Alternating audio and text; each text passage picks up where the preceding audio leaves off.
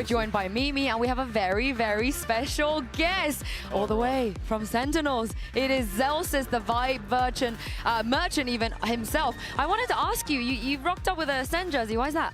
Well, you know, if it'd be if I was playing, so I gotta rock it just for the grand finals, even if I'm in the crowd supporting. Yeah. Oh, now I want to cry. But yeah, welcome Josh as well. How you doing? I want to cry. Real nice and spicy there for a little bit. I love the kind of sloppy back and forth fights as well. Yeah, it has been very, very spicy so far. But let's talk about the vibes and what's been going on stage. Because, you're familiar with these boys. I know you're close to Benji, as well. How important is it that they are able to bring this energy on a grand final? Oh, I love it. I love to see it. I think like they all trust each other so much, like a brotherhood. Like they all love each other. Benji's always trolling or doing something stupid, like just funny. Mini Boo's the same. I always see him smiling and laughing. So it's really wholesome to see them just like enjoying the moment. Honestly. Yeah, they've really played up to the moment and are clearly like channeling the energy from that crowd and enjoying it in this match. And on the other side for EDG, I think you need to see more moments like that one from Kung because overall this map felt a little bit flat from them. They couldn't get anything done in their default. They weren't doing a good job of breaking the Sentinel utility. It was just round after round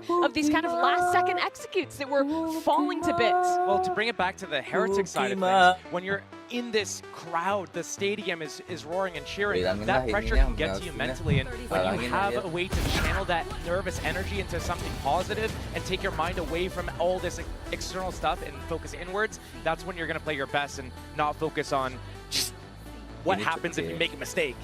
Yeah, and I mean, there was a lot of mistakes that did end up happening for EDG, but I think Team HyperX as well showcased something that they've been really good at all tournament. This defensive side was excellent. I think especially what Benji Fishy, this is something you were talking about, Jordan, was so good as that anchor. Yeah. A big thing for me with Heretics is they leave Benji and Boo alone so much. It's just kind of like their rock. They trust them to either get info, push, or just hold down their site and stay alive. Like I think that's really big for their defense, and I mean it's been working for them, and you saw it here on Haven. Yeah, and I mean this is technically a comp change to go back to the Neon, but I think Mini Blue looked so comfortable. They have a lot of nice set ideas to get the opening kill with him on this agent and get that early space in the round. It really felt like they were in control of this map. Yeah, Team Heretics was out of touch and EDG was out of time.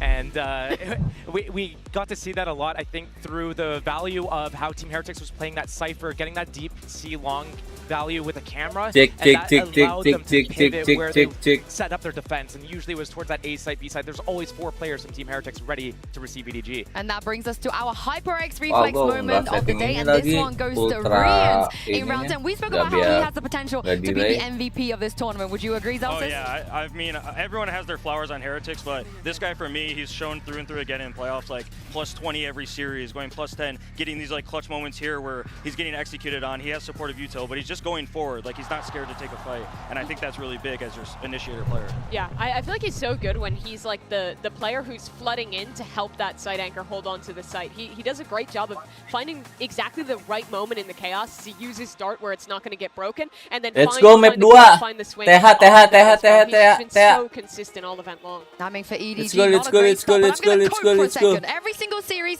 they have won in this tournament, they have lost. Let's go. And still, you know, you're a pro player, you've been out there. How much do you think maybe nerves contribute to a start like this? Nerves could definitely contribute to it, but I look at how Team Heretics was playing yesterday. I look how they're coming in today, and the way that they've been playing, I have to look at the looking at one side, how well they're playing, as opposed to is EDG playing down. We've seen them play to a low level. We've seen their highs. I don't think EDG is really playing a bad game right now. Team Heretics is just hitting new highs constantly. Yeah, I think the biggest thing for EDG is what I'd like to see is them kind of, I feel like they were kind of slow on Haven, and I think they needed Haven for this series. I think Heretics doing that away was kind of the same as the Lev series. They win that first map, they're really confident they're coming in. All right. I think for EDG, I want them to be a little faster, be a little more confident. When they are confident, they look like they're having fun, and it just doesn't look like they're having fun right now. Specifically on this attacking side of Sunset, I think that has to come down to the ideas they're going to have to take early space on this map. They've been known this tournament for some of those set plays between Simon and Kung to claim those areas of the map, and in the round as well, actually dealing with the Cypher utility that Benji Fishy is going to be using on this map is so important, because Team Heretics was able to call so many massive rounds because that Cypher utility wasn't being broken. I've seen how KongKong's played this map before and taking control of everything by himself, not even having to be set up. But the way that HyperX is fighting back right now, I don't know if he can do that again by himself. Now, Zelstas, we've got Brennan Sideshow waiting for us to get into the map. Would you like to do the honors and toss it over to them? Oh my gosh, Brennan Sideshow, have fun. Really happy for you guys catching the finals. Let's send it over to Brennan Sideshow. Dude, that is excellent. That is excellent. Okay, I love that. I love that. Let's get into it. Map 2 here. New staging ground selected here to Sunset. The desk has been teeing up, setting us. Of both teams' map pools. So whereas we started on a map, no team had won on here at Champions. Now we get to Sunset, where both teams should be feeling very confident. One of the things to look at for the Team HyperX defense that was working beautifully against Lev are these root KO knives. He throws one at the beginning over towards A, just to see if it's going to be a fast A exit. Harusnya ya, ini HyperX as well if EDG tries to play slowly. You heard it from the desk. They want to see the pace increase from EDG. They'll have to get through the trip first. Not just that as well. Players on HyperX's side floated towards the positions. Dari statistik map 1 ready to strike. cuman Kakang doang yang broken, holding for it. That's a dry swing and peak by HyperX, but to no avail. Well, you see 3 players there. Does that mean that you want to go now over towards A? And if so, Boo was holding a one-way until it sunk into the floor. One-way-nya salah, Cok. Losing track of A main. Forced to jiggle. But this is where the knife can come in handy. Look at Woot setting up the knife lineup. Oh. He is. He's just thrown it. It's up and over. So that's going to give them a little bit of info. When it only tags, well, in fact, when it tags onto 0 players over towards elbow, that's a slightly different knife. They're going to know and keep the stack on B. Woot's so good at that. Sengaja kali ya. Yep, stacking from HyperX. They've got bodies ready to respond once more. KongKong's forward though, steps up to that challenge still. Nggak kena mini bu ala. Right clicks in hand. KongKong not enough to offset. Nice. Players are getting brutalized, trying to edge it away in through this side with 15 seconds left to spare. EDG, Simon forced to stick this paranoia. It's picture perfect. Boo is low. Here it is. Not gonna go. Chichu's there with a flash in his face. Please, Bu. Tied up close to the corner. Boo. In that 1v1, Chichu dismisses him as easily as that, and that is the beginning that EDG were hoping for. They did manage to take the pistol on Haven too, so there's still plenty more that they'll have to do to prove they're capable of riding the ship. But considering they went into a stack there, considering there was 4 players looking to defend the site, the way that they fragged their way through that, it's got to give you a lot of confidence. The calling still getting them into trouble just a little. Another thing to take a look at, because nobody's attack side calling is running them out of time constantly on Haven. But it is so tricky to play against HyperX. They've got some slow-paced rounds, they've got some contact reclears, big util reclears if you try to insert a player. And like I said, those knives coming through from Woot, deadly to play against. Extremely disciplined team too. They've got an idea. It's never really going to be an individual throwing their life line without good reason. No, certainly not. Always doubled up. And this is a round where EDG have got to come through it cleanly. Only one player choosing not to purchase, that's Shishu. So if you're looking for somebody to go and gain information on an aggro lurk, that will be his job. They can suffer 1 death without an economic casualty. Wandering around a little bit, nobody was sitting around through B main. If there is a reclear though, it could catch him. In a round like this, you're unlikely to see reclears though, more likely to see gamble stacks on ecos. And EDG look like they found a clean entrance to the A site. 30 seconds left. KongKong's going to lead the way. Who hears all this noise as well? Is going to be calling now for the rotation, especially with the plant. Committed by Simon. Ult steadily being accrued as well. Simon's only 2 away. Might want to be hunted down somebody's eco kills. I must wait a moment. And spots it. Dart, excuse me. Broken.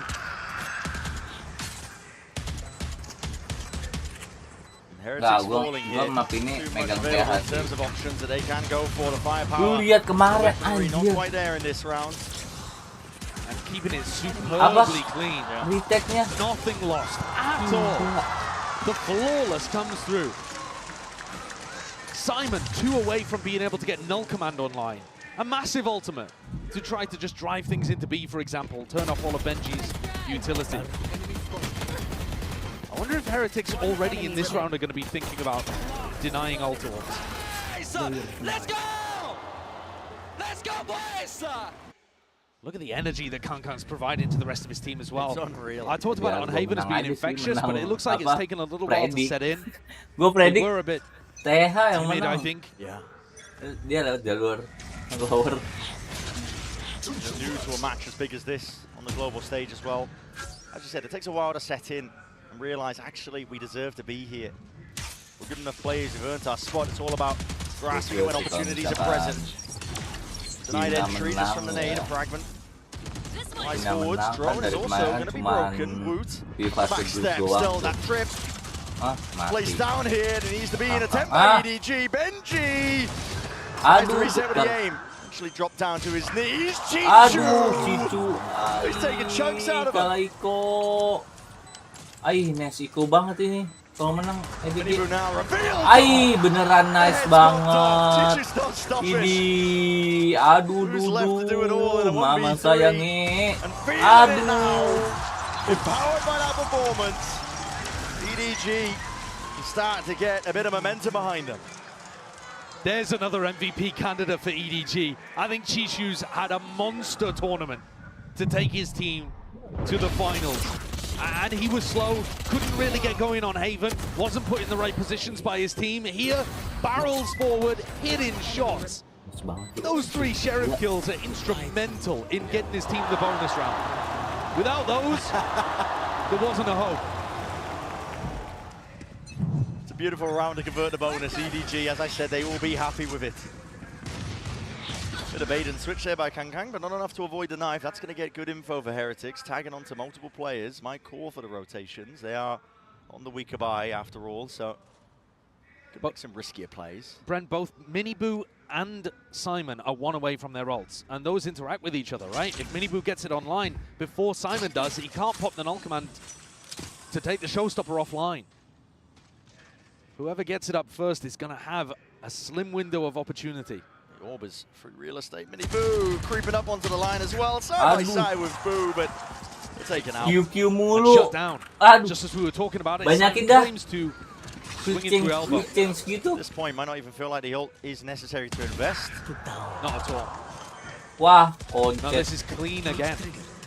Just as similar as round 2. These anti-ecos taken fairly cautiously, giving respect to Heretics, but then dealing with the threats beautifully. ADM, Fishy, no long for the world. And a clean round. You were talking, Brad, about teams settling into big games flawless. like this, and I think I saw exactly the same last time EDG came out. Bro! That first map when they played against Leviathan, Icebox, I felt like Simon was choking pretty terribly, actually. It was his first game in the arena. His fragging's gone down over the course of the tournament as the stakes have gone up.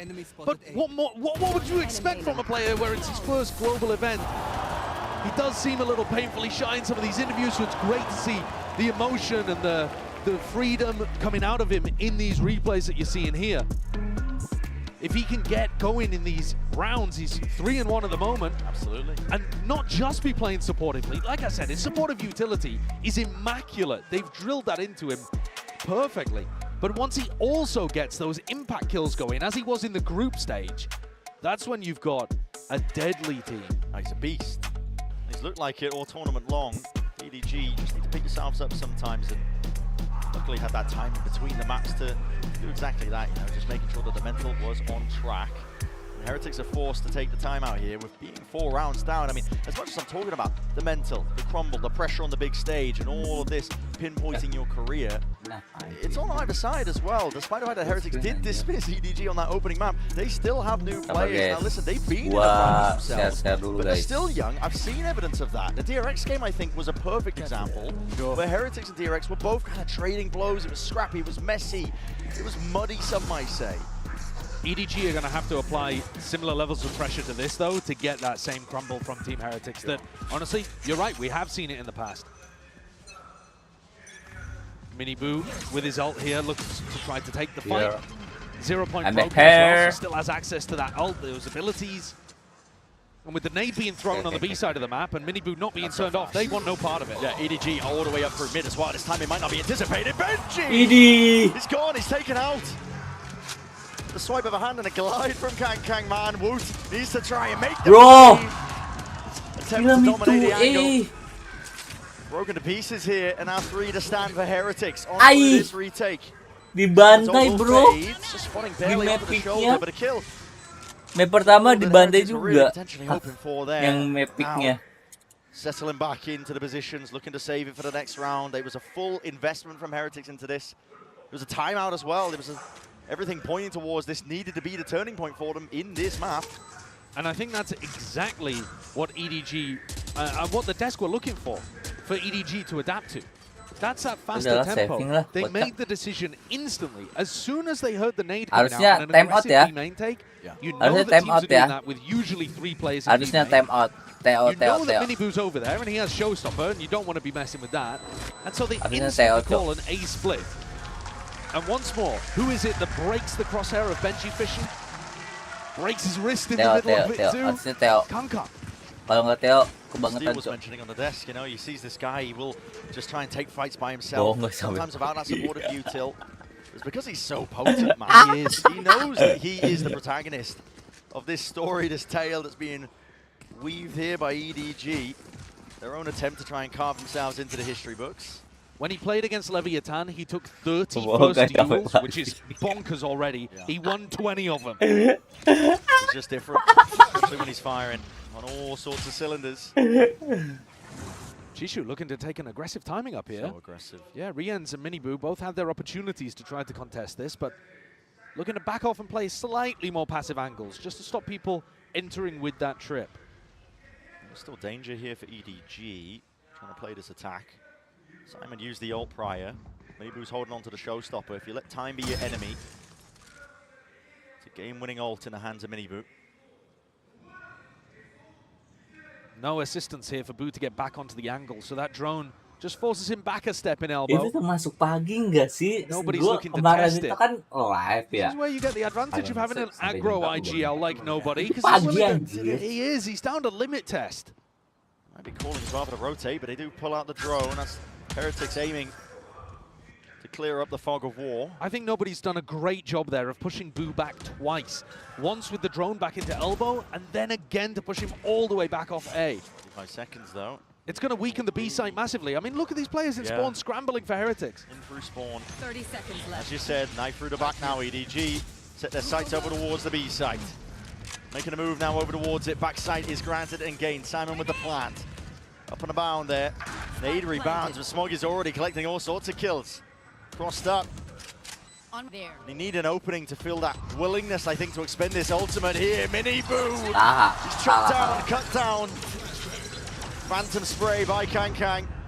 Used to be Nggak ada- heroic, nggak ada but over ini, the anjir. flash. Whoop, at least taking out Nggak ada Kang. celahan dia. Time is going to Nggak start tahu kenapa ticking. kan. Debate and switch Dulu just kali not bah di forward. map ini. Nobody stands tall TH. against any sort of challenges. Gila. What a different Nggak map ada we're watching jalan, here. cok.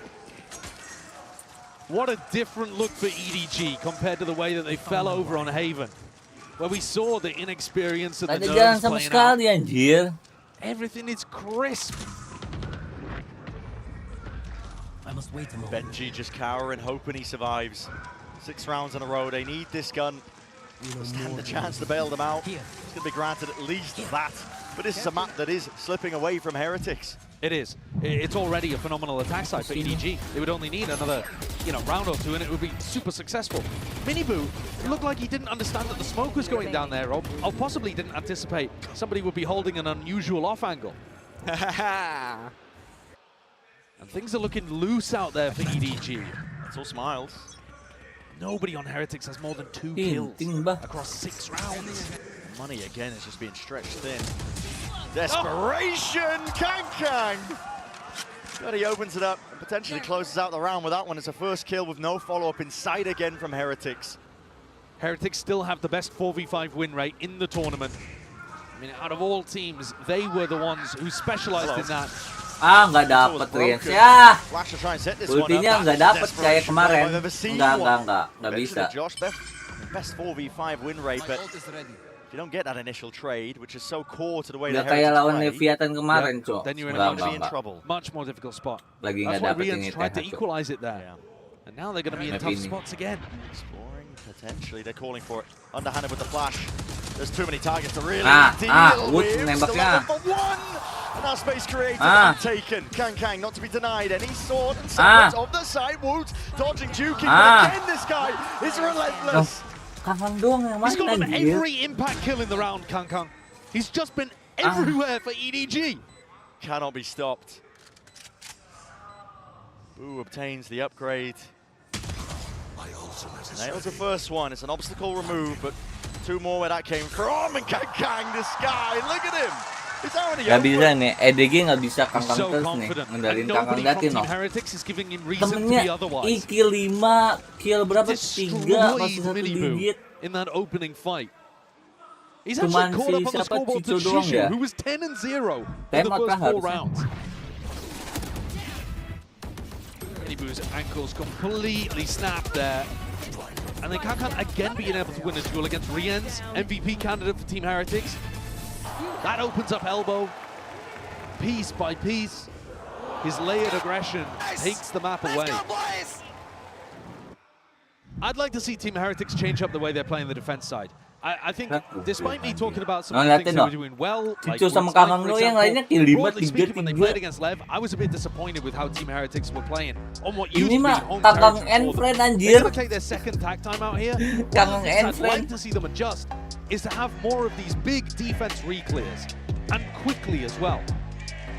If you spot Kangkang in an area of the map, if you see the wall, if you hear it, then try to get players into position.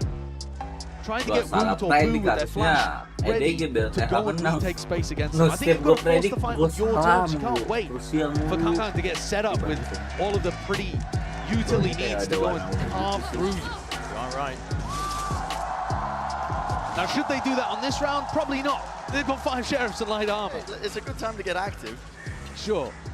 But I think it's really round 9 where you want to try to start some kind of a comeback. And this one, you just see if you can hit your shots.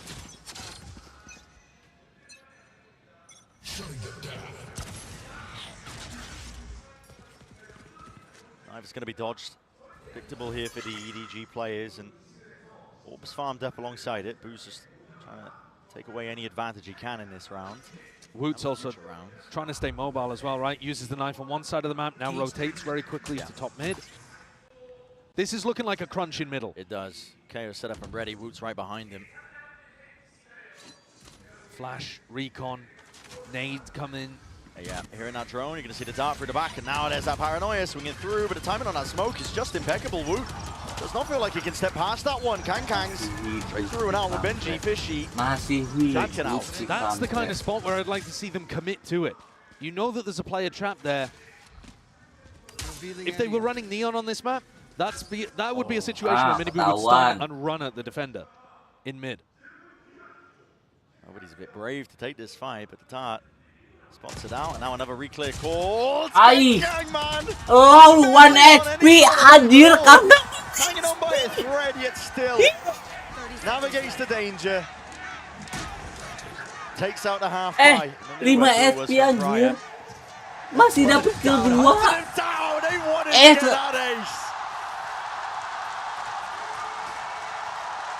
Bro. Stand up, take a bow, whatever you like. Listen, it might have been against the ecos, but take the aces where you can get them. And I think that shows you the difference. Kangkang was still playing really well with all of that pressure in map 1. I think he's just the kind of person that, 1, 2, 3. you know, forged into a diamond under pressure. Oh yeah. But for everybody else, I mean, you look at the way that Simon is bunny hopping towards him in that spot. You don't do that if you're feeling stiff, if you're feeling nervous. 8-0, EDG have no reason to be. Heretics still haven't come up with the answer here. Can move to top mid. Trying to rotate these defensive positions. Who holds the knife at the beginning? Looking to maybe save it for the execute. Ini Kangkang and friend ini beneran. It's a good time to use it. Kangkang e-sport. Yeah. So it's just that. Besides, too, the drone actually still got tons of value there in terms of info. You know that there aren't players holding in these tight corners nearby. So many ults for Heretics. If you're going to put a round on the board, wipe out that goose egg, it's got to be now. Mini boot, ADS'd up. Just trying to lean onto those reaction times here, but with every single passing moment, EDG are just disrespecting this. They're all the way in through the back of the site. That's a dart, connecting. Flash the follow-up as well. Woot! No long for this world. Showstopper rebound, but only the one. Nobody has done all the work. Gak jelas nih Heretic. Overdrive. Offloaded, quick pivots. Smoggy's around, Norofef connects. And alongside the Paranoia still. Tangled up, tied up. Benji Fishy is alone, he's isolated on a bloody island. And they want the kill. There's no reason to go into him whatsoever here. EDG, I think, have overthought it, but it didn't make a spot of difference. They had access to either site they wanted to go to in this round. 10 seconds left. 10 seconds, but this time it's not going to be even a shadow similar to Haven. Those rounds where the clock denied and EDG's attack side calling looked dismal. This could not be more different. It's looking like almost a clean sweep, and Benji, no luxuries granted or given. No rifle for the next. It's 9 in a row for EDG now. They've completely activated. Kali-kali pakai shotgun dar. Si bunuh si Kangkang doang nih. Yang main cuma Kangkang doang, Cok. I thought we were going to see Simon. He was saving yang the lainnya knife to ya try udah to deny it. Ya, But this turnaround is truly ridiculous. This is round 10, and Boo has a glass cannon up while the rest of his team is saving. It speaks volumes. Could there be a more desperate play? 1, 2, 3, 3. But it's the initial knife that you got to dodge. Gak jelas Do Heretic. that. Nobody from droning further back. No access, and they spot the op out. They know exactly what they've been cooking. They're not breaking the drone as it comes through B main. They're not denying space that nobody's taking away from them. It screams desperation. Team Heretics very rarely run out of ideas. One of the big reasons they've been one of our best teams of 2024, but right now, Stratbook looks cooked. Bloody hell, use the momentum of the trap wire, spraying them down here. Flash masih dapet. Kang will fall, not without their reward, and Woot. Hello, Rian, Nice. right from behind. Inilah saatnya comeback. But nobody's going to try and offset this now. Even Smoggy side by side. Alah, by Boo. This udah is bro. just getting ridiculous. Backdrop bro. Alongside that Paranoia, reclaiming the space. And the spike Udah ada alongside it. Riens tuh. It looks like Riens might have an opportunity to do it all. He's on the flank, creeping up behind Smoggy. Best chance in a long while to get around, Nice. especially. Inilah just saatnya down to comeback. Heretic. 1v2. Riens creeping, crawling Nggak expect ya. onto the angle. Alah. Reveals his hand. Alah, deep Bu. down. Ah, nice. There's Nice. that peace of mind. Nice. Up close and personal. Nice dia. Boo. Udah. Tahan. The bags. He's just missed the timing, but he spotted the barrel. And they're moving nice. over trail this time. It's all on the side of Smoggy. They'll stick this to fuse. They'll get that round, and it does stop with one at the end of the day. There's going to need many more alongside it. How dare I doubt the Stratbook? What a perfect idea from Team Heretics. How is that the round that they end up getting on the board? Riens popped. They played a little quicker though. They were more willing to take risks. This walkout through market. Dapat 2 It's the kind of thing that they haven't really been doing. Insane. Good job. Nice shot, centers. They're going to need plenty more where that came from. Exactly. Hidden reserves are going to need to be tapped into. Heretics doubled up, trying to hold it, stun, connection, reveal onto all of them, and now the Alah. No, Kangkang semua yang kill. They all fall. Cukimai. An attempt by Benji Fishy is all for naught. Just the one for his drop Temennya back. nyabun tuh yang Onto di that main. spectator seat, forced to watch this round play out. They were not ready for the stun coming out from Kangkang at all. They also weren't ready for the fast player coming towards A-Link. Just expecting everyone through elbow. Heretics are getting pulled to pieces here. This does not look like the dominance we witnessed from them earlier this year on Sunset. No one could touch them on this map. Round 11. You want to got the one round, it's a 2v4, but surely you got to make a play for it. I wouldn't have believed you if you said to me after that first half of Haven that the next map was going to be more dominant the other way around. We saw a 9-3 half. Yeah. EDG only won round 12 in the pistol follow-up. It's absurd. And yet this has even been more one-sided. Yeah. There's not even been a single round where Heretics, I feel, have been properly in it. The only one that they won was where they had a glass cannon operator and ran at people hitting sheriff shots. Both teams matching each other, just trying to go for the gold split. Missed the memo. This game's done quick, apparently, but you can see from these kills here, the high tempo increase is called. They know that Boo's got an op. As soon as they realize the op is not in play over there, they just want to try and run over them. This is EDG with a full read. They took a peek at the book and the scripture. They knew what Heretics were cooking. Deep recon to try to set up. Boo's made his way over towards B. They are still trying to change up these defensive spots. One trip broken. Clears. TP backing away. Are they reading the pinch through market? I mean, listen, they're going to have a vice grip onto these defending players, anchoring or not in through the cage, just trying to stay alive, trying to dodge and weave all sorts of bullets. And nastiness is coming their way. Boo! The flicking adjustment. It's just not there in time. udah. Nyabun semua TH anjir. 11-1 is where we stand at the half. Resilience shown from EDG.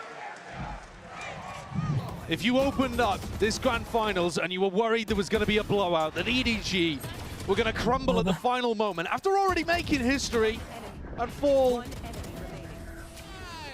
does not appear that that's going to be the case today. They have struck back hard. Like I was saying, those hidden reserves are well and truly there. Let's head down to the floor for an interview with the voice actor of Jet. Hey guys, what's up? Jen Lee here with Shannon Williams, the voice actor of Jet. 제트 성우 샤넌님 만나보도록 하겠습니다. 안녕하세요. 가장 먼저 현재 발로란트 씬에서 많이 사랑받고 있는 제트라는 요원의 목소리가 또 샤넌님이시잖아요. 어떤 느낌인지부터 여쭤보고 싶습니다. You know, Shannon, Jet's been around for a long time. She's so popular. She's dominating in the Valorant scene. What's it like to be the voice of the agent that's been loved for such a long time? It's so sick. It's just so sick. I'm just so honored and grateful that a lot of people love Jet. And she most definitely holds a big piece of my heart and is very much a spirit animal, a different side to me that I was able to put into that character. So yeah, I'm honored to have everyone love her as much as I do. 너무너무 놀랍고 너무 감사하고 영광이라고 얘기를 하시고요. 그리고 이제 제트를 이렇게 사랑해주셔서 감사하다고 얘기함과 동시에 뭔가 샤넌님의 안에 있는 다른 자아를 꺼내서 보여드릴 수 있는 점이 너무너무 감사하고 좋다고 얘기를 했는데요. 그러면 이제 또 가장 좋아하는 제트 대사가 있을 것 같은데 한번 부탁드려보도록 할게요. What are your favorite voice lines? Oh, wow. I think I have two. I mean, of course, like the ult voice line, and then the newest to Ace voice line. I think are my favorites. Say it, please. Okay. All right. We'll do the Ace one. Okay. Woohoo! Ba-bum, ba-bum. One more. I got one more. Okay. Get out of my way! Shannon, that was great. Thank you for the interview. Okay, now everybody here's my impression of the Jet. Watch this! Second half. Oh, watch out for your job, Jen's coming. Yeah. Foto gue sama Shannon. Jen's been popping off of all the interviews this entire event. But in case you're just joining us, 11-1. Well, we're looking at what we're sitting at, and listen, EDG, as we said prior, if you told me that they were able to come back in this fashion, in this form after that map one, which is a 13-6 for Heretics, I would have said you're dreaming. Yeah. I think it's your classic candidates that are going crazy right now. Kankan was just getting them every fight, and Chishu was dominating as well.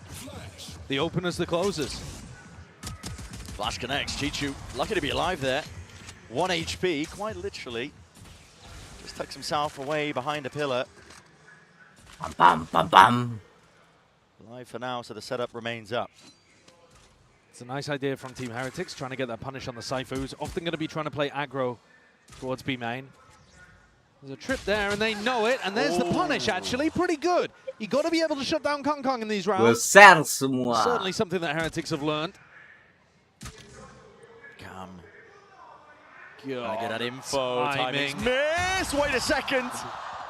Players are there, ready for the trade. Boo to respond. That might make them think that there's nobody home at B, because why would somebody be pushing out and anchoring the site? And yet there are actually 2 people ready to defend this. Smoggy and Chichu.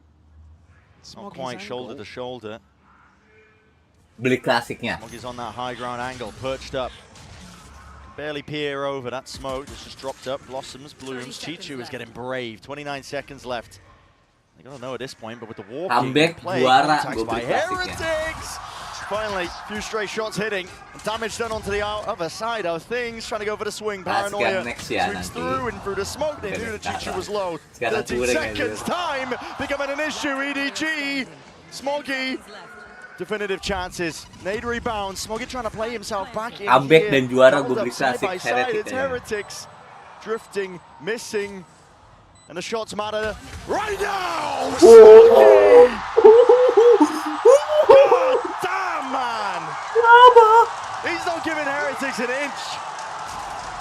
There is no mercy here from EDG.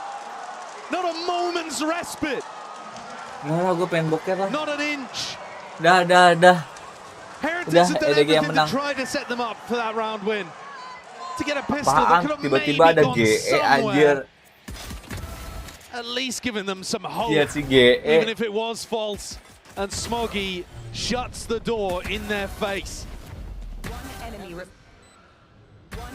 remaining. Beautiful shots towards the end. Shuts the door in their face and the map almost theirs. One more step is all they have to take. A 13-1 in the grand finals. Surely we've never had a more dominant map than that in a grand finals before. I can't remember one. Can't recall. Put it on a show right now. Another round where Kankan does end up falling early. It's hard to see that it would matter at all, though. My eyes are down. All or nothing for Heretics. That investment did bear fruit. Double up, jumping alongside it, trying to bait these players right back in as well. Simon is being pushed, warded into this corner, and the util ricocheting, rebounding. A desperate effort to save his life. All for naught here on the side of EDG. An all-in attempt now, spraying them down. Spectre in hand, Chichu only able to get the one. Smoggy once more in a 1vx scenario. This time an extra player. But he's caught a really quick timing again. It could actually be doable. Benji's low. Doesn't want to reveal his position with a bit of stray spam. He's just perched up. High ground, up and around here. Bulldog spray, but dropped down to 27 health. Time begins to tick. Who will swing as soon as there's contact, signs of that live. Snaps to the side and almost made me believe. I think if that first kill had been a bit cleaner onto Benji Fishy, Smoggy could have had that one. You see the way that EDG are playing though. Simon, so first of all, Kankan just tries to take contact. Then Simon holds his ground. And then you see Chishu just break drone and stay exactly where he is too. The way that EDG are currently playing, they believe they're better and they're forcing Team Heretics round by round, moment by moment to prove that that's not the case. EDG are not going to give them a shred of extra respect unless Heretics earn it. There's a pause and a timer. And that's brutal. Could only mean a few things. Because if this was in a tense scenario, you'd be thinking the tension is ridiculous. Hope the groan from the audience picked up. But a tech pause in a moment like this is absolutely brutal for Heretics, I think. There are a few instances where some kind of pause in the action might ice the team that's got momentum. But EDG's momentum all came from the first half, and Heretics are just now left to sit silently. Can't even talk about what's going wrong, can't add any levity to the moment. They just have to festering. What a mess they've made of what used to be their dominant map. See the crowd being led to chants as well. That's the Heretics side of the court. Yeah, you don't. A lot of family and friends are staying. Honestly, you don't need to lead the crowd in EDG chants. You really don't. I think they are certainly the favourites here in Seoul. We've had quite a lot of Chinese fans, I think, coming in. It's a short hop away, to be honest. Yeah. I mean, listen, right over the sea. Maybe a bit of land in the process. Yeah, you do land. Right here in our finals, getting a little bit of a wave going. I do appreciate that. But I do love it. I mean, Heretics, it's coming towards us. I was about to say, is it coming towards us? Yeah. Give it a go. Hold on. What, you lifted your arms too early? No, you were mad late. I missed it. I was looking at, mate, you were crazy late. I was looking at the screen. I completely missed it. But Heretics, after kind of being the bane of existence for the Chinese teams in Shanghai, making it to the finals themselves, they almost became like the hometown favorite themselves. They were getting all the cheers. Yeah, they're certainly a respected team for the Chinese fans, but there's a difference, I think, between respect and love, adoration. Oh, yeah. And all of that is poured out en masse for EDG. It's not just as well that the Chinese fans get behind any Chinese team. They do to some extent, of course, but EDG are the Sentinels of China. They are above, far beyond the other teams in terms of how voracious the Chinese fans' appetite is for their players, for the media, for their success as well. That kind of scrutiny, it can break you as players, as teams as well. There's been tons of pressure on EDG to try and pick themselves back up, because honestly, first 2 international events, it was essentially a no-show from them. Yeah, it was a very sad beginning to the year, actually. I was worried that EDG wouldn't be able to cope under the pressure, because it was enormous. Crashing and burning out of Shanghai, but from the ashes, they've rebuilt themselves, with Simon coming in, not moving to supplement the coaching staff, and you can see what a difference it's made. Yeah, Kankan's just been phenomenal, honestly. He's one of those players that right from the beginning of his story represented China on the global stage. He's always been the player that people look at. Sometimes those kind of players, sometimes they fall off over time. Yeah. They're really good at the start, but they're explosive. They just don't have what it takes to be able to evolve as the team evolves. I think it's not just that Kankan has evolved as his team has evolved. He's actually led the evolution of EDG. It's huge what he's been able to accomplish, to grow as he's gotten older, to realize his own dreams. I'd agree. He's been making sure that Simon is up to scratch as well. There are rookies on either side, of course, on both sides of the stage, and just getting whispers of the ETA. Looks like the problem might be fixed. I say might be because, listen, sometimes things do take a tumble for the worst. the ghosts in the machine. Yeah, I've just been burned too hard. You know what I mean? I'm jaded at this point. You never know. You get told sometimes already. It's no one's fault, of course. I mean, listen. We can allocate blame if you like. Okay. We can just pick somebody. I'll blame you. if that's what No. It wasn't me. It wasn't me. 12-2. Kankan was talking too about their losses at Shanghai, and he said that they knew that they looked back on Masters Shanghai and they knew that they need to be working hard, doing better, showing their resilience. How could you open the grand finals with a better showcase of resilience than this? Yeah. Almost a slam dunk finish here for Sunset, and we're right back into the action. Didn't miss much here, nobody. He's going to be missing his head. Right off the shoulders, clean as anything. Heretics showing no mercy. They know it's got to be relentless if they're going to try and stand any chance in this map. The EDG economy in a bad spot, so they're looking to take risks. I would have loved to see this a little more, I think, from Heretics when they were on the defense side. Going for that triple push down through mid. Something smells up. You got to expect more. Yeah, they certainly do. Holding for the angles. Wait, they've missed one. Kang. Doing the damage. He's immediately reacts, thinking that somebody's going to be there trying to punish him, but now can go back and pick up that Guardian. See if he can do anything else with it. Still a 2v4. Heretics into the post plant themselves too. Giving the Guardian over to Shishu. Kankan very confident in his own Sheriff aim by the look of things. Yeah, maybe the better course as well to try and go down to the spike, but I think Miniboo's missed the timing there. No punish on the jump spot though. Miniboot, one more kill. Gets him up to the ult for the next. Still EDG want to try and play into this one here. Crawling forwards, what a shot! Magnetic to the dome. Stun connects, Minibudo responds. Leaves it down to Chichu, Sharp Dance rebounding, weakening him, softening him. Minibu himself gets the 3-piece in the round. Little scary there, Minibu, but what a shot he pulled out. Stunned up, made sure that Concon could not run away with that. But they would need another 9 rounds to make this possible, and even that would only get things to overtime. It's a foregone conclusion that we're heading towards Lotus anyway, no matter what. But the manner in which we get there to Lotus might make all the difference. EDG set up to repel this. Paranoia. Does the job. EDG cleared off of the angles. Minibudo. Misplay there with at least the boombot. Doesn't clear the corner like he was hoping. They're smoking their face too, so second guessing themselves of whether or not they want to make the moves over towards A. Simon's so diligent. He's always got the read on what's going on. He's just holding the knife here, waiting for that showstopper. And the more he doesn't use it, the more it denies Minibu from getting into a good position where he can actually find value. Absolutely. Drone. Spots the one. Yeah, I mean, that tells you everything. You know that they're not going to be hitting A in the next 10 seconds, and you also know that they've tried to insert somebody. So they could go for the re-hit later. Certainly. Even an open sight. Chichu. I'm sure there's going to be much safety for him to cross back up and away here. The dart They found my wire. spells it out for him. Trip's going to be cleared. EDG, a rapid though onto the approach. Rabu has got it handled nicely. Clean shot. Once more, you've removed that heavy hitter.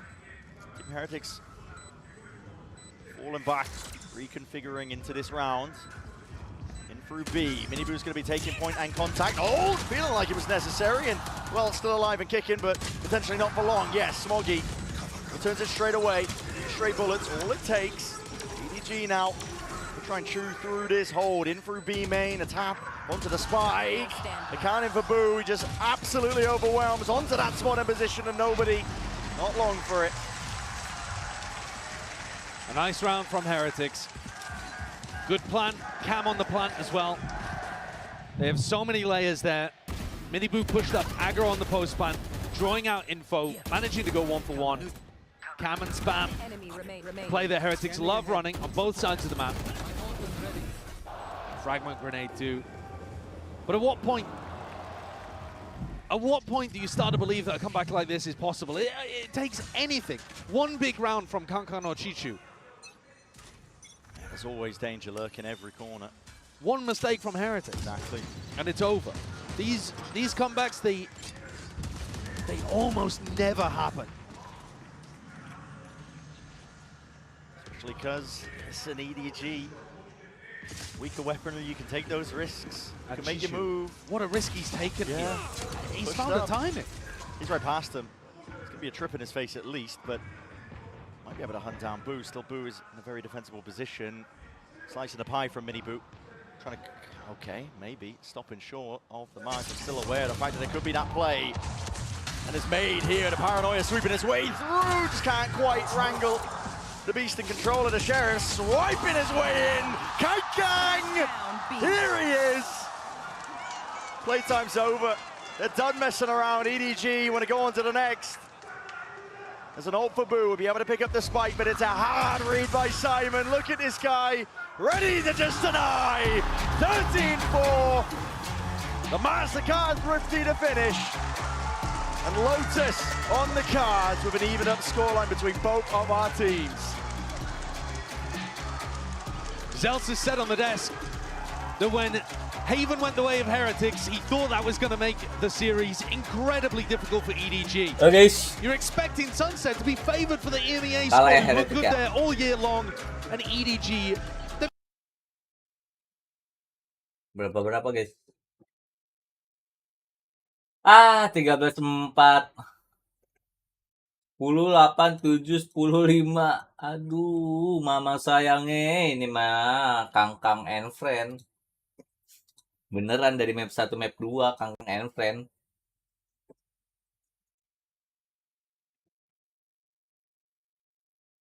Oh iya, lupa gue.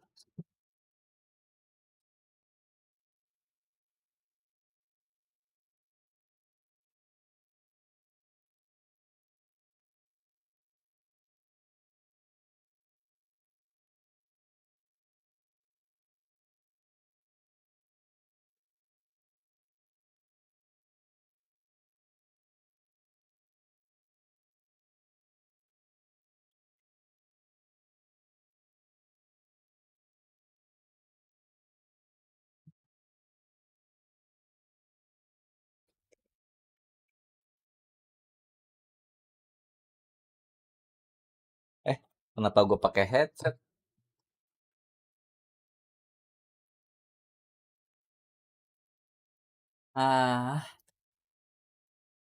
EDG nih, EDG.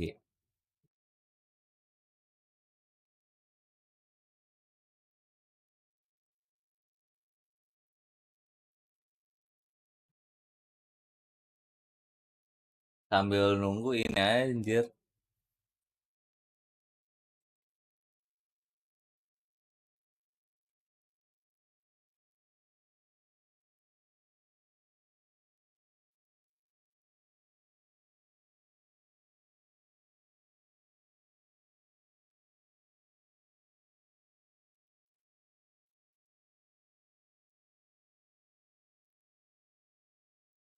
Alhamdulillah.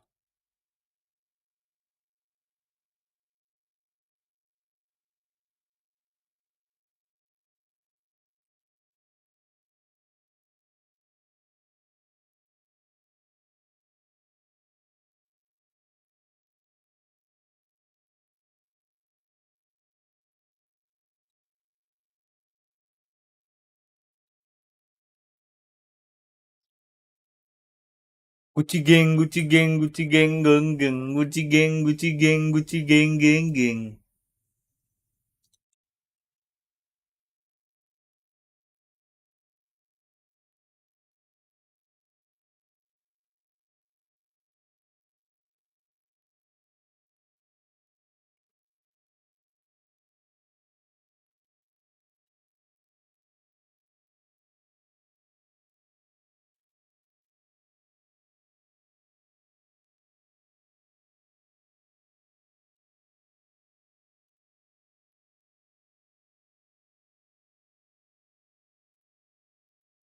Oh, kita mainin aja, Cok.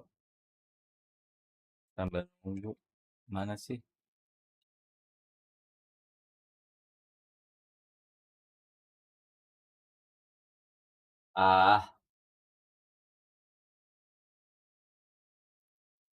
Iya ya.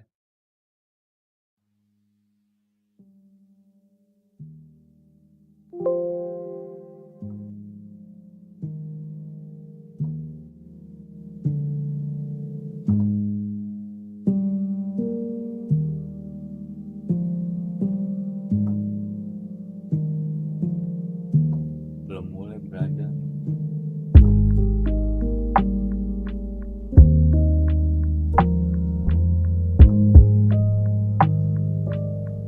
Gue sambil main farm.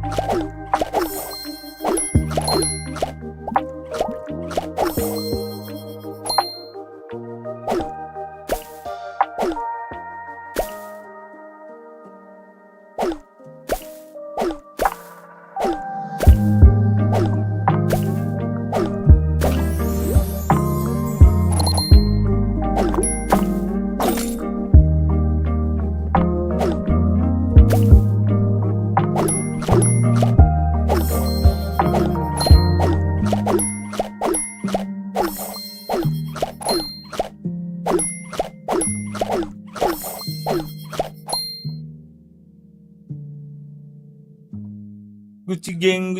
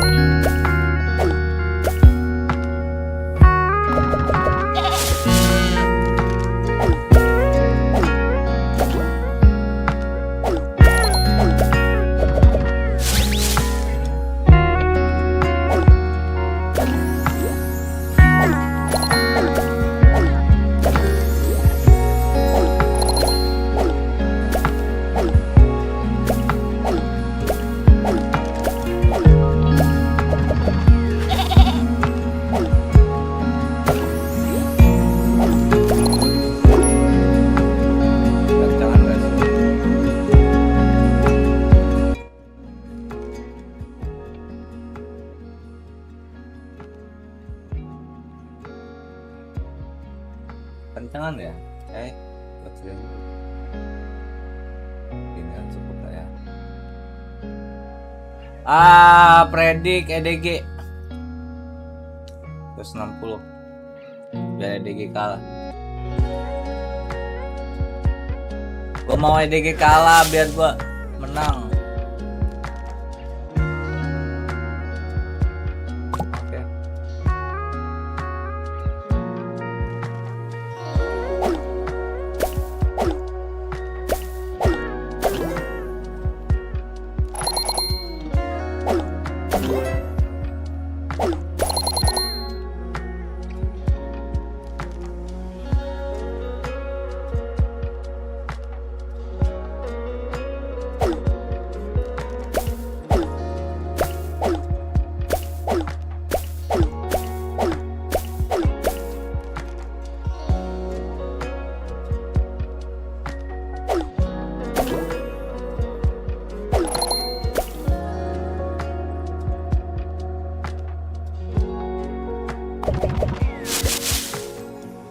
Potter, Mami Potter.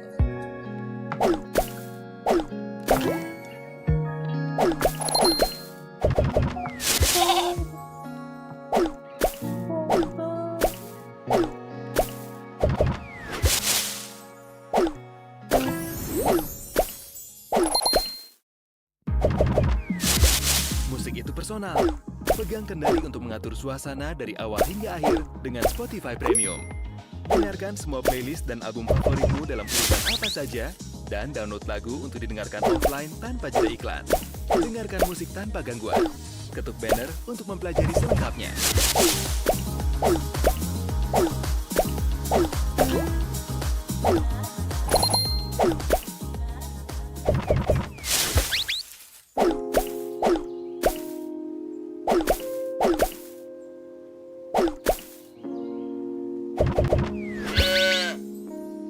Udah mulai guys, udah mulai.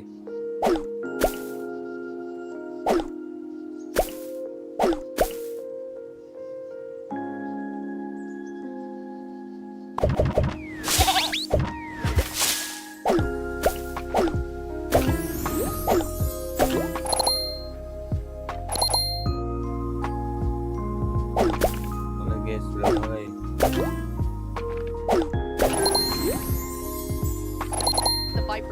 I think it makes sense that the Raze is coming out because the Viper, the HP gets dwindled down. So just in tandem, these utilities work together well. And now, Christina, you're no stranger to the desk, so you know that Bren and Sideshow are waiting for us on the other side. Would you like to do the honor and toss to them?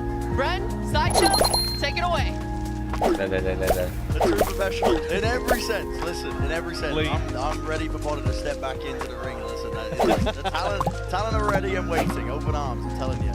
Open invitation here. But Lotus for our map here in the grand finals, middle ground here, where in terms of we're reaching with the map pool of both of these teams. And the map Heretic menang, Heretic menang. EDG I've kind of upset a multitude of opponents, I think, over the course of this tournament on this map. You know, you can dismiss their composition. Cuman Kangkang doang yang mainin sama Kangkang and friend. They do make it work, and it works well. They make it work amazingly. They're great at playing around smokes. They're amazing at trading Kangkang, and their pistol round strategies are always creative, always finding success.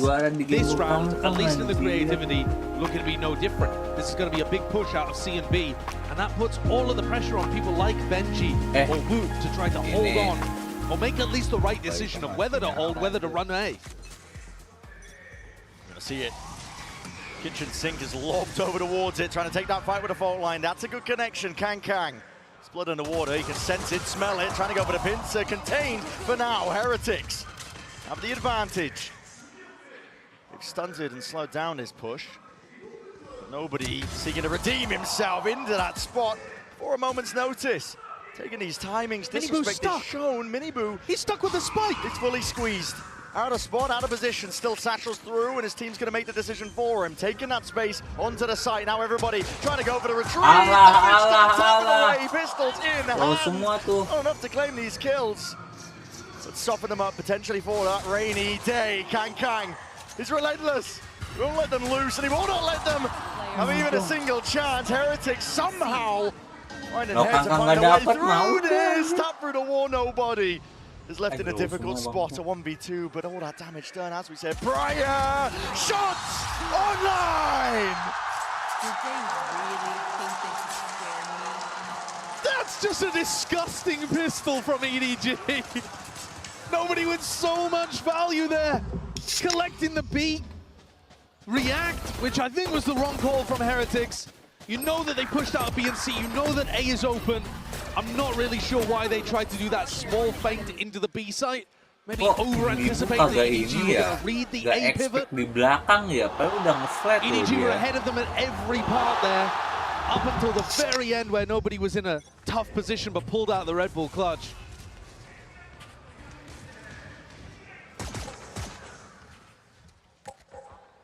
These maps can be defined by the pistol rounds. No loss here, but EDG continuing that momentum.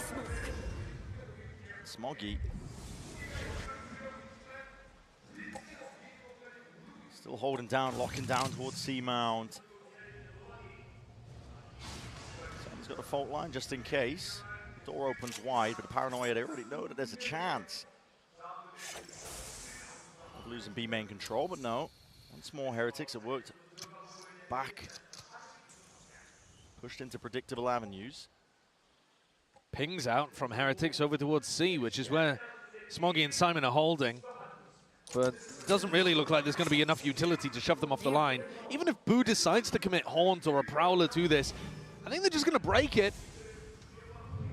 I'd be surprised if EDG gave up map control. Yeah, it's just responded with a fault line, and you keep this stack over towards A. 2 players, crossfire setup. Might just get put into the blender. Nice box. Okay, Kangkang. Off the flash. On a couple of these eco kills, he's handed over the rifle to them. Not just that, damage, stray shots, straight through the smoke, and Woot with the possibility to get this plant online. Putting the pressure down. Nice banget, Rian. He still returns with a frag. Traded though. And HyperX have set themselves up into this post plant.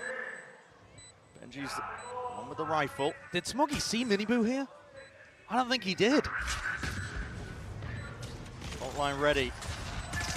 Time to strike is nice. Smoggy's trying to run these players down still. Nice, Benji Fish. From above. Benji Fishy, man of the hour. Time starting to tick here. Nice. Spike and that rifle handed over. A costly mistake. Chichu.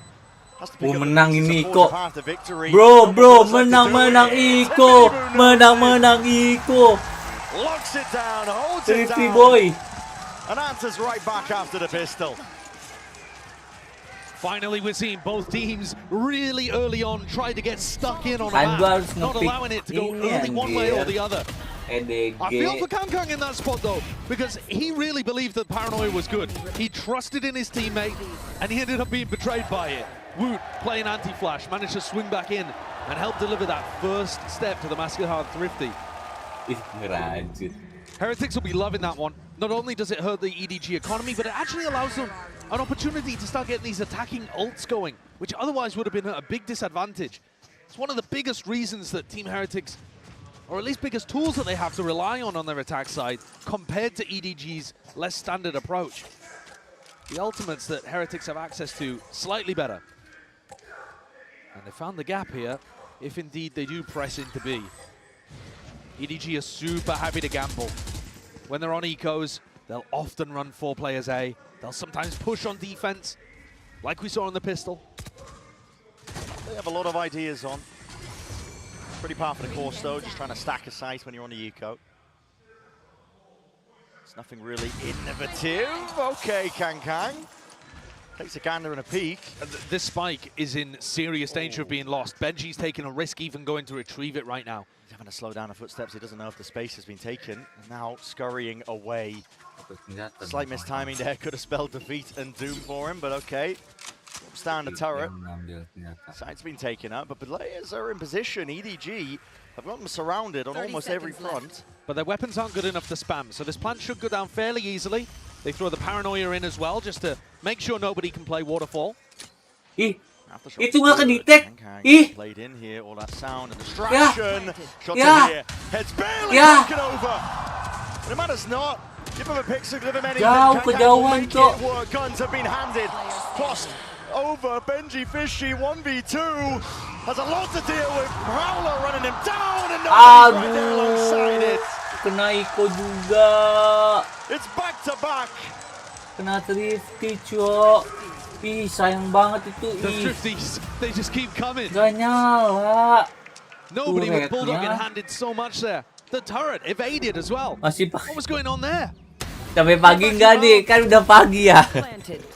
Udah sore. It's been offline, I think. Yeah. We didn't get to see it really inside the POVs. Sampai pagi, sampai pagi. They crept through. Sampai pagi besok. No problem. Either that or they found a blind spot. Well, certainly Kangkong was trying to tuck underneath it as if he was trying to play the blind spot. Ya tadi take it was odd. To be honest, I think Benji pointed it, in some sense, kind of the wrong direction too. It's a scrappy and explosive beginning here on Lotus. Hopefully seeing signs that it is a bit more back and forth. Right here. Rather than the blowouts that we've seen on the first 2 maps. Missing the turret. That's still here. Smoggy going to refresh that one way, but he's going to respect now the Prowler in his face. EDG have posted Shishu up over towards Rubble. So even with Team Heretics taking this portion of the map, EDG still have very good information around. Benji's got his ult online though. That one's pretty huge. When you're playing it against a team that's running a Raze on the other side, usually the Raze on defense will try to rotate C, deny the lockdown. But with this comp, they don't really have anything to stop the lockdown from coming through. Yeah, it's not an option. I'd expect to see Benji try to make use of it in the round, but he's playing really passively over towards B right now. Okay, wall in his face. Chichu taking the timing straight through the smoke. The kill lighting up the feed. That's all the acknowledgement they need. I think you got to give up an A here. Just group B or C and use the lockdown. They've got no way to really remove it. 30 seconds left. That option might be just being forced into their hands. Simon, slight jiggle again, grabs the information. Damage is being done. Stray shots are fired in through B. This feels a little bit hectic on the side of Heretics. Wah, tuli semua. Mati. The aftershot, none the wiser. And the plan tonight. Chichu from behind. God, he's not slowing down. 7 seconds. Benji forced to give it up. And the final player scuttles away. Still with that lockdown in the back of his pocket. EDG string 2 together for the first time on Lotus. Strange one. Yeah, and they've also broken the economy of Heretics. I know that we've seen the Thrifties do work, but you can't rely on them forever. What is going on here, though, as well? Boo just missing the sound cues because of the nightfall. It's not even sound cues, you can see it on your screen. I know he can see it, but that's the only explanation I can think of. In the chaos of that, I think when time's running low, decision-making just going to miss. Like you said, you can't rely on the Thrifties, so the Heretics drop down. Benji Fishy have to be the point man. With that Guardian disrespecting, at least pushing back over towards C. Speaking of disrespect, EDG have a lot of bodies behind this. Yeah, this is one of their kind of substandard, but they still run it, defensive looks where 4 players stack over towards A really early on. Get somebody posted there. You've got options. It could be Kangkong and nobody and you can run forwards with the Prowler, or you can just post Shishu up over towards Rubble. And it's tough, because if Heretics try to gamble that EDG have got 4A at the start of the round and fast hit towards BOC, it might not be this defensive setup. Lineups are here, mass pings on the mini-map at least. Heretics looking to make the mark over towards C. Smoggy will seek to deny. They're going into a C's and a medal. There is a chance that Heretics get melted. Could eviscerate them. Gets the connection out of the reveal. But it goes on the side here, fully revealed. Mini Boo cleaning up onto the corner, cuts it up from Chichu. Trying to get his team right back into this one here. He does have the angle, but he hears that TP, and he's anticipating it in a different direction. And ult, locked down. It's dropped down. This is trying Heretics now to pave their way through. It's not going to really break that one. I mean, Simon is going to place the aftershock to see if he can delay and deny the plant from going down, but tucked into the corner, Rians will get an extension of time into the round now. EDG. And through Waterfall. Overdrive into the hands of Kang. Rians just can't hold a candle to that. Movement too good. Chichu defusing, but sprayed down. Beam down. Wood holding it down. Nobody can cross the line in the barrier, and Simon. Desperation just tucked to the side. Guys. She said you can't rely on the Thrifty. MasterCard again. This is ridiculous. Our third that we've seen so far on Lotus. And we finally got the lockdown invested as well, and you can see now, I think, why Benji didn't want to use it so much in those prior rounds. They don't want to use it as a tool to get in onto sites. They want to use it as a tool to ensure they can get plants on sites. And there is a subtle difference there. Normally, when you use it as a tool to initiate, you have to exec as it's about 4 seconds left on the clock. That's not enough time to plant. The defenders are already going to be in, trying to deny. As EDG are trying to deny Rubble currently. Big reveal, big coverage, Mini Boo. Straight up and over, Benji Fishy looking to contain. Plugging up the holes, but he is alone, isolated. Smoggy. Bite of the apple, tap with a rifle. Resets it. The draw this call. The play's being made all across the board. Chichu! You didn't have to do it to him, not like that. Embarrasses Heretics in through tree. He is the immovable object of EDG. Could we have it any other way?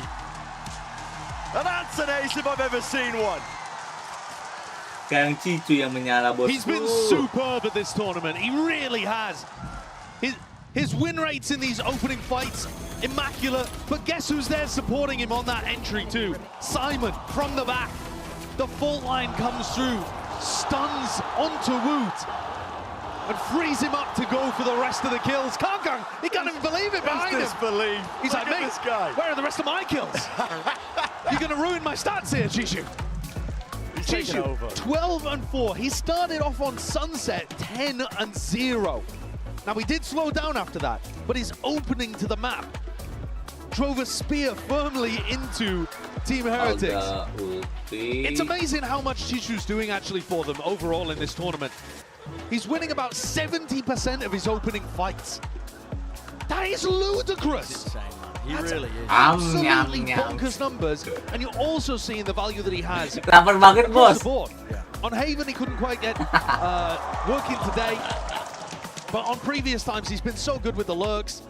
Intelligent player, and fairly calm under pressure too. He's one of those players alongside Kang you can expect to perform in every game. It's been so entire tournament. I haven't pulled the numbers. I haven't gone for the deep dive. I'm just going off the eye test. But I know when I see a player who's performing like this is the tournament of his life. And listen, the form has not slipped. You've seen it on the first map, maybe initially, but he's returned the fire and forced the timeout out of Heretics, forcing them to adjust and adapt. Wah, kena sun GG. Again towards A Rubble. All's going to be going down here. Heretics are giving up that space. It's conceded by EDG. And I like that EDG don't fight over it. One of the big advantages that Team Heretics comp has is that it should be able to win Rubble fights. Kang's always going to be a bit of a wild card in those Rubble fights because the Neon can get into really unexpected situations. But generally speaking, Heretics should be able to own that part of the map. EDG though seem to have anticipated that this is heading B. Nobody's looking to get info, and Prowler's trade. Spot. Yeah, he's hyper committed here. It's a showstopper in the back pocket, a mini boot. It's punishable. Heretics don't like the look of this. Potentially coming back to Riens. It looks a little indecisive here. Riens is looking for that info that would just inform Boo what the correct decision is. Boo's had his team go towards B, towards C, and now coming back to A without really putting pressure anywhere. They're not pulling defensive rotates. They're not at all. The jiggle to try and get that info. Riens is calling, wait guys, they've potentially given this all the way up. They need to rely on ults. What is that? Wide face, 5 players to receive and face him. Simon steps up, takes the challenge and takes the fight. But now the squeeze, Paranoia is perfect. And an ultra supplement. It's a cherry on top. Nobody denied. Can't step past the blue room. 10 seconds. Smoggy's just wondering where it all went wrong. He's the player that's been lone defending C these past couple rounds. Usually this is his map. He's averaging a kill per round when he plays Clove on Lotus. But this would be something different. Yeah, he'd have to pump up those numbers heavily. Jumping through, it's Mini Boot. Shuts him down, bullet to the brain. I think it's dead on the money there. Where did it all go wrong? Because EDG had the setup. They knew that Team Heretics were looking to end over towards A, or at least they had a read on it. Chishu ults over towards Mound, confirms all of the macro is in favor of EDG. And yet the peaks, Chishu just, after he'd already confirmed it wasn't C, maybe looking for a bit of info that he perhaps didn't need. He was punished for it. Heretics back into it. Around down for now. For now being the key words. Kang! He's handed, offered an opportunity, and snappy reaction times are on display. Damage and bullets exchange. Whoop from behind. Delivers that dagger, at least stolen from him. It's Riens who lights up the feed. So much damage been done. The players from Heretics are leaving bruised and battered. They haven't forced out the Rolling Thunder either. If they could have put enough pressure on Simon, maybe he would have cracked, but such composure to keep that ult. And if Smoggy gets one, suddenly they're not dead yet online. Yeah, it will be a nuisance. And this is the kind of spot where you can try to play cheeky angles like this. One and done.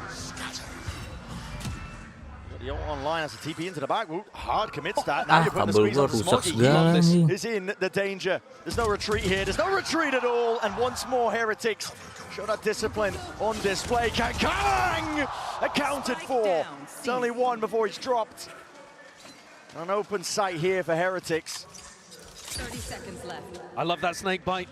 Trying to deny any space over towards Waterfall. So Riens gets a safe plant off. And decision-making time for Simon. With a pit in a 2v3, you probably do not want to be using Rolling Thunder. But if they can get a spam kill, which EDG are normally so good at, maybe it becomes worthwhile. Chances. Need a kill, though, to make it happen. To get the ball rolling. They have Haunt. Haunt, any sort of reveals, not quite. Right there. It's util expended. No luck at a draw from the bullets flying forwards. Heretics have wrapped this one up. Finally, we've got a map where both teams have turned up to it. Yeah, a bit of parity. I definitely agree with Potter when she was talking about the nerves being present on Haven for EDG. I think EDG just came out with a phenomenal read on Sunset that made Heretics just look like they weren't even home. Now we're getting to that even territory. He's just going like this, and we have to expect those plays, okay? I think Miniboo's probably talking there about the way that Kang slid into them. They have to be ready for that kind of stuff because he's right. Kang will go for those plays. He's the kind of player that will sacrifice his own life sometimes to try to make the winning spot for his team. Have to remain vigilant. Enough util. Nice banget Smoggy. Straight back onto the line. And Miniboo is taken out. He's got to watch now the rest of his team to see if they can piece together this round when there are players down. Ada entry dong. Jalan kaki, Even more bos. so onto these angles of contact play is called and around Paranoia. Not even a connection. Smoggy is working this map like it's his playground right now, especially onto the side, but he needs some backup and he needs to bail out. Heretics finding it, dashing away, cancel the movement. Kangang dropped down with a decay damage, can't stand against it. Smoggy also being pushed back, postured away, and Benji, they knew he was there. The right util at the right time to punish Smoggy, trying to cleave the way through. 1 kill found, and he's still got a not dead yet, but he might not even need it. On for the ace, damage done to Boo. Round and round we go, onto the side, taking it away. He's got the speed buff intact. There's no plant online. There's pressure still on the shoulders of Boo. How long does Boo hold for? Smoggy's reading into this, thinking that he's gone for the rotate. Oh my. It's a possibility. There was enough time for it. Boo could have walked all the way and just ran when he was out of range, but now back over towards C. Boo can die to spam here as he plants. But I'm not even sure that Smoggy has enough bullets in his gun. He hasn't gone for the reload. He was scared of a player being close, and now creeping, crawling up close. 1v1 still down to the timings. Smoggy can't do it with pistol in hand. It's Boo. Kalau nge-reload itu dapat anjir Smoggy. It was up to him to be that veteran presence to make sure that the round did not go amiss.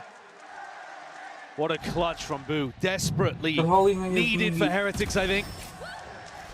I'm not a fan of how Smoggy played around these situations, though, with his ult. I think you look at that round from Smoggy without an ult online, he played it immaculately. He conserved his life, backed off, played off his team's paranoias. I actually think, though, that when he has the Clovo online, he can afford to be way more aggressive in those spots and use the ult to play his team in. I'd like to see him try to take that impact earlier on. I love you. I hard agree with that. He's pulled this time out initially from EDG. 3 rounds in a row for Heretics. And they've been abusing the site anchors. Essentially, right? They've been trying to find spots where there isn't a seize or a stun to stop them, and Heretics can burst through. And they'll call some cancels. There'll be a couple waves in the exec. It's not anything super simple. But EDG need to get a read on where these are coming. Odin being bought here for Boo as well. Looking to try to do early spam over towards A, perhaps. Yeah, the players are drifting over. EDG, still some bite left into the round with the weapons that they scramble together here. Rifles in the hands of 4 of them. There. Ult's online too, so could be willing to scrap here. That's big damage. Oh, nobody chunked down. Sets up for the TP. Nobody is committed here. The door's not even okay. Breaks it, backs away. Evacuation is called for. Missed the haunt as well. It was broken, of course, but he was aiming for on top of rubble there, so they would have scanned the back towards where Woot was. They've lost info over towards A. That Odin purchase ended up coming through very clutch for that opening fight. Those are the extra elements we've come to expect, I think, from a team like Heretics. A little spice to throw into a round, making sure that it is that much more winnable here. Going for the potential B pivot. The door was already opened wide here. Benji, footsteps rumbling towards them. And now there's Simon. Time to strike.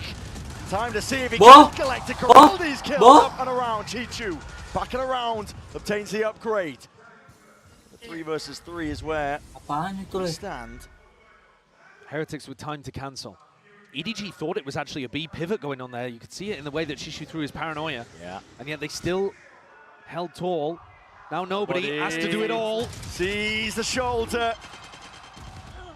Try to play patiently. Smoggy drifting into the fight, into the fray. Not watched for, anticipating that re-swing. Ops into the ult now, not dead yet. Spam follows through. He needs the kill, he needs the assist, but Heretics are the ones under that pressure! Gila. And G2 collects. I wasn't expecting the round to end like that. I was looking over towards Smoggy. There's no way. He had limited time to be able to get value out of his ultimate, and it looked like he was playing passively, but they ran away from the Clove, trying to deny them value, and straight into the waiting arms of Chishu. That's tragic for Heretics. To collect. beautiful transfer as well. We missed that one, but still got to admire it. He's sitting at 15 and 7. And again, the team with the weaker economy, though it wasn't a full thrifty, comes out with the goods. 5-5. In a strange map. Benji has it online again. His ult. Once more, Odin spam. TP across, TP up top. And Wooder's going to be traded. Just the one for his efforts. Chuchu's still here. And guess what? Peeking off of the util. There's more where that came from. Boo. See if he can cleave away in a path right through, but he realized that A is futile. Time to make the great retreat. Yeah, I think they actually saw both pieces of utility coming from Smoggy and Simon. So they've got a pretty good read here that C is empty. And they're going to confirm it with lockdown. Chuchu's ult, he can go for the instant reposition as well. They can shore this one up. Know that the site's cleared out. Heretics. Good plant position too. Yeah. Trying to think ahead here. Into the round, a bit of spam from Boo. I like this. Forces util. Forces EDG to be diligent with the clearing. They actually, see it. Yeah, they didn't even use utility though. They saved the util and just barreled forward with 2 or 3 players looking to try to trade out. So now they have that utility to clear the side, but Boo. Oh, listen, if you're going to try and opt in, exactly, brute force. It's a domain where Heretics will seek to punish, yet still Smokes propped up and heads being pried straight off the bodies. Left down to Benji. Planted for him, up onto Mound. Nana swarms up and over, just about catching, but Simon's got the half, and that's a potential wink on drop down. Time is of the essence, ticking away from them. TP up and around. Nice. I don't think he's claimed. No way, Simon. Bro. No way. No. Dropped in his tracks. Oh, and it's all di default Benji. itu ya. Cuman I thought there was such a chance there that EDG were going to sneak that one away. When Chishu teleports up and Benji catches him, it's so likely that Benji waits for another tap. Heretics take the lead, 6-5 off the back of Benji winning the Red Bull clutch. Another huge clutch going the way of Team Heretics. If they hadn't had those two, EDG might have been running away with this half, but as it is, Chinese squad knocked down to lower economy. And trying to control Rubble. They've kind of missed out on the control of this part of the map the whole game. Their comms doesn't really favor it, but now they're driving Heretics into B. Fast plays all around the map. Trying to go for that reaction overdrive. It's here. Gilo. Kang Gilo, gilo, gilo, gilo, gilo. Gilo, gilo, gilo. Gilo, gilo, gilo, gilo. 6-6. Gilo, boy. This map truly different to the prior two in ways that are supremely satisfying, both of them. Taking chunks out of each other, going back blow for blow. EDG's attack side is super potent as well. Team Heretics may not have done enough with only 6. That's the question. We're going to get it answered on the other side of this as well, but for now, sending it down to the floor momentarily as well, just to get a bit of insight from a former champion himself. Hey guys, here with Com, of course. 콤 선수 만나보겠습니다. 콤 선수 어제 경기 끝나고 나서 눈물을 흘릴 때 좀 리엔즈 선수가 위로해주는 모습을 보면서 콤 선수와 또 콤 선수 아버지가 이제 넘버원 리엔즈 팬이다 평생이라고 얘기를 했거든요. 그렇기 때문에 이렇게 또 힘든 순간에 적으로 만났지만 또 위로의 손을 내밀어줄 수 있는 선수가 그리고 이런 커뮤니티가 있다는 것에 대해서 어떻게 느끼고 있는지부터 여쭤보고 싶습니다. Com, yesterday you and Papa Com expressed the gratitude towards Rians, you know, being able to showcase sportsmanship, especially when you are at a vulnerable moments like yesterday. So what's it like to have an opponent that's willing to kind of comfort you through your hard times? I think it shows a lot of vulnerability and emotional intelligence, as my dad said. It means a lot to me for sure, because I feel like I'm a very emotional person. And yeah, I mean, it means the world to me that someone, even if they were enemy for me like 10 minutes ago, they become my friend right after. 확실히 얼마나 이 발로란트 커뮤니티 자체가 EQ가 높고 서로에게 공감할 수 있는지를 잘 보여주는 부분이라고 얘기를 했고요. 그리고 또 홈 선수 같은 경우에도 뭐 눈물이 많은 이런 좀 감수성이 깊은 확실한 F이기 때문에 좀 그런 선수가 이렇게 위로를 해준다는 것 자체가 의미가 굉장히 많았고 또 굉장히 감사하다고 얘기를 했습니다. 그러면 오늘 아무래도 리엔즈 선수를 응원하러 왔나 싶은데 또 보내고 싶은 메시지가 있는지도 물어보도록 할게요. So I'm guessing you're here to root for Rians and Team HyperX. Anything you would like to say to him? Keep fighting. No matter what happens in this grand finals, have fun and enjoy the moment, no matter what. 어떤 일이 벌어지든 지금 이 순간을 즐기기를 바란다고 얘기했습니다. 이렇게 해서 콤 선수 만나봤습니다. Thank you, 콤. And 야, 하나 더. 사랑해, Korea. Thank you, 콤.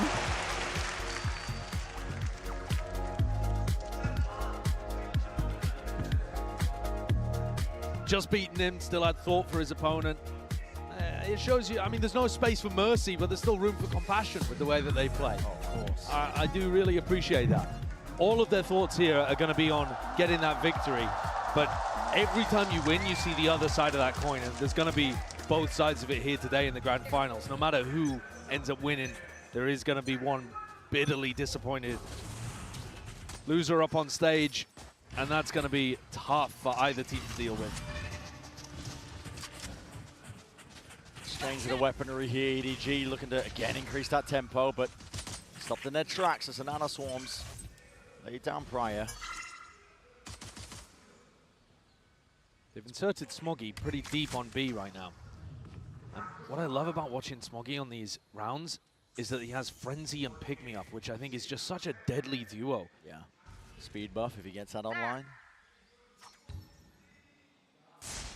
And the overheal too, or the over armor. It's just, it's so tough to deal with. The menace on the pistols. He's often in spots where he trades people out.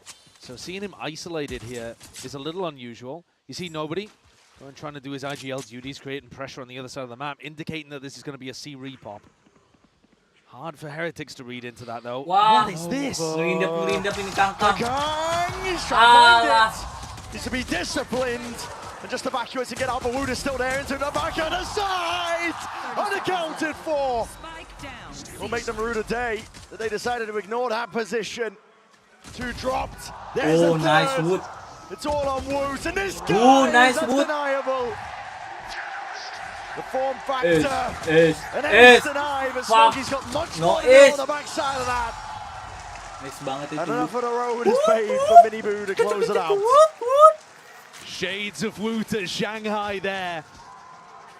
Where he took down all of the Chinese squads and made the grand finals. It's been a quiet tournament from him. It's been very different. Seen him in that supportive role, looking to try to trade and help other people, help the team.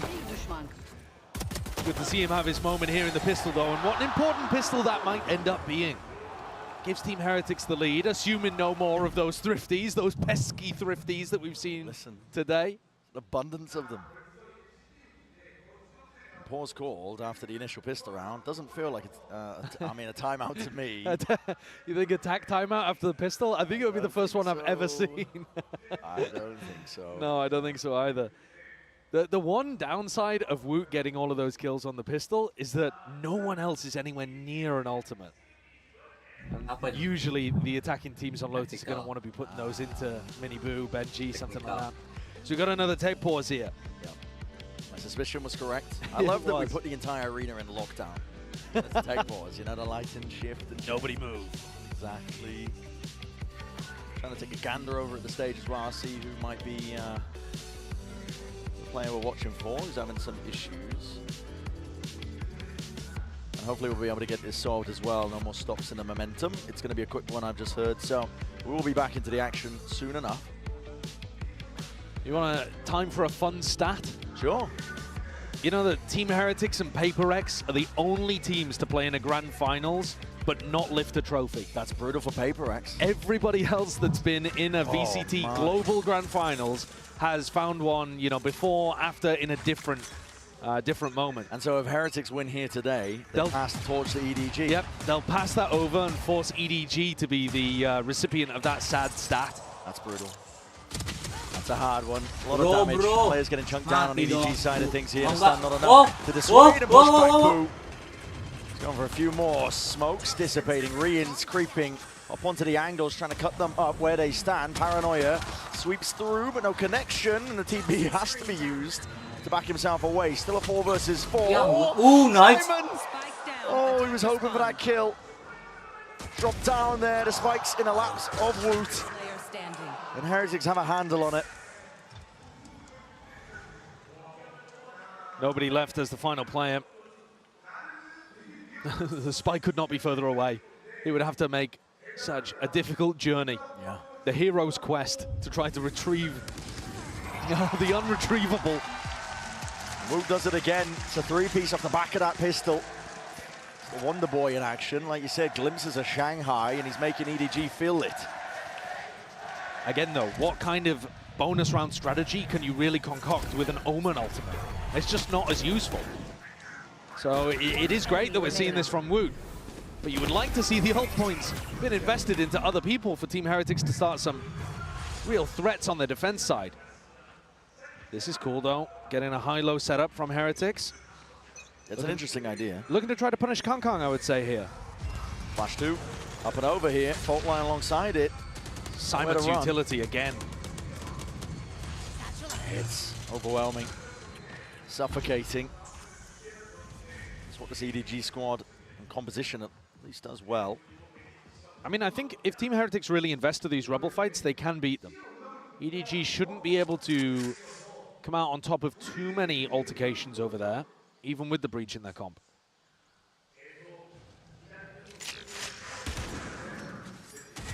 Round 15, though. It's a critical one.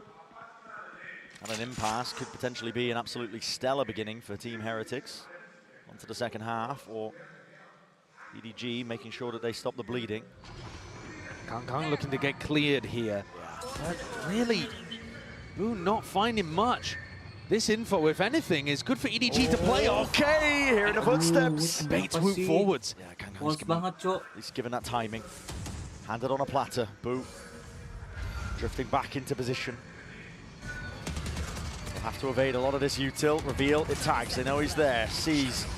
Delayed. Not delayed enough, I should say. Aftershock now in through the back as well. Gives him a bit of peace of mind.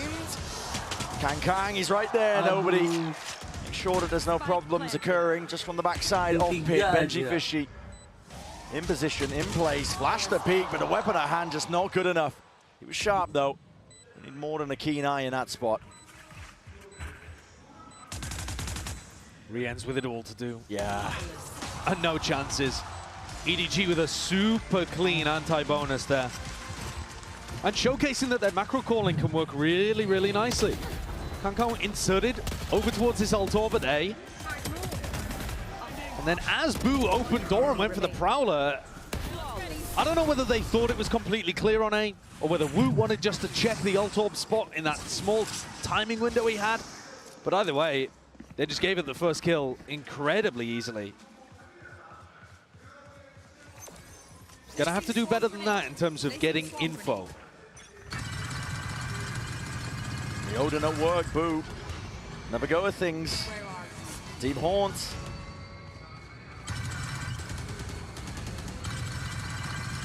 As bullets fired straight back, that's the recognition he was looking for, so happy to spray away. And Shishu does take this timing into rubble early in a ton of rounds. He will sometimes throw in the fake teleport as well. But I think if they went for Seize nades, like delayed Seize nades over towards rubble, certainly a chance that they could catch him. And I love this deep alarm bot that you're seeing over towards Mount, because if EDG threatens C, but it's a fake, they're probably not going to break that alarm bot. Here, though, they play just on the outside of it, so Benji will have the minimum amount of time possible to call for rotates. Do they break it? No. They're not going to allow him that time until they hit. Exactly. Waiting for the util to come back up. Regenerative. That it is. Default line through. Benji Fishy. Is there any play to deny Waterfall here? Because otherwise EDG could get spammed. Yeah, they certainly can. It's a plan. Tucked into the corner. No spam at work. No player in position to do such that. It's Heretics. 5 alive versus 5. Trying to play this retake now. Planted for Mountain, but playing on site. Yeah. Controversial. EDG, we'll see if it pays off now. Gonna try and hold this one back. Overdrive, it's already unleashed. Smoky tucks himself up onto the high ground. Perched away. Damage has definitely been done, and a weakened Boo can do naught but scurry. But there's no escaping a sideline of Kang. He's got his mind set on something, he will do it. Beautiful post-plant play from EDG there. Made out all of that on-site. Retake util and still hold strong. I thought maybe it was going to be a two-wave post-plant where they force out that utility and are happy to drop back to mound. They never even had to get back into that second wave. Heretics are going to need better plant denial than they showcased us just there. Only Benji on site. He really needed help from Riens. There's that Seasonay that I was talking about, but Chichu's in, Chichu's out. So really, even that small anti not finding too much value. No, just snaps the tether. Who gets the better end of that? I think you could probably say the attackers. Because even though Chichu's burnt both of his teleports and taken a bit of damage, you've used the Season the Nade. Hello, Pianat. Welcome. Either to delay or playing, making sure you can deny plant. Horn broken. Doesn't really tell them a whole lot. Could be one player, could be many, but actually they do have the info. Riens, the deep push and control over towards C mound. They know it's either towards B or A. Nobody is constantly involved in trying to sell the fake. If you see nobody like this, it's also open. Look, they re-clear it. Yeah, Heretics are straight on the money. They know what's up. Kang now trying to lead the charge with the rest of his team. They're a smoke stove. Drop down in position, Boo! Just lights him up, Kang. Heads potentially rolling! Beautiful shots, all rattled away. The adjustment by Benji Fishy just not in place. Riens though with a quick timing, unexpected flank. It's a tap. Simon's watching for it, trying to bait it out. Haven't committed. Riens is giving that now as a chance for the 1v1. What is going on? Shots on the miss. Position is revealed. Classic in hand. Riens just cannot escape. Nobody quick to hunt him down, but that got messy. You see the right smile there. Face palm from Simon. Oh boy. That was an outrageous whiff. Almost a full clip of whiffing. From a guy who we have seen, I think, choke a bit under pressure at times here on the big stage in this arena. He's 5 and 12 currently. All the utility still looks perfect from him. But sometimes he just can't quite wrangle the rifle, and you see him here getting pumped up by the rest of the team too. This time it's not a disaster. This time they can smile about it.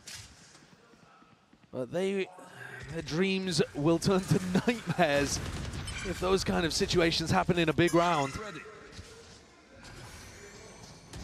For now for EDG, it hasn't hurt them too much. Got back control and lead of the map. And they actually get ults online earlier as well, Brent. Yeah. They've got this Nightfall, Rolling Thunder, two big tools to try to, honestly, I think play in the post plant almost to make sure that you have spike committed, because the way that Team Heretics are playing right now, it's quite passive. There's a big committal. Side by side, Miniboo's right there as well. I can break this one. Rolling Thunder connects onto both of them. We're trying to get the hell out of there, but he's revealed up. Horn. My goodness, the counter spam is perfect. Great coverage. Reinforcements did arrive in time, and Heretics enough to get that initial player advantage. And I like the change of Heretics really looking like they're fighting over rubble there, forces that Rolling Thunder out. Now they're in a great position where you actually can sit back a little further. Ult's going to be used. Root's looking for info. Cleared out, broken. Heretics getting a very good idea that this is going to be ending over towards C. I don't think they have just yet. They're 4 players stacked on A, expecting the re-hit. They should have, potentially. Maybe hoping that the util's enough to delay, but Alarm Bot, Nanoswarm going to be broken here. And Benji's waiting for this plant. He is. Nobody. Tucked to the corner here, and Aftershock just to try and at least buy them that peace of mind. A bit of spam, straight bullets. No kill. Notice sight. Nobody doesn't plant in the corner. He plants a little off. Who's going to be offloading the ult of his own? Nightfall scatters and connects. Gets the mark onto 3 of them. No more sound cues for the majority of them. Satchel's through and abound as well, but a bullet attack slowing them into their approach. The onslaught is occurring, and Heretics looking to barrel their way. They take control. And even out that scoreline straight to the top of your screens. That's the kind of decisive retake you need to see from Heretics. They were in position, ready to do it. 2 players outside C as the plant went down. They were lucky to get away with this early skirmish, though. 1 enemy remaining. It's really good call to aim in, bro. I'm really proud of myself. But yeah, I agree with what he's saying. I think that fight, they're like feigning that you're going to fight really heavy over that spot and drawing out the breach ult. Super important. Benji's 1 away from getting his ult online. Smoggy too, actually. And Team Heretics expecting that big fight over Rubble. They get Woot posted, and now they're looking to reinforce over towards C. Benji can't play the retake this round, at least not as easily, not without his ult. Alambot retracted actually as well, just saving that one. Yeah, I mean, Benji, he's already got the acknowledgement. He knows it from the bullet spam. He definitely knows there's a lot of players mounts. WDG looking to try and send it now. Nana Swarm drop down towards the feet. Here's a lot of Util going to be used in kind. Boo! Only with the 1.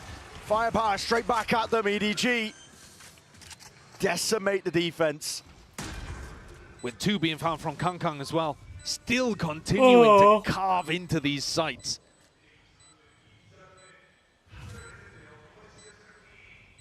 Woot and Miniboo make anything of this. It's a 2v4. But the ult online for Miniboo. There's chances, but it requires the impetus, a kill to be found at least. But with Woot dropping, chances dwindling, and yeah, return of the fire, a swing from Simon, getting his confidence back. A lot's been made of the comparison between Kung and Aspas because they played in the upper bracket final. They've played many times before actually too. But when you watch Kung play, what's striking to me is that there's such a massive difference between those 2 duelists. Kung a bit more similar to Miniboo, although with more of a flair for individualism. And it makes me think about what Heretics have recently been saying in a lot of their press conferences. Neil was asked in the aftermath of them beating Leviathan, of course both teams have in this arena, how do you deal with Aspas? And Neil, the coach for Heretics, said, well, actually, when you look at his play, he's quite a calculated duelist player. You can deal with it. To us, to Heretics, we find the more explosive duelists that just run in there and try to take over a site and take their timings. We find those players to be more difficult to play against. Could you think of an example that's better suited than Kung to the archetype of player he just described? Neil used Safe as an example, but when you're talking about the matchup here, you can already see that they're struggling to deal with Kung, and he's been dunking on them every map, apart from the first. And he'll take a mile. He will disrespect you. It's been paying off. That 1-2 combo of Kung and Chishu have dominated the last couple of maps. And we're really waiting for somebody on Team Heretics to step up and have the same impact. Right now it is spread, and they're just 1 round down, of course. Big ult still left to play for. He's choosing to at least invest now. He does have a stinger in his hands to make it a bit more winnable, but the defensive setup has adjusted. Miniboo and Woots trying to make their mark known here. That's an early opening with Kang falling. It's very, very tough to hold on to Mound against EDG. They've got really great protocols for this. They're going to try and re-clear. Yeah. You see the way that they're going to tap door? Yeah. It's a paranoia already sent flying as well. You have to give this one up, and it is respected. Heretics. Really well done there. Just pull this util out, now holding, defaulting, drifting back into the crossfire setup. He just missed it. I think barely a shoulder, potentially poking out. Ult online, no kill. Chichu is avoiding. Dancing with death with that one. But dodged most of it and still found an opening. In through main, Smoggy's collecting. It's EDG working magic across the map. What was going on there? Was Boo late on the call to get the Viper wall up? Was Rien's late on the acknowledgement of the comm?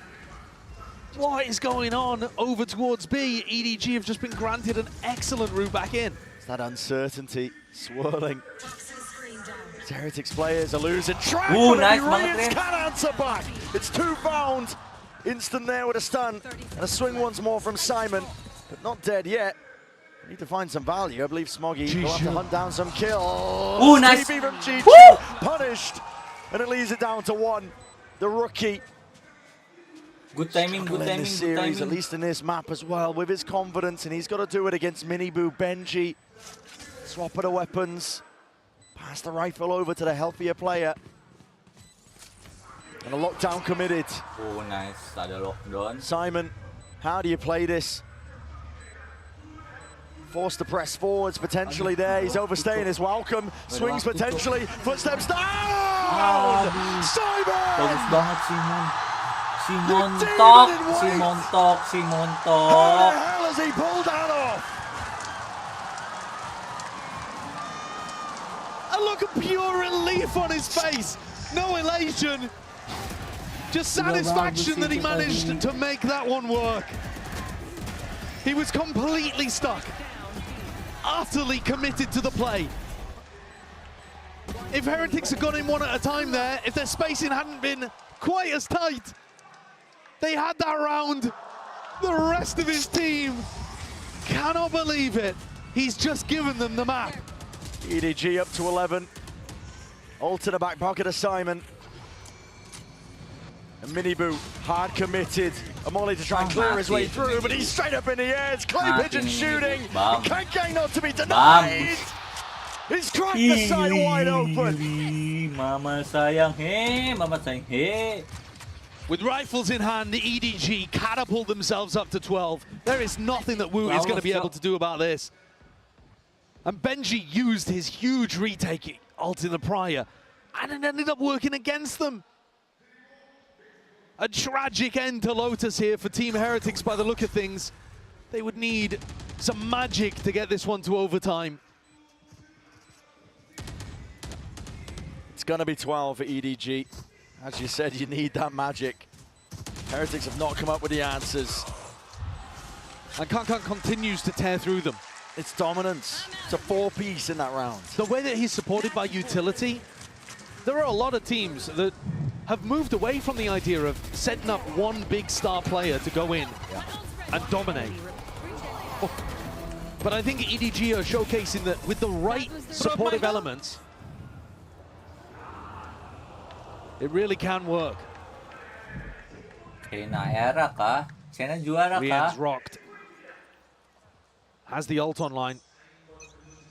Do you go for that committal at the start, or do you wait to see if EDG pressure C? Can't let the despair settle in now if you are Heretics. Try and dig deep once more. EDG straight over towards B.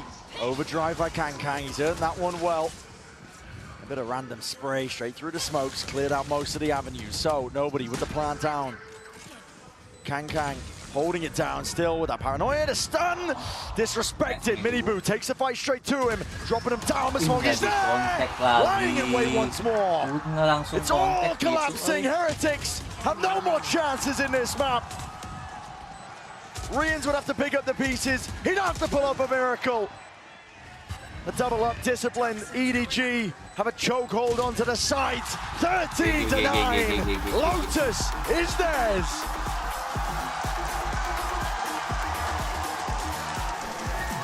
What a sick finish to this map from EDG. And I think when you look at those final few rounds and how tight it was the entire time on this map, you have to give credit to Simon. That 1v2 and his calmness in that moment has just delivered it for EDG. And now one map is all that stands between EDG and making history. Ay, gue yun sa Medegi anjir. Dia kan sering apa gak lolos group stage sih ya. Oh.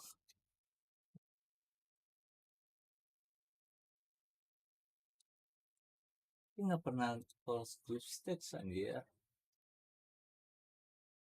Pernah sampai cuman kalah sama HyperX. Sering pulang duluan.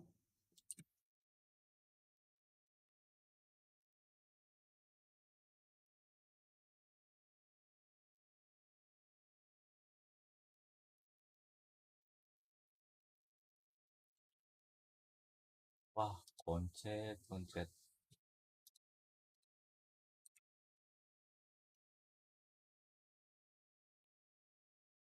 Masih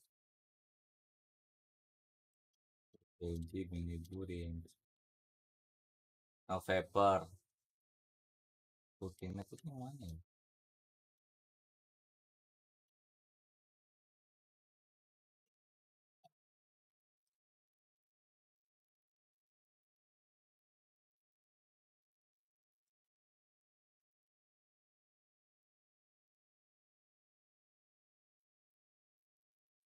King.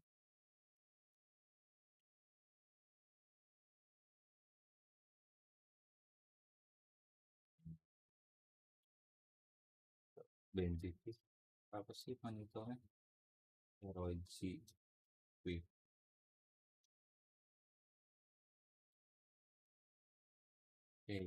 Anjir. Digoreng harganya, Cok. Enggak sih. Benji.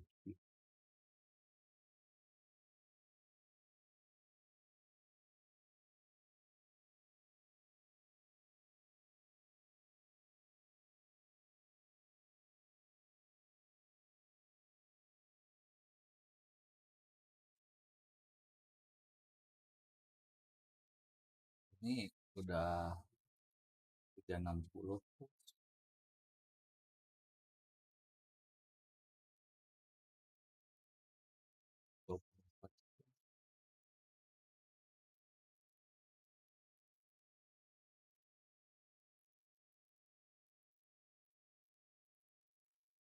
Joey XL.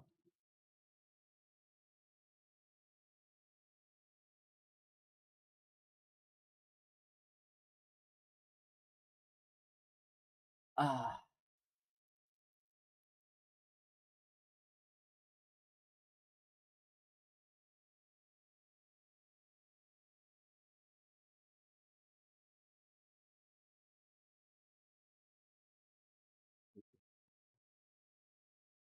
Apa nih?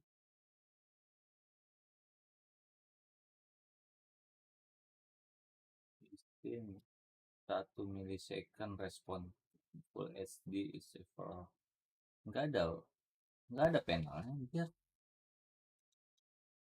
Panelnya apa anjir?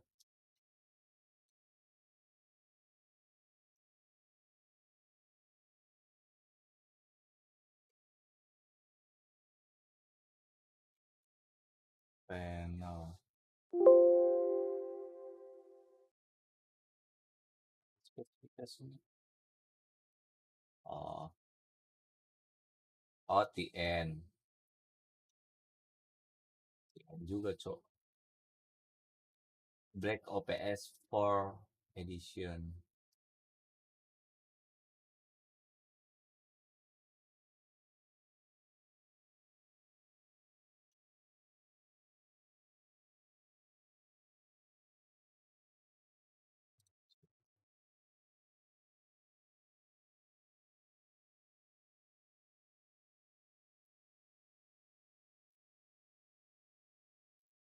Apa bedanya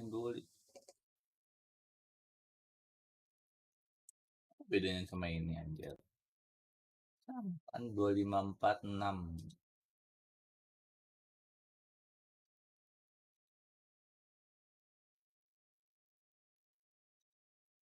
Ini lebih murah sih.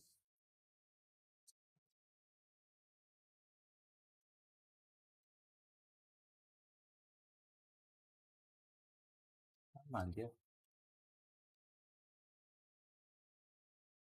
GG.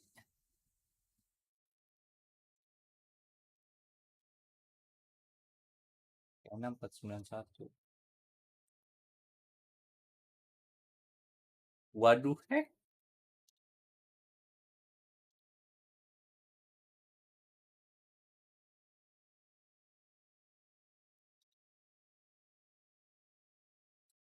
Waduh,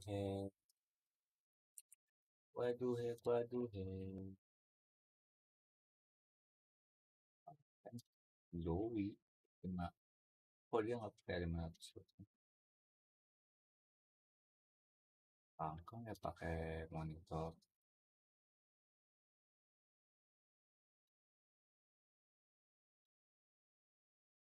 Kalau gue ngeliat yang Ryzen ya, jadi fanboy Ryzen lah.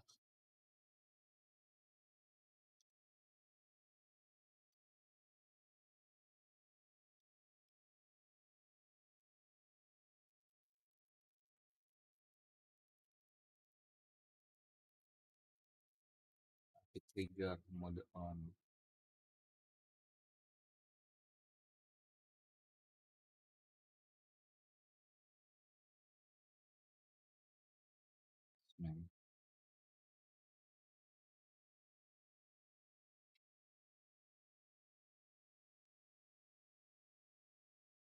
Gue nggak mau full size, cok.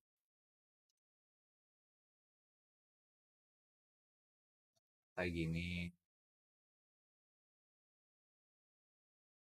Nggak mau full size TKL 65%,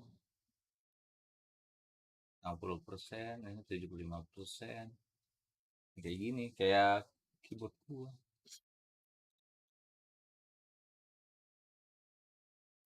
Udah rapet juga.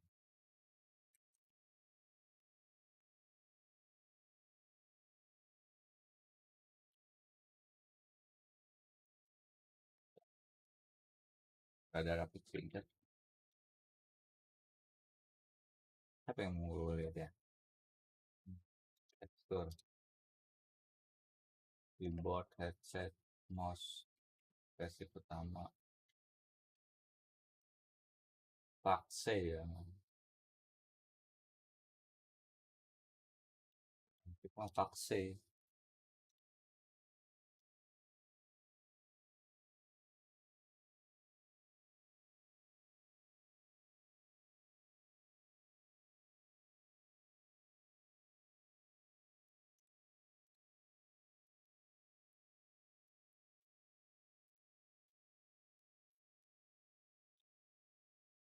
Gengke, WP, brother. Cico lagi menyala bosku, nyala abangku.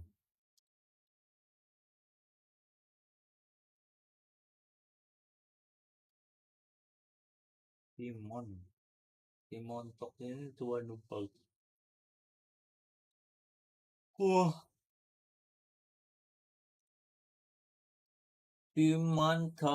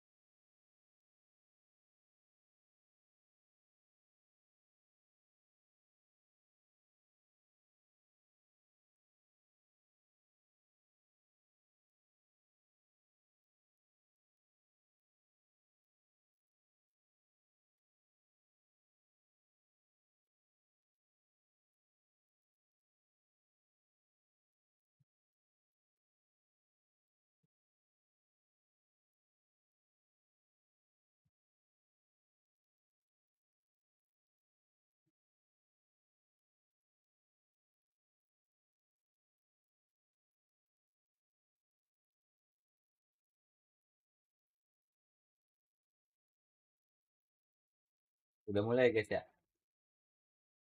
It's more of like a team play, brawly, fight map. I think that's HyperX's strong suit. I think HyperX can take this one. Yeah, definitely. And I think that it is a very good point that you're bringing, because that's what happened on Haven. Probably EDG prepared for the previous composition. They were expecting to see the Sage and the Gecko and whatnot. they got something completely different. Even though it's a comp that you would usually see on Haven, they were not prepared for the macro of it. Now with Bind, HyperX has the chance to do the same, and they need to do it if they want to stay alive in this grand final. I think if there was something to keep them in this for EDG to close out in 4 maps, it would be the performance that Kong is having right now. He's always been so good on this map. I think especially when he is playing that Raze, the way he's pathing into these sites, he does such a great job of isolating those site anchors and providing a ton of value for his team here. Yeah, this is the other thing though, HyperX, they took down Gen G on this map. Would you like to see them do the Astra Yoru stuff again, or maybe, you know, revert back to what they were doing before? I think you get away from the Yoru. It was a really nice answer to the Cypher, but they, you know, like, you can play so much faster with other comps, and I'd love to see him speed it up and get a little more scrappy. Do you think that's what they need to do against EDG, just speed things up and maybe disrupt their tempo a little bit? Yeah, I think Bind is all about team fights, just less about individual confidence and just team fighting with utility, which I think HyperX are incredible at, so I think if they lean into it, they'll have it. Yeah, it did surprise me a little bit that I felt like when EDG slowed the game down, they looked actually quite a bit better than Team HyperX when it came down to that mid-round situation. But you're absolutely right that they have been defined by the team fighting for Team HyperX, but that has also been the MO for EDG in the past. But I feel like that's not true to the same extent with this current team. We have seen some of the moments where they're in those team fights, it gets a little bit sloppier. It doesn't feel like the coordination between the players is quite as perfect as Team HyperX just shown this event. Yeah. I mean, whatever they have installed, it has to be good, it has to be clean, because right now, Kukuku, it feels like all the momentum, the confidence are on the side of EDG. Oh yeah, totally. Like first map, yeah, HyperX started off super strong, but they bounced back in incredible fashion in something that was their home ground. If there was some preparation and HyperX is to keep their composition, we can expect this from EDG again. Also the confidence, so many individual plays, so many 4Ks, aces that we're seeing from their side, makes you feel like every single round is winnable. And against the team, getting that feeling against the teams like with HyperX with so many individual stars makes you a winner. After losing those 2 maps in a row now, after having a great early lead to the series for Team HyperX, what do you think the conversation is like with their coach right now to bring them back into this final? I mean, you get to walk away going, look, we lost on their pick. We have time to reset this, probably throw a little strategy talk of how you can surprise them on Bind a bit. And at this point, I think as a coach, it's nice because you can just call on the players and empower them by saying you've already had experience on these stages, because they have, right? They've been, you know, they played in a grand final in Shanghai, so they ought to know what they're doing here. But it's really important for them to close out, because if they don't, it's another second place finish.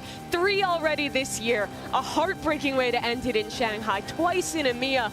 They can't let that be the way their year ends. Yeah, but if you think about it, the longer the match prolongs, the hardest it becomes from HyperX. It looks like they lose that kind of steam. We can also think about the amount of matches, the amount of rounds that HyperX has played just in this tournament is outrageous. EDG has had an easier way here. It's not that they didn't fight it, but doing it through the upper bracket, getting those breaks, getting the wins against the teams that you already know you're comfortable against makes a big difference. Yeah, it does indeed. And of course, this is EDG's first ever global best of 5 as well. We don't have any info when it comes to their stamina, how they're going to handle when things get a little bit later. But as we take a look at the agent select, let's see, Kaplan, if HyperX have changed from the Astra Yoru, and they have.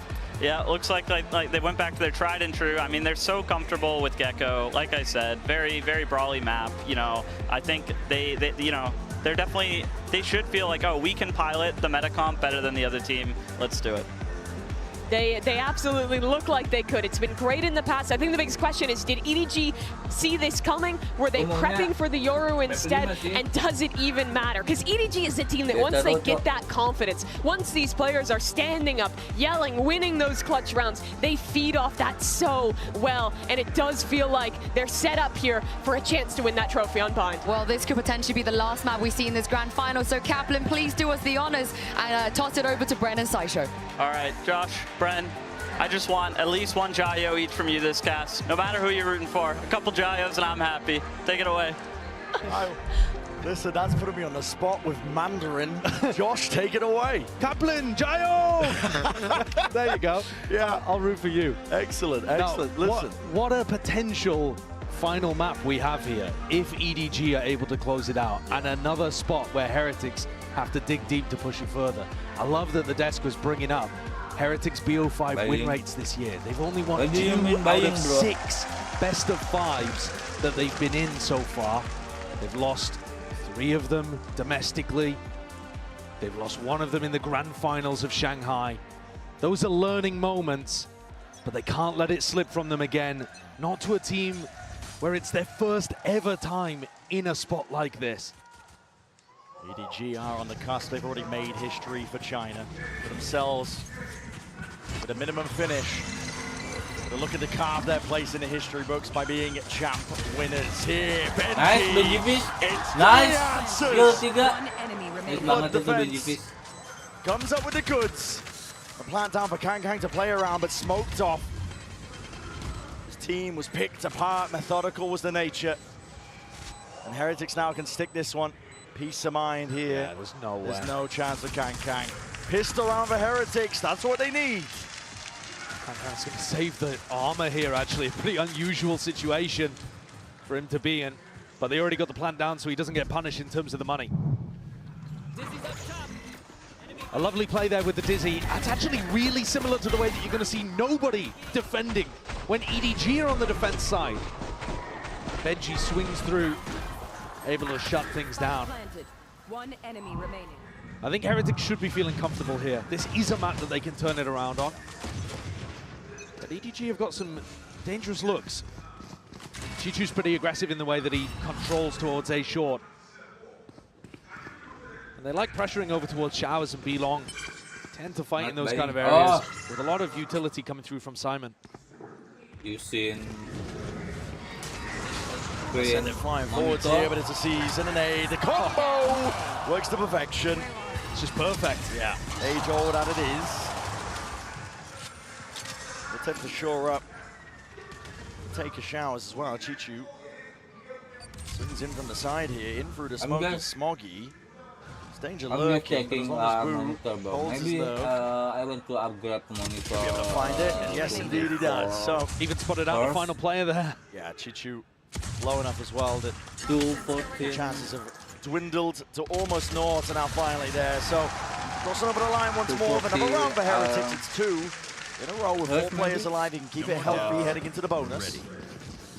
There's another map as well, actually, where I'm going to be taking a look at Miniboo. He received so much praise, and I think a lot of the community is starting to change their mind about their perception of how good he is, to giving him that credit. But he has yet to really come online in this grand final. His performance in the group stage was a little dim. Playoffs, he's been playing fantastically.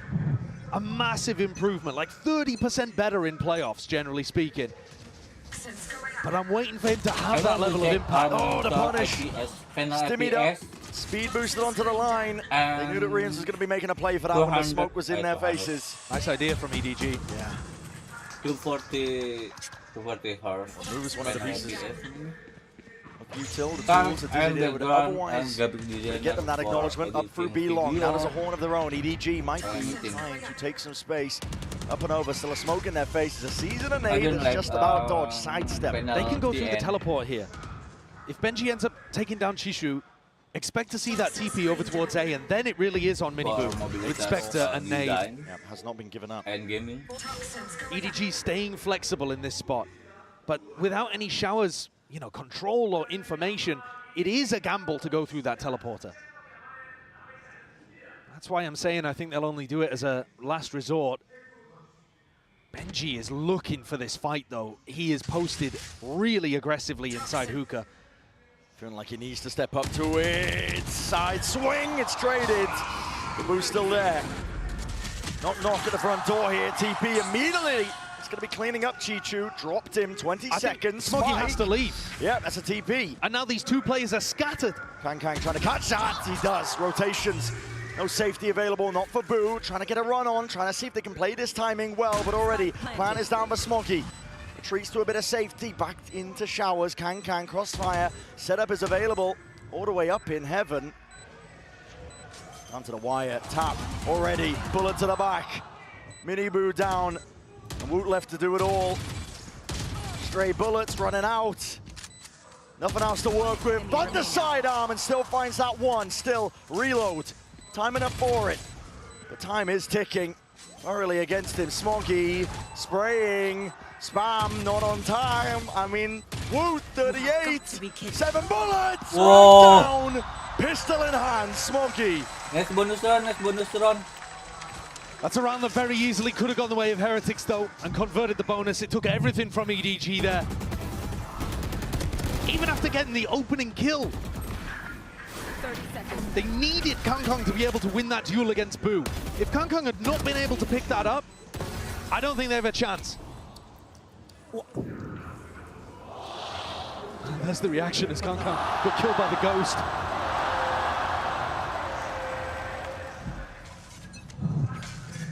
Masticating furiously. Top of the orb. Aghann's trying to punish. Disrespected. Miniboo, he's grabbed it. He's out of there.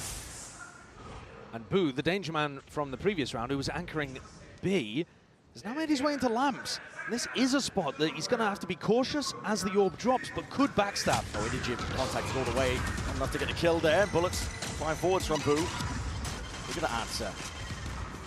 Testing the defense a little bit. EDG in through A short, spam and sprayed. An attempt to deny that plant from coming down, but EDG get that extension that they were looking for. Tripled up. Lamps is a hot commodity. Rian still has full util. Mosh into Lamps here would clear that out. Rumbot sees it, spots it. Miniboo just taking the peek anyway. Mosh over the top, doesn't clear it out. Slightest of angles to play into, and that window of opportunity is seized. Chichu in through the back, sidestep again. Benji meeting him pound for pound, but it's a 2v3. And the hourglass is running dry. It's a tap from Woot. He wants to force them out into the open. But no easy access to any of these players. Benji wrapping all the way around. He knows the only option is to run. Heretics fumble that retake a little, in my opinion. The normal Mosh position would cover all of the interior of Lamps. The Mosh that was thrown there, it ends up going mostly over towards the kind of entrance to Lamps, which doesn't clear out those positions inside thoroughly enough.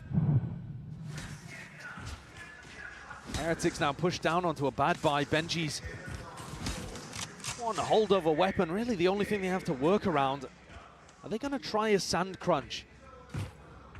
Rian's Dizzy lineup would seem to suggest that. Right there. King's wrapping around. Miniboo, I think, is trying to stay flexible. He can commit short or through sand. They're going to use the thrash here on EDG's side of things. Clears most of the way. Retreat back, get some control over towards B long. Miniboo through the TP. Must have got a tag for him to make a play like that. They want to run them down. Where they stand, Simon. Thrash is ready. Going to be scratching his head at that one. Miniboo was looking to take a timing because he couldn't stay short for that long. But KongKong's taken one of his own. He slipped into this cubby on B site in front of the Viper wall, and now he can play the rest of his team in. All over the place! Oh, nice! Combines the might, augmented with the showstopper. And Heretics. There's danger lurking around every corner with his squad. That's beauty. And I was asking when we might see Miniboo have a big play, step up, really feel the tempo of the game. And I think this is the round you point to. He's controlling short with the nade and his Sheriff, takes a timing to go through that TP, and then whips it out of hookah. Cranking his crosshair 90. Deep breaths. And Team Heretics are now building up to massive ults as well. There is a potential here for KongKong to get his online. And maybe that is incentivizing EDG to go and take some showers control. It looks like Miniboo might want to fight. But normally you'd expect him to be doubled up with somebody if indeed he wanted to really fight aggro. This is again. No way, the path was clear, Miniboo. There's no way you escape. He does not at that. And then the thrash comes through to try to showers crunch, but they're not set up for it, and it was too late to bail him out. It's a disaster for Heretics. No connection, a wasted ult. Hiding from that boombot, Ren, just gave EDG the most enormous advantage in the round. And now Heretics forced to take risks. And with the info that plenty of players were showers, they pushed out B, pushed out Fountain, the fight happening in Cave. There's a brawl skirmish to take place. Kang just the one and gets out, dropped down to 1 HP, still lucky to be alive. Benji Fishy, it's your time to shine. Up and past, but the Prowler latching, has to break it, drops down the Snakebite. He's worried about the fast tempo increase. EDG, though, gonna temper it around. EDG have more players alive right now, but they do not have good info. They have no idea where Riens is. Riens could still be playing in Fountain, he could be tucked in sand somewhere, hookah. EDG are going to have to be meticulous in terms of how they clear out all of these angles, or just group up together and hope they can trade him. Yeah, Kangan's going to take point on that. He's on 1 HP, you might as well. Go for some wide swings. See if your team can trade you out right behind you. Horn for most of the way here. Riens reveals himself. Look down towards it, orbital strike. That's 13 seconds left to plant. That time pressure is applied. EDG have got to make a go of this one. Rebounds on the volley, but it just about missed. Simon's still alive. Here's the Nightfall now. Sends it flying, and Kangan went out. Oh, there's some value. Benji Fishy. Drop down. Riens knew where he was from prior. Players are stepping up to the challenge here, but he's going to try and pluck them out of the picture still. EDG troubled up, locking it down, ensuring that Riens cannot step over that line. Full control. He's hoping for the random shot, but it will not happen in time. Heretics did what they could to try to salvage that, but really it was lost right from the start. Heretics didn't realize that EDG were going to make a play for the ult orb themselves. And this from Miniboo, I think, is terribly greedy. He was not close to an ult. It wouldn't have materially changed the round in any way. He just thought, might as well, because my boombot didn't see anything. EDG punished him massively for that bad information. And they even pull out the orbital strike on the defense side too. Smoke. Heretics here in signs of life. Dodge, not quite. Benji reveals his hand. It's a judge in play. Simon's going to be hearing that. Making a call to his team.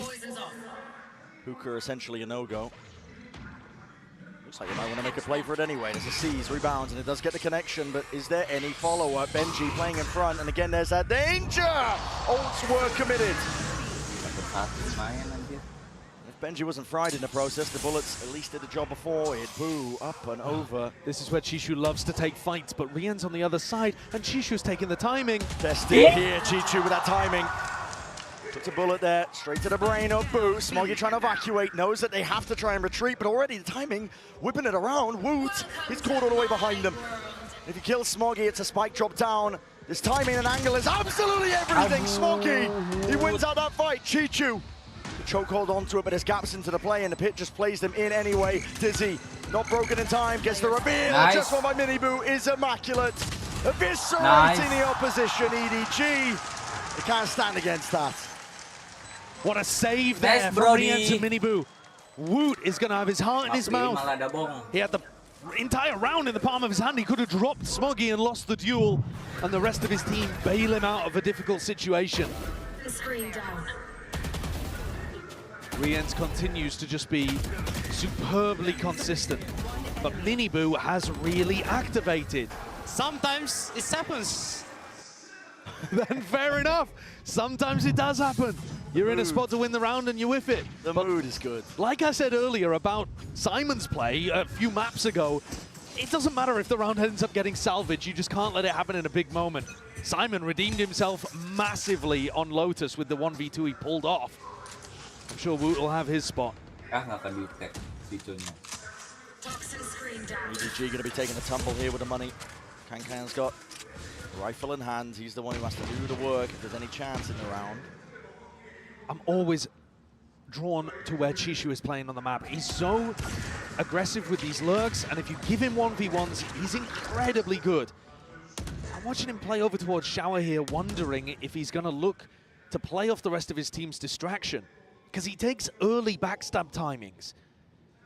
If his team are pressuring short, he's going to swing almost immediately, and it looks like Woot looking to clear. Yeah. All right, that should at least give them some idea of where the danger is. Watch the live, and Miniboo now is going to be under an immense amount of pressure. Woot's going to be covering. Fire over the shoulder. Still trying to lock down that Shower's control as well, but revealed up. There's some danger here still. Sees, connects. They see the tether into the corner. Chichu. It's a nasty one. Pulls it back from the brink, but not before he is toppled. Vamps control. Once again, putting the premium. Simon What is that, man? Man is into his own hands. This rookie is lighting them up. You gotta be joking. What is that? What a round from Simon. Where's he pulled it from?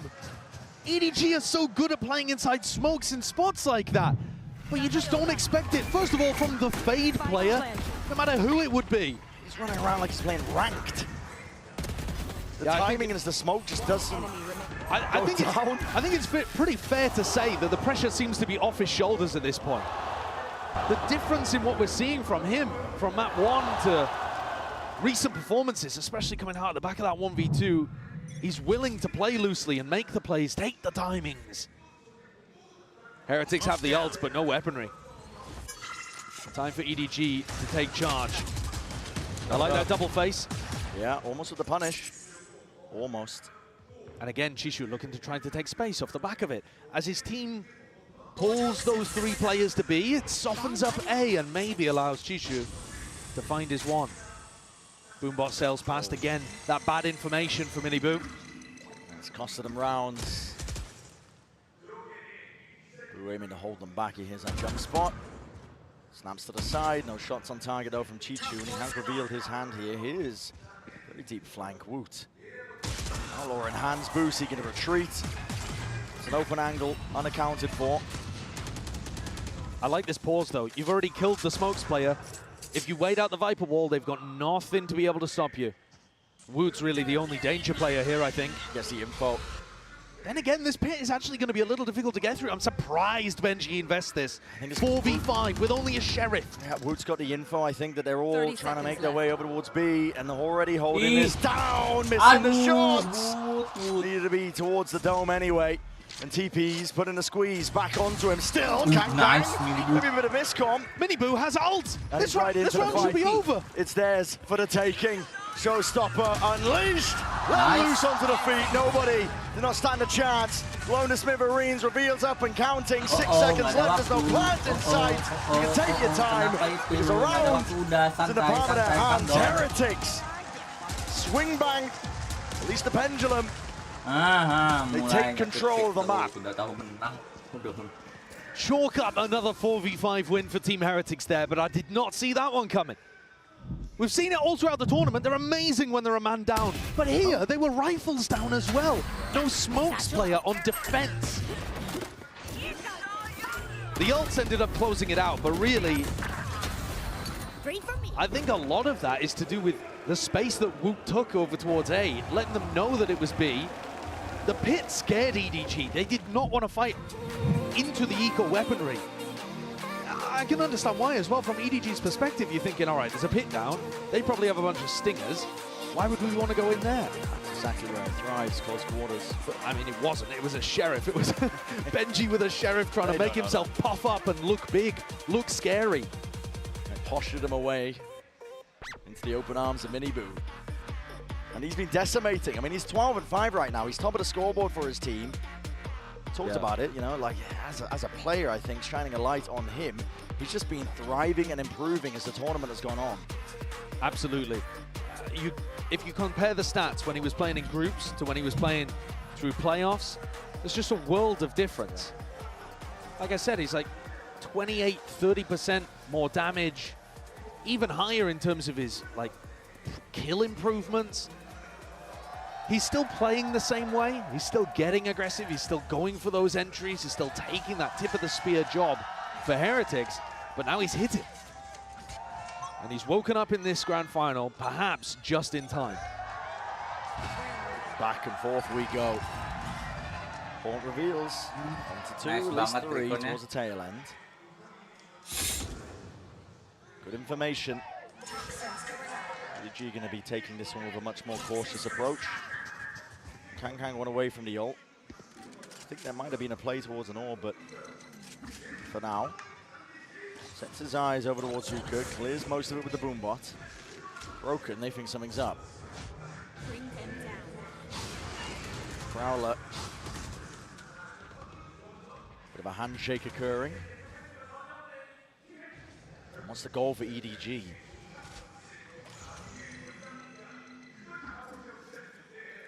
Yeah, that's what I'm trying to figure out here. I feel like they've been slowed down in quite a lot of these bind attack rounds, and they haven't quite had enough options available to them when the time ticks down. Here, they're going to try and hit into a site where they've still got Mosh on the defense side. Benji's still got Wall up. There's so much they have to get through. Seas, Nightfall. Exactly. It looks so tough. Everything you could ask for if you are Heretics, just trying to bunker down, bolster the defense. And with 23 seconds left, time running short. It's an ult offloaded. Kang trying to get into the mix, into the action, and a fight to be taken, but traded out anyway. Beam down with a Phantom in hand. It's just that 1-for-1, and the plant from Simon. It's going to go off anyway. There's no pushback occurring. Not from Heretics, not right now, but maybe enough damage has been done. It's a 4 versus 4. Reset into the round. Benji was just watching for any sort of stragglers. Hard committed positions by EDG. It's up to Smoggy to hold them back from the elbow angle. Pixel angle to work with. Nade. This is cheeky. Dodges, rebounds, snakebite at hand. Heretics carving out chunks and pieces of the map, but they're being met here. At least the firepower. Aduh. Nice. Cannot spray them down in time. That's methodical by Heretics. Enough time on the clock as well for them. That is beautifully done. Beautiful. Nice, beautiful. Nate to take down anybody that was going to be playing over towards that default position. And then Rien's is so damn consistent. Gets that trade kill onto Smoggy. Instantly spray transfers onto nobody as he swings through the Viper wall.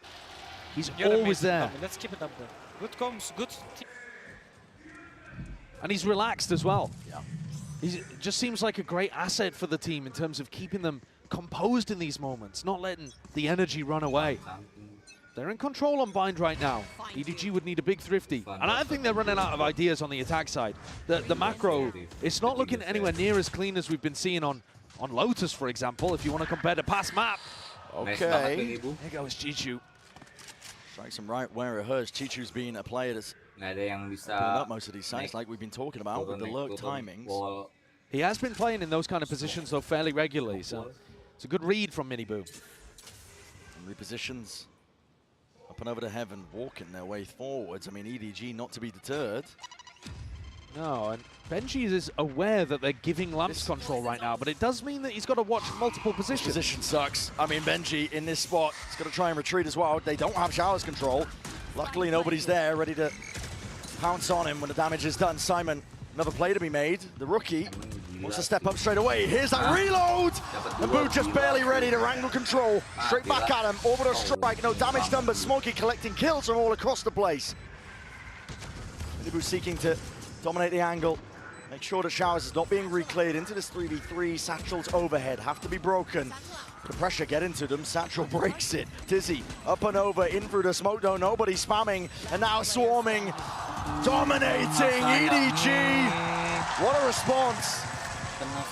Said they needed a big thrifty, and there it is. They take round 11. After losing the first player as well, Jishu fell. But I think Benji's spot just ended up being completely exposed there. They couldn't deny Wingman. I think that's such a mistake. If Heretics just make sure that they focus on plant denial on A, they're going to put EDG in really difficult spots. Instead, when you let them get the plant down and get into their post-plant positions, you have a much tougher job at things. And EDG come into this, the final round of what could be the first half of the final map. Orbital strike for the Thrash. Yeah, massive ults. Yeah. Who was holding it preemptively just in case the Thrash was used at the beginning of the round. EDG, no signs of them going for that game plan though. Simon's going to try and fake this presence. Is a Nightfall going to be enough though? That's a question. They don't have map control over towards B. Very much an all-in. They don't have map control over towards B. It looks like they would want to thrash through sand. Does Miniboo... Sorry, does Boo get the call? Footsteps. Not even. That's true and away. The crossfire setup. It's broken apart to pieces. TP. It's not enough. Miniboo with just the one, but the orbital strike does at least split them in twine. EDG trying to go for this one now. Smoggy with the plant. Back being held. That's Chichu watching onto the angle. Still with control. Simon is alive and kicking. Making sure that the flank is watched for. I like the smoke, allows them to take backside control, but they've got so much more to do here, Team Heretics. They've allowed EDG in again, plant, post-plant positions, all looking very diligent. Horns up on either side here, up and over, will need to be pre-aimed. Boo's on top of it, clears the way for most of this hookah. He sees two. All he has to be used, sees up and over, it's dodged, it's missed. Simon with the timing, softened up, damaged up, but the molly now rebounds, and it should be good for the cause already. The circle's starting to shrink, time is starting to run short. Chi-Chu denies any chances. And 6-6, once more is where we stand. Perfect parity between these teams. They are pushing each other to the brink. What a gorgeous wide swing there from Chi-Chu, making sure to isolate the player that was trying to stick it. He's been incredible for EDG across this tournament. And now this Chinese squad only needs 7 more rounds to not just make history, they've already done that, but to win their first time of making it to the finals arena at Champs. It's a very elite group. Champs winners, trophy lifters. And EDG would love to secure that spot for China. But even before that, we're going to send it down to the floor. A nice little interview.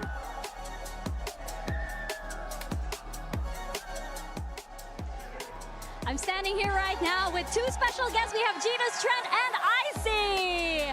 Now, how are you guys enjoying the match? Icy, I know you really enjoyed that opening ceremony. I mean, it's incredible. This is my first event as a spectator, but I'd rather obviously be here playing, but either way, it's insane to be here. The atmosphere is incredible. It's just overall great. I mean, you can hear it, right? What about you, Trent? I mean, yeah, the opening ceremony was absolutely crazy. I was upstairs and I could just feel the whole building shaking. It was insane. Oh yeah, it's a party here for sure. Now, you both played against Team Heretics and EDG in the past. How would you compare and contrast their styles? I think both teams have insane aimers. This can go either way, I'm not gonna lie. I had EDG going all the way, I had them winning this, but I think Heretics can pull this back and make it in 5 minutes. What about you, Trent? I thought Heretics was gonna win at the beginning, but now seeing how EDG's playing, I gotta go with them. Oh, well, that seems to be how this map is going as well, right? So I gotta ask you guys, oh my gosh, listen to the crowd. I gotta ask you guys, who's taking this map? I think if Heretics win the map, they're winning the series, so I'd say Heretics. Oh, Trent? I gotta go against you, I'm going EDG. Oh, we got both of you on the opposite sides. All right, let's see who has it. We're gonna get back into bind. Crowd is raring to go. You can see already descent in the G2 camp. The players can't make up their minds. And I think that's indicative of this entire tournament. Both last year and this year, actually, you came into Champions with a dominant team. Fnatic of 2023, Gen G this time. And Gen G losing in groups just blew the field wide open and laid fertile ground for EDG's growth here. For teams to go on mad runs like this, and it's been difficult to predict any match at any point here at Champs. You still can't tell which way this one's going.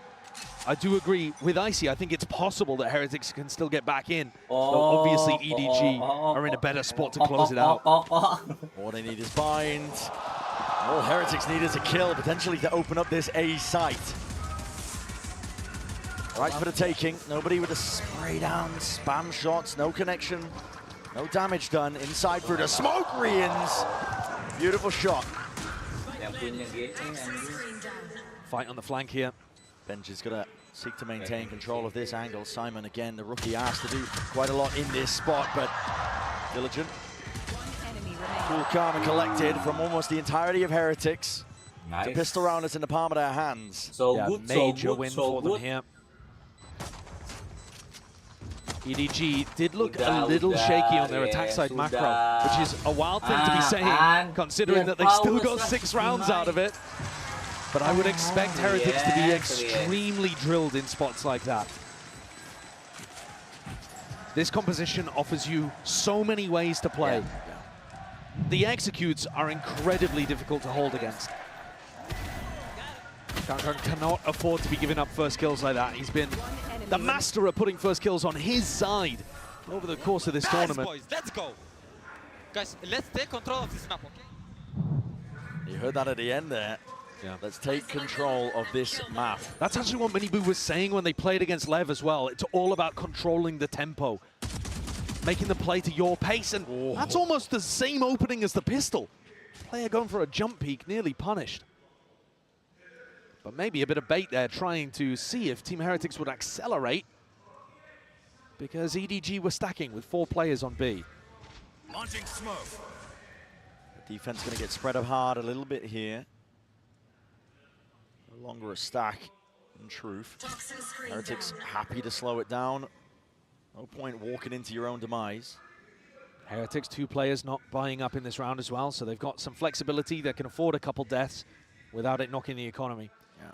And I'm looking towards Riens right here to see if he can get the Thrash online. Wood's happy to go and try and take this space. He's just looking for information. He's not worried about dying because he is one of the players with just a ghost. Spots 1, nice. Spots 2. It's had earlier damage.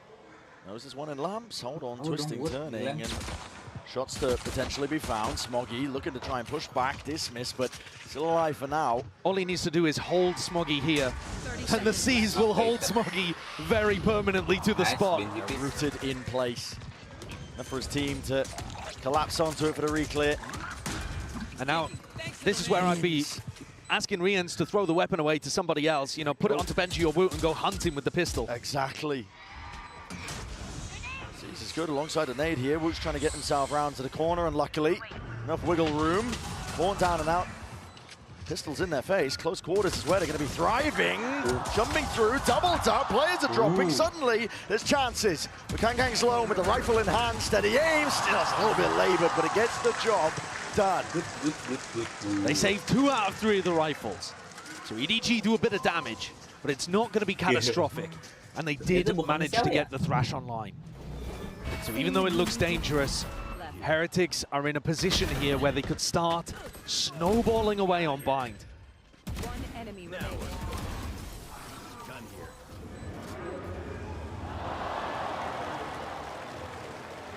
Miniboo's going to look to pick up a judge.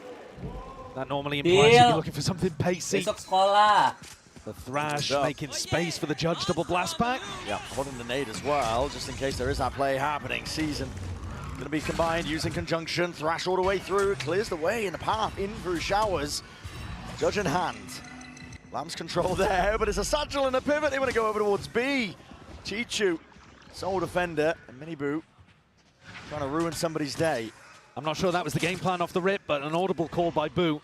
See how well it works. 3 players from EDG still sticking over towards A, thinking that this might be a re-hit. They're dead wrong. Yeah, spots a lot there, Chichu. He's going to find it hard to try and get the hell out of there, but takes the timing and takes it well.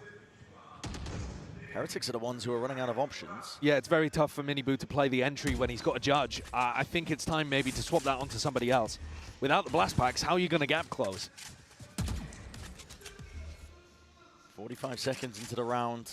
No control of A. If they go for a hookah re-clear straight into the judge, these are the moments that could just lose you the grand finals. You're going to hear the hearts break of many of these players, or perhaps just sing in unison. Chichu and Kangkang. That's beautiful work. It couldn't have gone better for them. Spectacular. There's so much danger going for a play like that. And Boo's now has to win a 1v4. This one part easier, but not the follow-up there. Nobody. How have they got away with that? Yeah, quick on the cleanup. That is just insanity. You're brave to be making it clear like that. You are brave. I mean, especially when the player's got a judge on the other side. But Chishu is so clean with it. These shots, these two, the deadly duo. A two-headed Hydra, I think EDG has proven to be over the course of this tournament. Oh, yeah. With Kangkang and Chishu topping the scoreboard in so many of their maps. Creeping closer to a potential finish, EDG. Top of the scoreboard, in my opinion, are MVP candidates for the grand finals. At least if you're only looking at EDG. For Heretics, it's up to them to see if they can answer back. They need bind. And their play with the Thrash found no value really in the prior round. They got stopped by that Seas nade. So a good read from EDG as well. And now going exploring again. Kangkang. These are the spots where Chishu is going to look to try to challenge, but I think Benji tends to play these a little safer. I don't think he'll just walk into Kangkang. Bring them down. But that also means he's not going to clear Kangkang. Prowler spotted. Broken. TP long control. They have pushed back the defenders on B. But Simon, Shishu, they're yet to call a rotate, so still 3 players. The strong site is A. That's where Boo wants to end. Oh, they're going to be going straight into the maw. They have not cleared Kangkang. In fact, I don't even think they know Kangkang's here. Smoggy to take contact. A Dizzy over the top.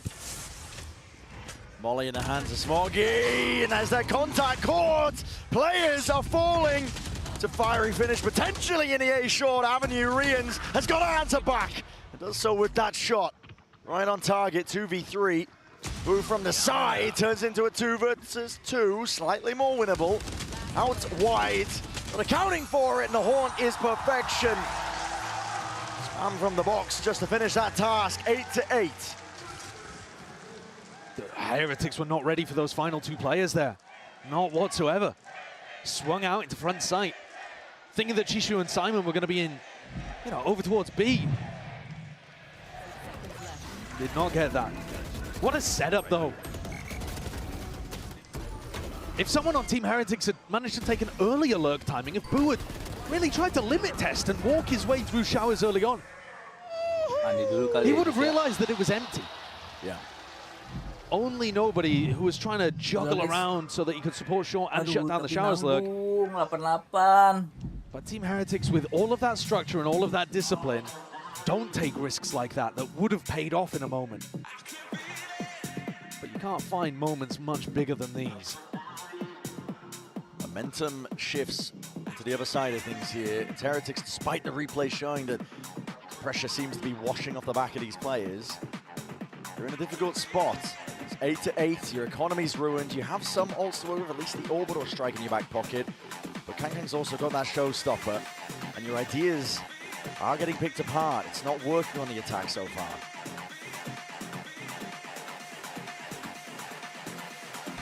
They don't seem to be applying enough pressure early enough to figure out what EDG's setups are. Now I say that, but it's a sample size really of 1, because round 15 was when they had the judge, and I think that in itself caused them the issues. But these are 2 crucial back-to-back round wins for EDG, because it's probably going to give them a 3rd. It's time for the course correction, excuse me. You're right. Yeah. EDG primed and ready to take the lead in this map. I think the goal for EDG in this round, not just to win, but to try to do it cleanly. If you can save Showstopper, you're probably going to get up to almost all of your other big ultimates, and then you're in a great spot for the next rifle round. And this is how games slip away from you. HyperX had their chance to snowball in that bonus. Are EDG going for a re-clear of Octagon right now? Close range against the eco weapons? No way. Just the Prowler. Stinger confirms it. You do not want to be opted into that fight. EDG smoked off. Disrupts this high low that they were going for. We've seen EDG rely on their individual fragging to bail them out of some contact re-clears that looked really dangerous. Here's another spot that looks pretty dangerous, to be honest. This against the half-buy, but the information gathered. You've got 3 spots that you can be swung from, including the teleporter. Boo's got his util out. Oh my goodness, almost adjusting still. Kangkang with the 1 double satchels, committed to try and stay alive. Nobody. Eyes set onto the target. Mosh pit up and over. Now with the nade and the TP's core. Benji! Benji! Can't get the 3rd, but already he's done the damage, and now doubled up. Kills collected. It's a swarm and an overwhelming presence from HyperX in through the side into the back of his showstopper. This is where it should thrive. Up and over. But a shot returned. Bullet to the brain. Nobody with a hell of a task. Gargantuan in nature, and a wide swing from Rians trades it all in place. What a round for HyperX. They needed that. They maintain the lead somehow against all odds, with scraps and odds and ends to work with. Not even a smile there for the family. They can't bring themselves to believe. And I can't blame them. Well, a small moment that I want to point out in that round as well. What a clutch nature for Riens to stick the plant. Let's go! For the MasterCard Thrifty, they needed that plant to go down, but Boo pressured early. Double swing. EDG might be on that lower weaponry, but there's still that danger lurking every corner. And Heretics are making sure to make sure that they collect these kills. Fast flank. No oversight. It is a fast flank. Prowler's going to be dodged for now as well, but Heretics know that they've got open access. Really nice from Boo, making sure to monitor as the spike was coming in this direction. Holding onto it. Wait, they've missed the timing. Boo's still holding. Wait, he's down. Hold on, Woot. Forced to pick up the pieces. Can you forge a path to victory, Chi-Chu, with that rifle? But he's just one man now, dropped down to 5 health. Nade online for Mini Boo. Mosh still available. It's unwinnable. Yeah, the snake bite too. Every piece of post-plant utility that Heretics could possibly want in a crossfire setup. Yeah. Chi-Chu's going to try and valiantly give his life for it, I'm sure. There it is. Benji shoots him in the back. 2-round lead for Heretics. Not giving up hope yet. What a difference that Thrifty has made. What a huge difference it's made. Instead of being in a rifle round where EDG were 9-8 up, we now find the next rifle round where Heretics themselves are 10-8 up. Nice, boys. Let's go.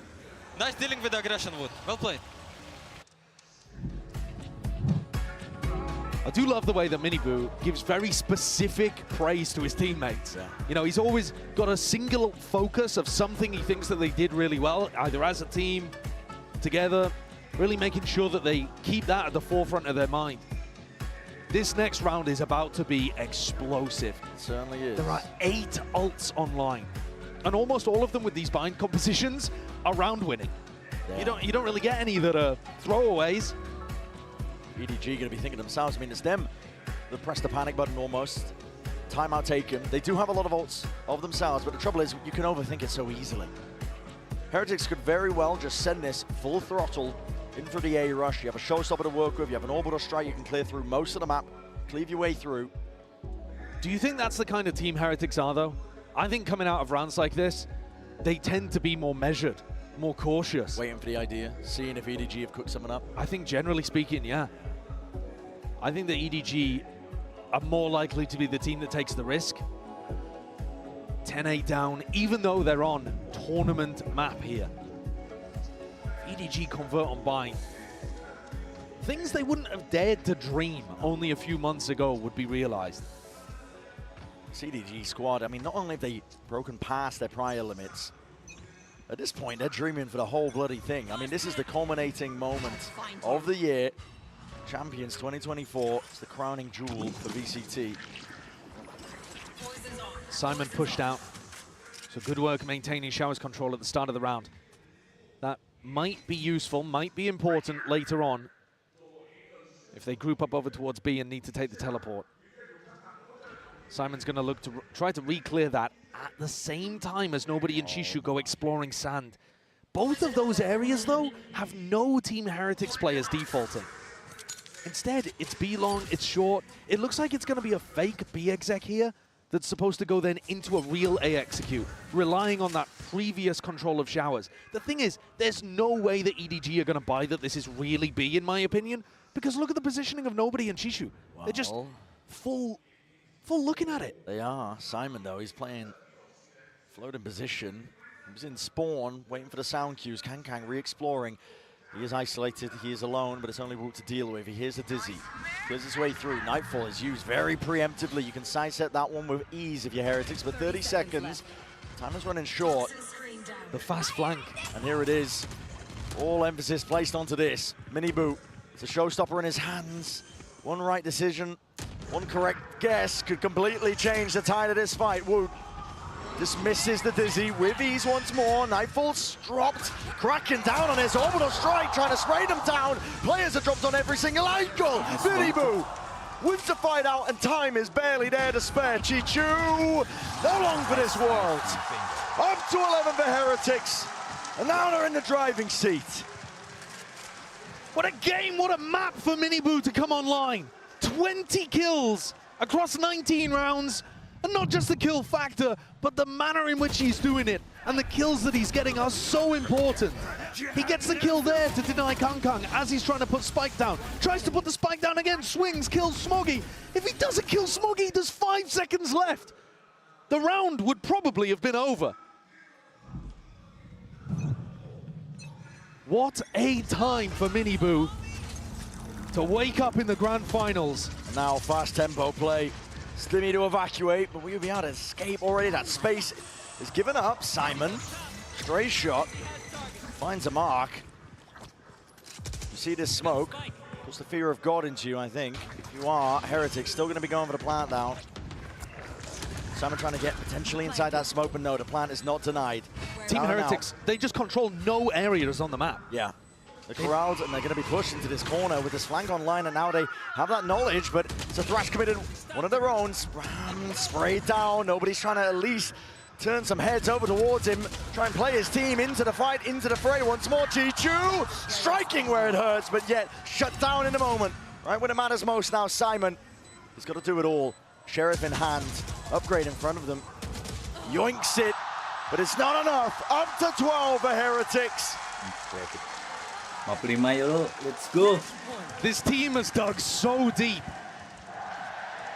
It was even at the half. It looked like you couldn't separate them on this map.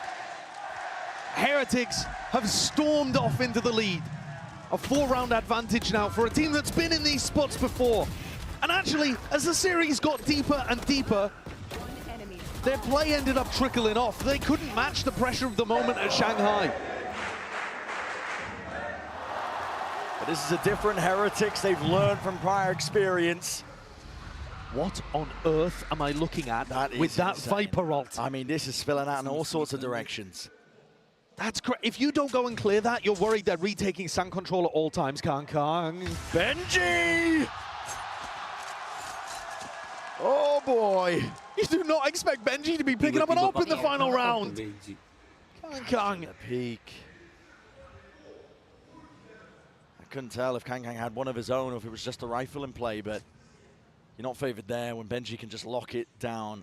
He's so much further away from the corner as well. He's always going to see you first, but Kang relying on his skill to take him over the line. This pit, though, continues to be a bit of a bother. HyperX, by the look of it, want to kind of commit to the B site and then just leave Hookah. Plays in front of him, goes for the no-scope, spam down, hello, ults online, Chichu, an attempt to deny the plant. Online, but at least collects the kill before the trade is online, up to 12, and that plant goes off without a hitch. HyperX can feel it. They know the Benji is market. He's going to be holding it. Still with that operator. You can't really get active into this moment, but oh, here in the footsteps. Double back. Simon! Lights him up. Heads will roll in this EDG to this. I mean, trying to stay alive into this map at this point. It's all stacked against them. Avenues accounted for. Positions watched, but lucky to draw there. Util out into the hands. Spamming, praying away down to the 1v1. Simon has got to do it all. The tap and a shot landed. No. It's not over yet for EDG. Once again, the newest player comes up clutch. The addition of Simon has added so much to their team environment overall. The way in which Kang's supported.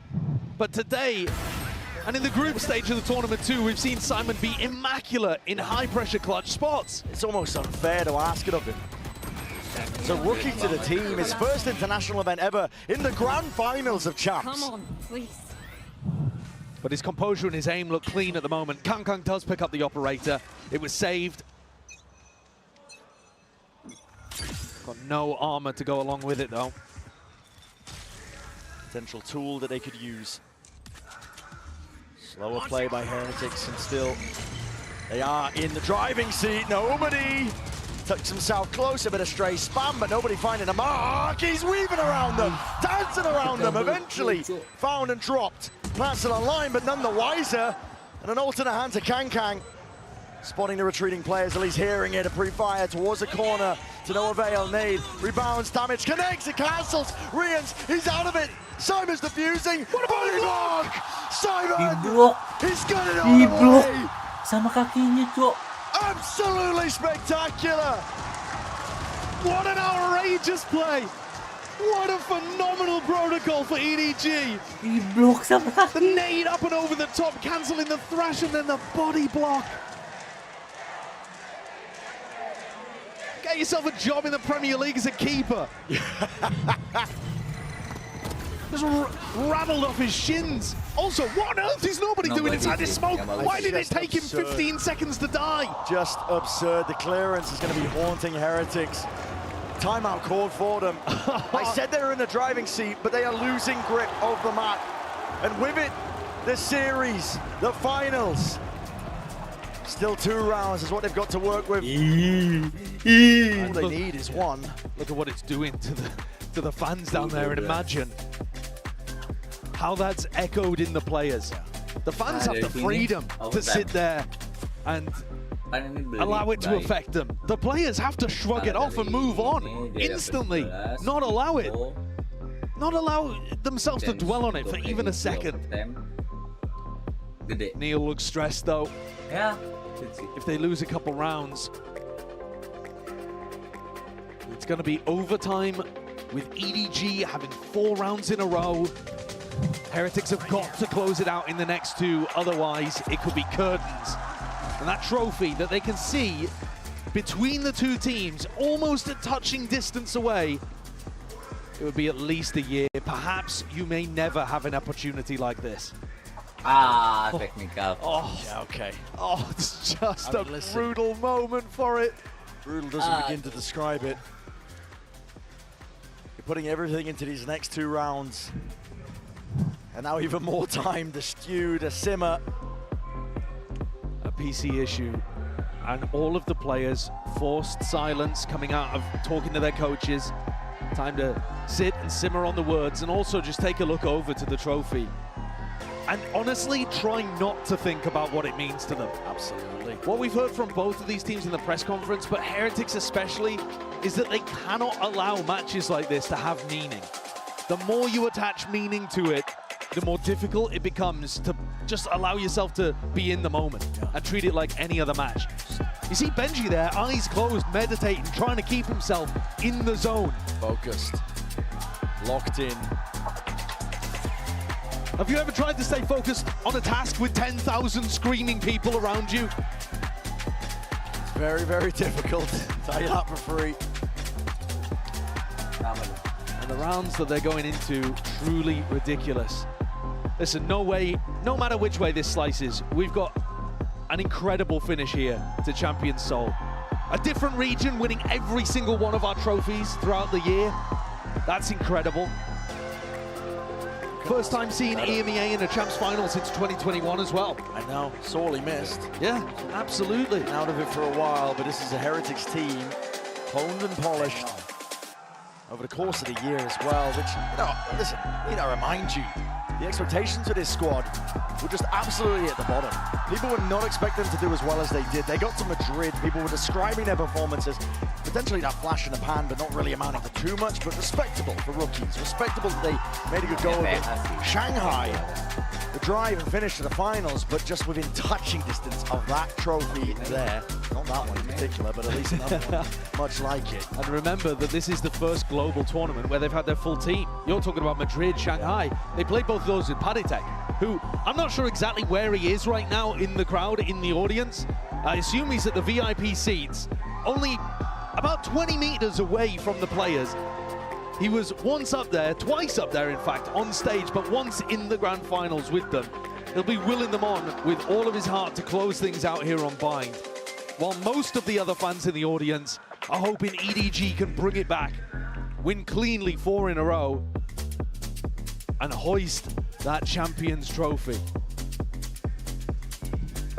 That's what they're all playing for.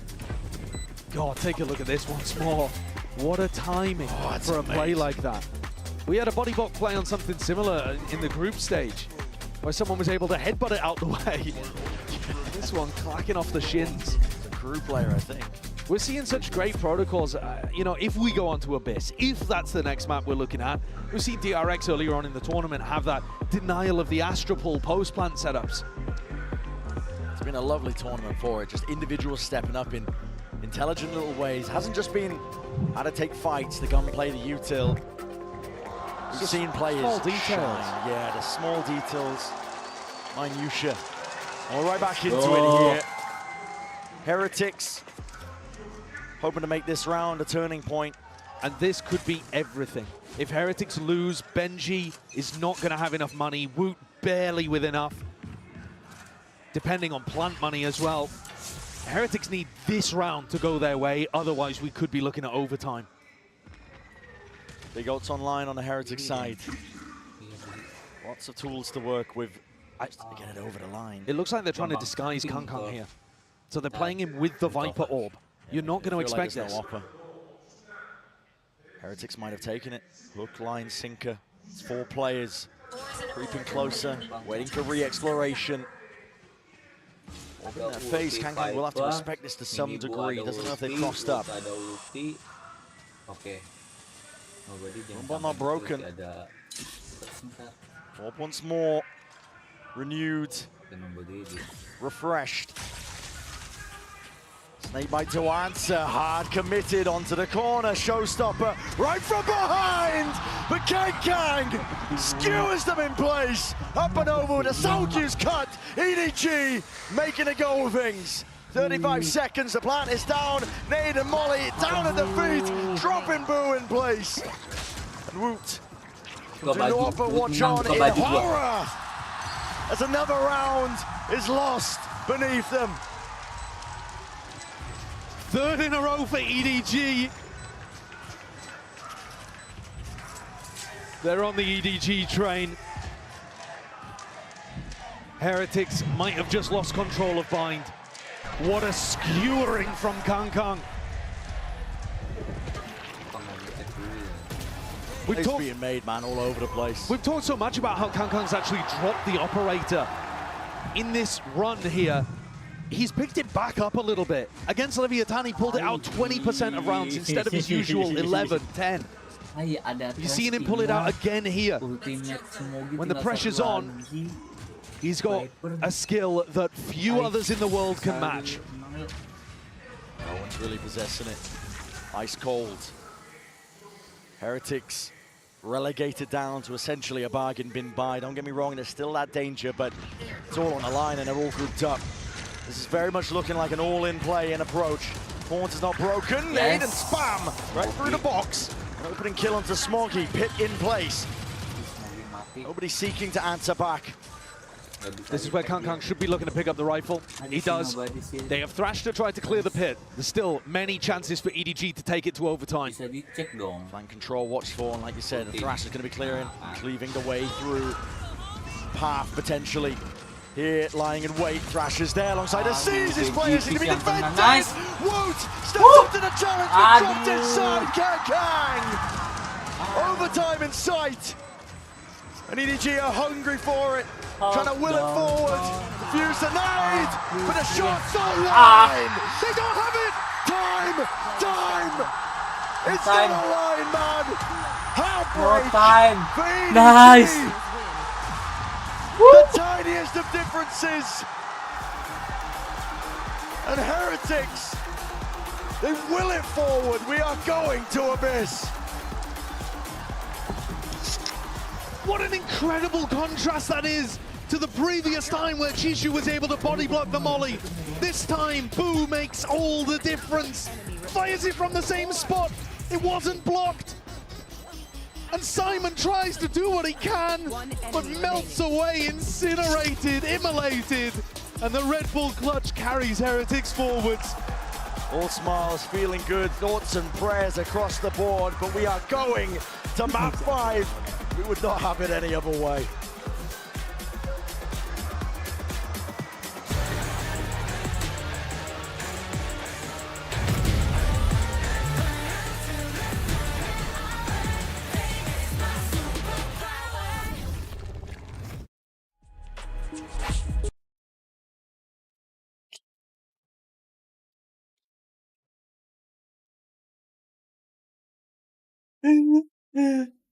Seru.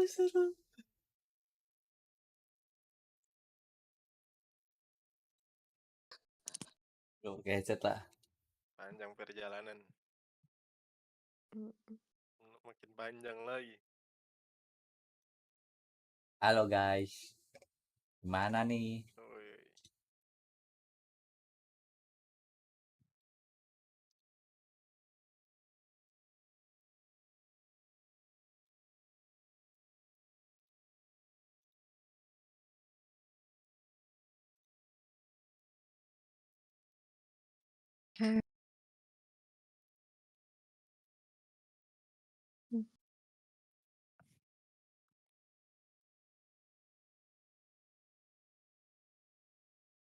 Apalah, cuci muka dulu. Harus.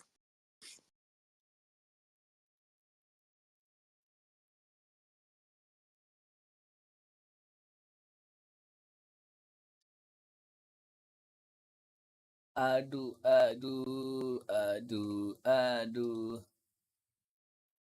Den, Dennis AFK ya? Heeh. Halo. Oh, ada dia. Nonton Liverpool nggak nanti, Cuk? Nonton, Chelsea juga main hari. Jam berapa? Jam berapa? Apa ya? Chelsea lawan apa Bang Den? Wolves. Lawan apa? Wolves. Ya. Wolverhampton.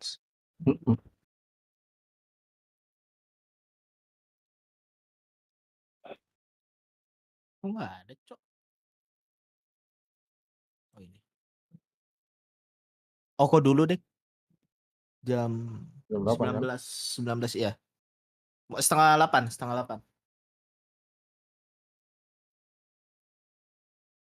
Loh, MU kalah lawan Brighton. Iya. Mana terakhir itu golnya? Apalagi lawan City dibantai lah MU. MU itu apa, Bang? Ada fan MU, Cok.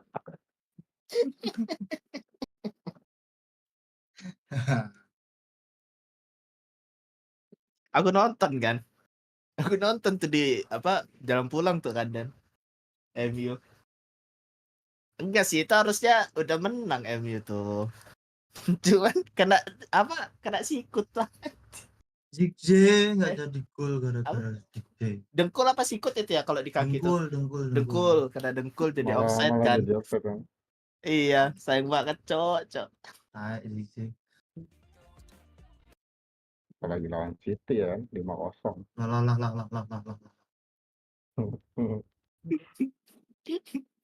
Chelsea apa Cups? Ya itu kan lawannya tim raksasa. MU belum nyobain. Oh, udah deh sebelum mulai kan ini ketemu City di final apa tuh, Liga apa. Kalah juga penalti. Onana ngeprank. Pemainmu itu tunggu. DG.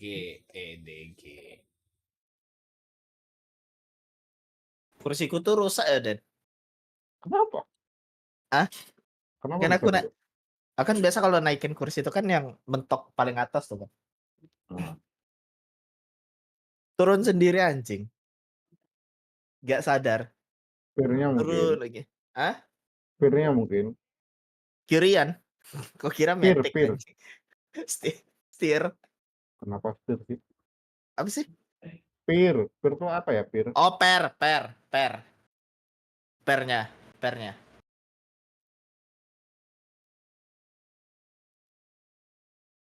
Pegas. Iya kan?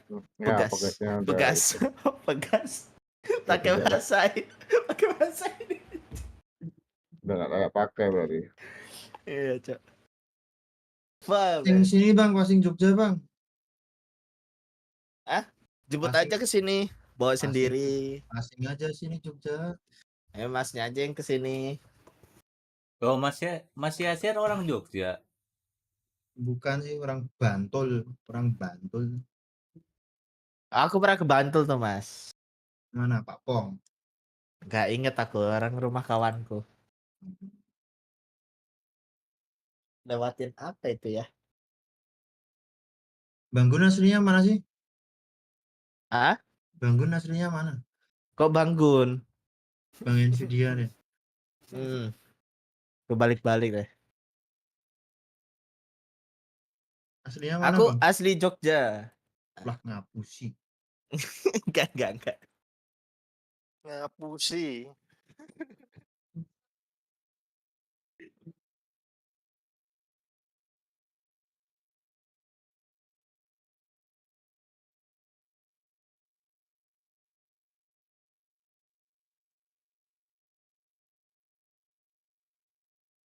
Udah mulai guys. Around with their abilities, like some people would be taking out ability like Dizzy coming out or Molly's coming out from Boo, and the only person that's really on point with how they're able to handle that chaos when situations get really messy, Miniboo does shine on top because he's so quick. He has to be as raised. I mean, as we head on to Abyss, though, I am worried for EDG. That is not the way you want to lose on Bind, and you saw it on the faces of those players. They were annoyed, they were angry. Of course you would be in that situation. It's heartbreaking because you can tell that the pressure is getting to both of the teams. Both of them losing the advantages, losing the ecos, not being able to think through. They already knew that they have a very strong postman, that they have to deny those positions and they have to do it faster. And moving on to Abyss, it becomes even a bigger concern. Well, to tack onto that point, it's all about that resilience. It's about, as we talked about, the ecos happening earlier. If you lose a bad round because a Molly gets blocked or because you get ecoed by sheriffs, being able to bounce back and get that next round right after reset is so important. We're seeing that from both teams throughout, and we're going into a map 5.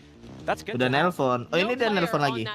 Halo? Made it to one of these stages before. None of them langsung have made it to the top 4 of an gitu. international event in Valorant until they made it here. Sure, there were the earlier moments for Team HyperX when they were playing in Shanghai, when they were losing in that final. But now it's champions, it's another level, and they have to be thinking back to those second place finishes, using that as motivation to come back and really lock in for this final map here. You can use it as motivation, but again, it's the ghost on your back thinking, I already made it to that map number 5. I was here in this position and the pressure took the best out of me.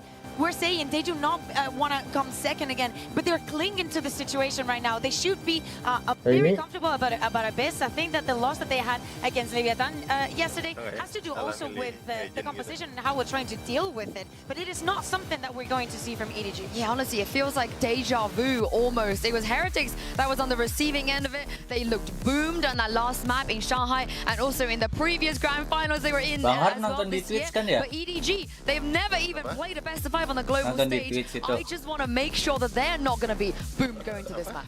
Well, boomed is definitely not what you want.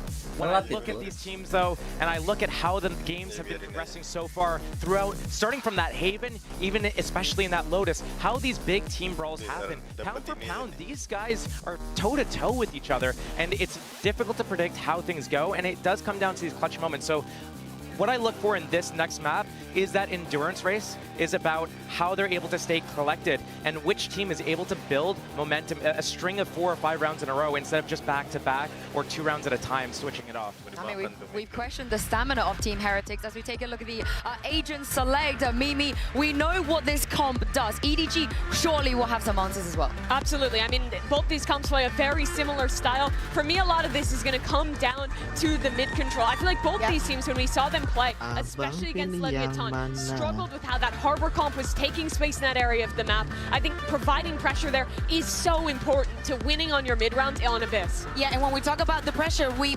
acknowledge Benji's playing on the Cypher, but EDG does not have that Sentinel. We need to see the value coming out because I think that for EDG, this double controller suits them so well. Sakit kepala di pas di atas kepala gitu. Map like this and force the fights, which they have been really good at. That's when things get worrying for Team HyperX, especially at that B defense, getting split on from middle. That's what I look for Team HyperX. Well, this is it. No more room for mistakes. It all comes down to one final map, and the winner will be our 2024 champions.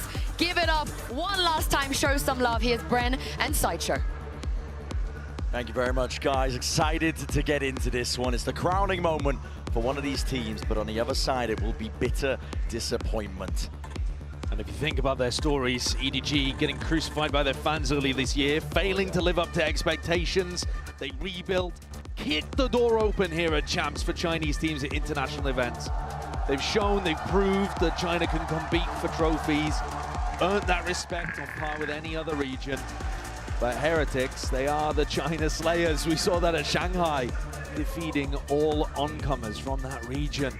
And they've learned so much from the grand finals at Shanghai. You can see it in the way they play, in their tenacity, rather than the manner in which they fell over in that prior grand final. I mean, there's a certain resilience now about this HyperX team. They know that they are capable of lifting a trophy. It's all about learning from those moments, and they appear to have done just that, bringing us here to Abyss, a defining map in our grand finals. Look at how EDG takes space on this map. It's all about the smokes. They smoked over towards B and A main, normally where you would see defenders put the smokes, just so that they could take control. And that recon dart also gives them priority onto angles. Priority, almost paying off. Miniboo has to activate the dash. Drop down to 1 HP. Benji gonna get challenged here. He's holding the slightest of off angles here with a knife. Activates the cage. He's going to be hiding in this one. Here's that timing and strikes right where it hurts. Kang removed.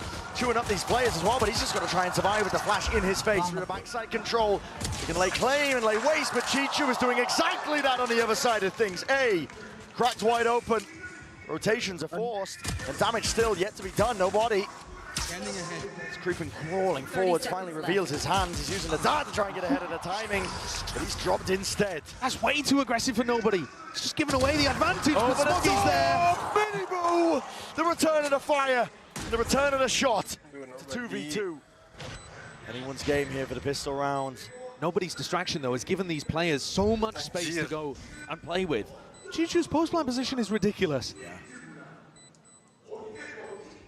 And somehow Miniboo and Benji are reading into it. They're slowly clearing this. Slowly clearing, but damage needs to be done. Benji Fishy doesn't account for Simon. Once more, this rookies of the team closes out a round, a necessary one. It's a bit messy for EDG, but you can see the game plan working fairly well. Oh, what a time into a board inside. 30 seconds left. Astral plane there. Boo completely caught off guard. That's the same kind of timing that Boo himself likes to take on the lurks. Surprised he got caught by that one.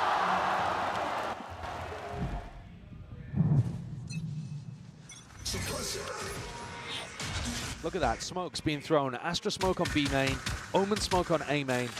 Makes it very, very difficult for Team Heretics to contest these lines early on. And then when they hit the sites, they can still use the Astra stars as util, like stuns in certain areas. You can stun nade, stun shock. You'll still have enough smokes. The weakness of the composition, of course, is that they don't really have that flank watch, and it's something that they had to adapt to over the course of the last time they played Abyss. Well, Benji makes a good go of things. Chichu saved by the concrete. Take flight. Nobody going for that re-clear out through mid. See if they can take some space. Boo himself looking to potentially take that timing, but no. Instead the stack over towards A, which the gamble will be incorrect. EDG looking like they're going to get a fairly easy opening here on Abyss the first couple rounds. Dodging those thrifties that were nightmarish on Lotus and Bind, actually. Yeah, he's going both teams teams all the time, right? Yeah. Weapons dropped off. Chichu doesn't want to risk coming down here. Hands it off over towards Simon, goes for the plan as well. He's going to be close. Big goal there. Cosmic Divide. One away now. Chichu can go hunting. The Cosmic Divide is massively impactful on this site as well. Actually, on both sides. Throwing it down to be able to get cheap. Last player standing. They realize it. Sonody was one away. Yeah. Make the percentage play. They want to make sure that they deny that ult. I think it is the right play in that moment, actually. Yeah, you don't deny any situations, deny any like, the likelihood of you actually being able to do a lot of damage when you've already given EDG side control. Kind of callous though to send Dizzy in there as well. No need for that, in my opinion. Dizzy doesn't do to deserve that. No retrieving that here, bottom of the pit. Yeah, the real game begins now though. Yeah, Miniboo rifle in hand. Alongside Woot. It's a double up, I believe. Hilo set up. They're going to try and catch this one. Recall star. Struck that two alongside that flash. This is a little bit precarious as well. These players are going to be trying to meet their match. Nice. Hold him to the side there. Kang seeking to dash into play, but already dealt with. Dart into one of the players. Woot is tucked. It's at the tipping point here, but he's able to escape in kind. Yeah, well escaped actually. He was under a huge amount of util pressure there. I like the idea from Heretics. They doubled up on the ult orb, thinking that Shishu was going to play around for it. Right there. Uncertainty though, but Warp's going to be picked up. Knife is broken. Miniboo is low enough still. Trying to at least remove one of the heads of these players. EDG do not like what they've seen. Still, they don't have control of the map anywhere else. They're grouped up here for very much an all-in over towards B. I think Miniboo's got to be hitting those. If people are walking into his crosshair, you have to be good for it. This is the final map of the grand finals of champs. You cannot let free kills escape. Ooh, nice. Great timing on the swing. A little bit labor with the follow-up. Unable to achieve second kill that he was hoping for. Stars rejuvenated. Miniboo, talk about heating up. And he will turn up. Back with a vengeance. I have the spike. An impossible task for Smoggy here. We're seeing quite a bit of EDG trying to sneak through along this back pillar route. 10 seconds left. Silence. The more damage he does, the better it is. But he's not going to be able to get even the plant down. Well, I mean, he'll go for it for the money, of course, but not to extend the round. Into the tail end. Not the worst scenario. Yeah, it means though that he has to keep the Guardian. And, oh no, he gets the upgrade at the end as well. Not bad. Yeah, this is what I was pointing out though. Kangkang looking to try to jump into B along that cliffside is a little unusual. Great shots from Miniboo. He needs to be playing well. He was fantastic on buying. Really stepped up for them. One of the biggest reasons why Team Heretics were able to deny EDG the trophy, at least for one more map.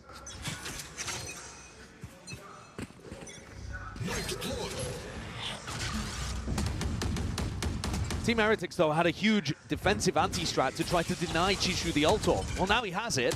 Now he has the Cosmic Divide. What is Team Heretics' game plan around it? We're seeing teams try to put smokes down so that they can walk through the Cosmic Divide. That's normally what teams try to run. EDG trying to ensure that map control is still potentially theirs, or through, just in case there's somebody getting cheeky. Shock Dart gets rid of the cam, so it's exactly the intent. Remove the question marks, or at least create them on the side of Heretics. Make them re-explore. And this area of the mid is so important if the attackers are able to take it. It cuts off those defensive rotates. Tag onto the one. Smoggy's ahead of most of this. Primed and ready. Good pounce being double held, and while the Dizzy gets that acknowledgement connecting. Shots here for Smoggy. Realizes his back is open. The paranoia has to be let loose. Unleashed Dart. Up and over top. Spam potential might be there. Woot. He'll just lock that one down. Crouched up. Finds the angle, but an open B side as a result of it. I don't know. All about whether EDG can find that spacing, and already in through the back of the site. Unexpected Woot. Let's not get punished though. Flash up and over towards the top. It's gone 1-for-1 with the kills, and Simon! Goodness me, Benji able to respond. Flatlines him, brings it to that 1v2 to clutch. They'd love to win. Nobody offers up the kill anyway. 7 bullets remaining. Chichu knows to play his life. And as he backs up, this is going to be a tough situation for Benji. Definitely is. On top of it, tap to force out the first round of this. Position to be played. Cam catches it! And Chichu catches a bullet straight to the dome. Benji pulls off the almost peak. 2 years ago, this guy was here as an influencer. He was invited to come and attend champs to kind of introduce his Fortnite following to the game that he'd started to play. Did he rely? So good. You're very good. You're a very good player. I'm proud to play with you. Did he rely on his following and his clout to get him into a big team? Did he surround himself with stars in Valorant? No. He grinded tier 2. He got himself onto a rookie squad. He wanted to prove himself, same as anybody else. My God, he has been. Yeah, hard work has followed this Heretic squad all throughout this year. Polishing their play, honing it. It's a deadly edge to this Heretic squad. You can feel it now with all the experience that they have got themselves in. Shocks close to cleared away once more, but it's Trip. Lay it down at the feet. Cosmic Divide will ensure that they don't get spammed down. That's precarious. Kang drifting off to the edge there, but the plant should go down without any problem. Simon lays it down onto the floor. 5v5 still, and the flank is being watched ever so slightly. Still, there's that uncertainty. You can see. Heads on a swivel. Minibu's scared of the punish. Yeah, the star not being laid down here on the spike, actually. No Whoa, they did not expect Kung. Kang's laying claim towards the back of the side. Nowhere clearing. Minibu has to strike. Spraying down. Survival is necessary. Enough for the fire from behind. Rian's now sticking. Pull is late. Half already. And up onto the flank. Chichu has bought him an opportunity. And no one can stand against that. The two Smokes players pinching from either side, shutting things down, showing you the power of this composition that EDG has brought out on Abyss. Jiju was so far away, properly baiting his team, but in a way to play for that post-plant clutch factor. I think EDG needed that one after what Benji had done to them previously. It's also knocked the economy though of Heretics. Even though Benji won the prior round, he was the only player that stayed alive. EDG's economy looking good. Null command available too. Plenty of action up through mid. Minibu might be unaccounted. Bladestorm in his hands, flash in his face. They've definitely seen him in this spot though. The question is just how you deal with it. I'm not sure that you really can. You can obviously stun this position. If it was only Minibu on his own, you could easily deal with it. But you're worried about other people swinging off his contact. Smoggy. Ult to get himself out. To play this one, a full 5-player hit. Dart up and over. Peace of mind towards the back of the site. A plan.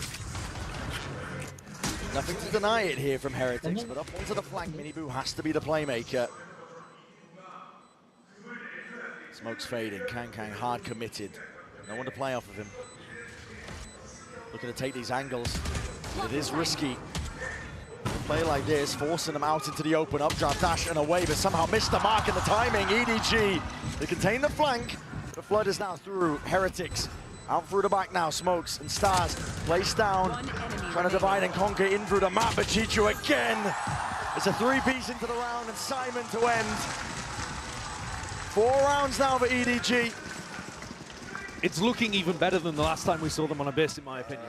Nice. EDG had already demonstrated that with this new composition of theirs, they've got a lot of nice execute ideas. They've got good post-plant ideas too. But what they're adding in here is the macro concept of that little pressure towards mid that we've seen on other rounds, the post-plant flank, the awareness. And it's scary if a team like EDG is getting better on a map as the tournament goes on. Oh yeah. When it's the decider. And Heretics, they have struggled a little bit here, but I think a lot of that they put down to playing against the Harbor that Leviathan had brought out. The thing is, Lev were using the Harbor to go and take mid control. And that's kind of what EDG are looking to do in some of these situations as well. How would the Heretics respond? Absolutely. EDG themselves as well had to adapt over the course of a series on this map. On Abyss, they came up with the right answers. Luda has an ult in the back pocket. This is Team Heretics with the timeout. They have to stop the bleeding in its tracks. It's the last map of the Grand Finals, the last map of your year. Incredible that you've even managed to stretch the year to this length, though. These are our last 2 teams remaining. And you might have been able to see it coming a little based on Team Heretics' upsurge at the start of the year and their Shanghai performances. EDG have come out of the blue. You know them from previous years, but this one would be a surprise. I think even for the most die-hard of fans, nobody was expecting this. EDG not missing a beat. It's so, just that here. It's so tough to deny this space from them. They're just ready to execute in any round because you can't take away a main. No pushback. Damage done. Stray bullets. Rians really needs to be careful here. Playing in Benji. Flashes out and through Benji. In through the back once more. Shot darts. Laying down the damage. Laying down the bullets, but it's just a bit delayed. Rians can't quite deny that one. And out of Thrash. Trying to play the back in. It's still sprayed down off to the side. Collecting these kills. Dissecting the map. Heretics are trying to flood their way back in once more, but Stars are laying down. Darts revealing all. Wait. Post-plan util for days on EDG's side. It comes down and the shot's being hit. Wu with the defuse. Once more to pull in sight. No half obtained. Drop down to the wire. Hunter's Fury will close with no issues at all. Who is left to scramble? And EDG holds strong. Heretics have not come up with the answer here. They can't figure out what to do against EDG. It's so difficult to anchor onto the site. Everybody's coming in immediately after KongKong. KongKong's being supported by recon darts, flashes, stuns from the Astra as well. And if you can't anchor, well, can you try to retake against this? It's very difficult. The post-plant power is super good from EDG's composition. Flood defending, good luck. Map is ginormous. The economy is booming for EDG. It's a 3-round lead. Looking to keep it going, looking to maintain it all the way through. I think this is a nice adjustment from Boo, this smoke that he's put down over towards B. Because it tries to keep EDG back a little bit. They've been aiming to take that space themselves. But if they're worried about somebody pushing forwards and playing inside the smoke, it will stall them out a little. But I don't think that's going to be the key difference to Heretics winning the map. It's just a small piece of the puzzle. Got to come up with answers outside of a round like this where the money is not. And I think they need a fundamental change, because otherwise EDG looks super comfortable. Just going to give them B main, A main control the whole time, as you were already talking about. And mid as well, though. Yeah, you're letting them just explore every single option. Yeah. Here they smoke off mid. Now, whether or not they're going there, or whether that's just to pull people towards the center of the map for the defenders, remains to be seen. But you see that Heretics, they are just sat back pretty passively. And okay, this one's an eco, but it's reminiscent of how they've played the majority of their defense half so far. I need to see them getting aggressive on defense here, I think. Nice pushback, Dash is active. Through, there's a slider, the timings, but Rian, the shot just missing. Defense. Simon just pushing back the invaders onto the site. It is theirs. Rian's ult just popped off. It's a winnable scenario, and the kill is collected. Spike needs to go down. 4 seconds, nobody. Will he be able to stick it? Denied! From the brink, Heretics found their answer. Oh shit, nggak ada waktu itu, Cok. Gila. Kena setup gitu, anjir. Heretics throwing that utility in perfectly, but even seeing that as a win condition, as an opportunity, that takes to me is ludicrously good.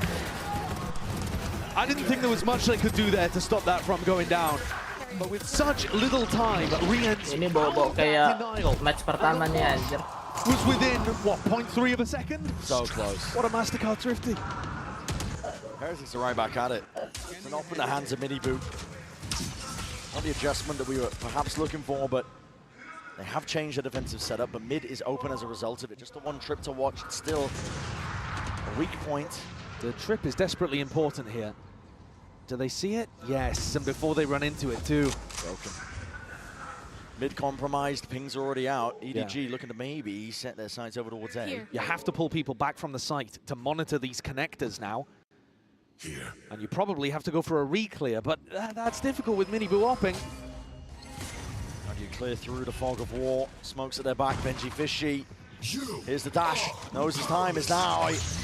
That's a mosh pit that he just kicks right into their face, and they weren't perhaps expecting that. Still, Spike dropped down to the feet. The side opened up overboards, at least B main. 3 versus 3 though. This is rapid by Heretics, looking to shore this one up. Potential for the flood. Not retake as you mentioned. Oh fuck, man. Ideal. Whips it around him, but he dropped. 2v2. Here. Not willing to give up that operator just yet. Oh, that. Down onto the bridge, almost takes the timing straight past the Dizzy. He's causing all sorts of problems, mischief right now, and he just needs to buy time for Simon. Striking right where it hurts, dropping these players in their tracks. EDG. Ini terlalu delay sih, Mas. Coba cepatin 5 detik. Udah. Let's go. They're not creeping closer, they're galloping towards it at the moment. They've knocked Heretics down onto another eco round. This one, that mid-pressure once more, the macro, it's looking lovely. Nobody's calling is excellent here on the attack side. Even with Miniboo hitting the quick scope, EDG still get themselves into a spot where they're able to convert. Janganlah makan. Perhaps if they, in that round, if Boo had been able to win his fight as a side anchor, maybe it could Nanti be tengah doable. malam, It's 1-8 right now. The IGL struggling to get a grasp on the game and a grasp on his gun. Aku lagi pesen bakso. Not seeing it.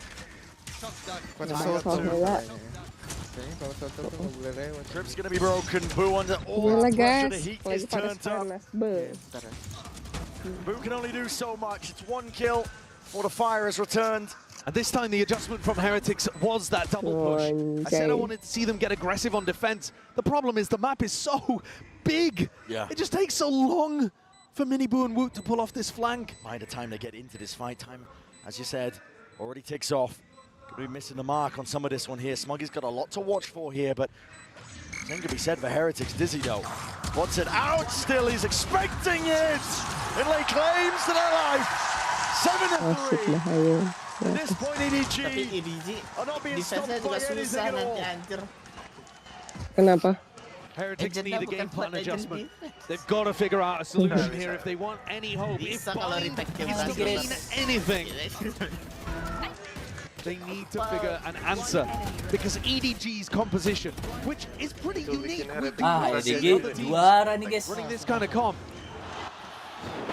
it's just been unstoppable on their attack side.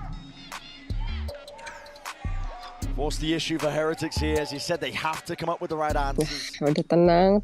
Second timeout burnt. Final map here of our grand final. It's all on the line and more. It's your entire year culminating. As I said prior, I have a bit of disappointment. Revel in the glory of a trophy lift that you've only dreamed of up to now. Heretics have been dreaming about it since that loss in Shanghai. Capek udah mereka ya. Hoping to take it on the second go around, and it looks like it's slipping further and further away from them. I promise you that trophy, it's equidistant from both teams on the stage, but every time we look, it's inching towards EDG. Willing it in their direction, the fans, the players, the plays they're making. I think this round is everything here. It's the difference between a 9-3 or possibly a 7-5 recovery for Heretics. The ults favor them. Exactly so. You have the ults to work with, but there's trials and tribulations all across the map. I was watching EDG the last time they played this. Smokey actually ulted onto B rafters as part of their exec. So don't put it beyond EDG to do something absolutely nuts. Buat jet terbang itu Put it all on khusus. the line. Bit of presence from EDG. I think they're worried about the re-clear. Woot has the thrash. Leaving Simon spike in hand. They've seen this trick before up in mid. I'm surprised they're not sending a shock to try to clear it. That's easy enough over the top. Don't have to open up your body to it.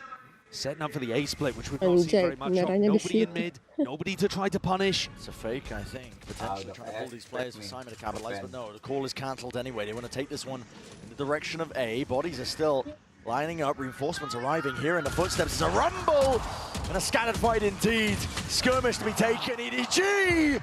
A striking right where it hurts. Nobody's detained. But honestly, again, the scaling that's required. Touch to the side and the weapon's right out. Ready to strike. Boo is dropped in place. And Mini Boo left with it all to do. It's just not possible. Woot the Wonder Boy.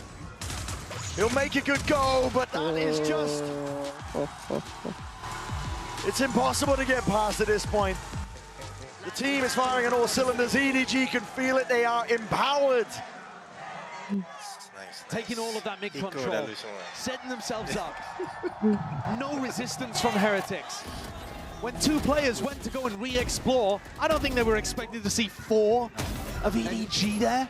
They thought that was setting up for an A-split. They thought they caught the timing and were starting to rotate.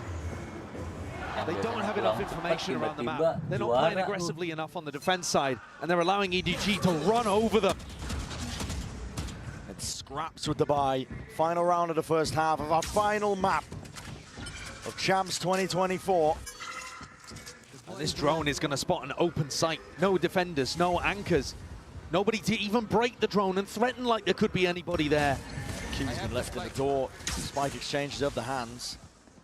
You hear these footsteps and have a tap as well, seeing what the reaction is, and maybe Oh shit, kosong. push back posture. Boo can't stand against it. Cosmic Divide though is ready, lying in wait. The protocols are so good from EDG to get the plant down. They're not getting caught by this. Benji though, up onto the cross, that was up through mid. Kankan was trying to be that delayed pressure, presence, potential. It's all going to be removed now, and you can try and flood these players right back in. G2, spammable angle, finally removed. Front of the site is theirs, and here is the ult. Cosmic Divide has to be used, Simon. What is that? Hunter's Fury, off and around. Where's the next layer to all of this here? Wingman onto the defuse, Mini Boost sticking already. Hold the line, cross fires, in order, in action. HyperX are granted that final. Lease on life, a fourth round potentially theirs. It is theirs indeed. First half of Abyss. Is it enough? HyperX. They had to fight tooth and nail just to be able to get that final round. It is desperately difficult for them out there. EDG fully in control, within touching distance.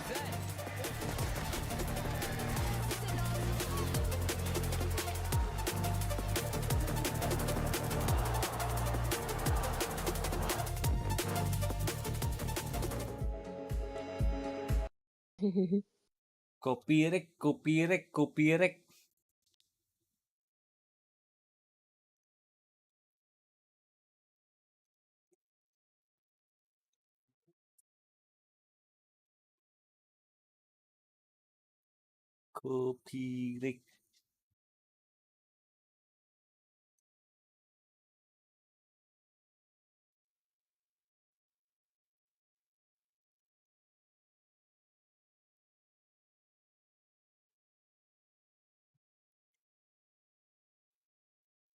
Empat.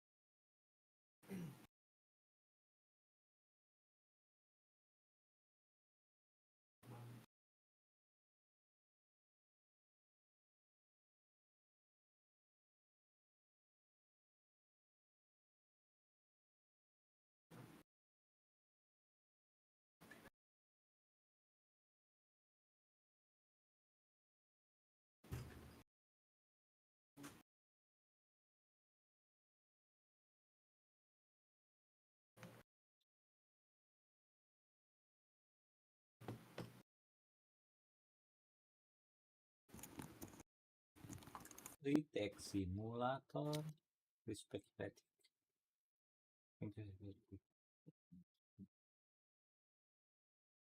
Makan guys. Yo. Soto apa, soto ayam? Iyalah.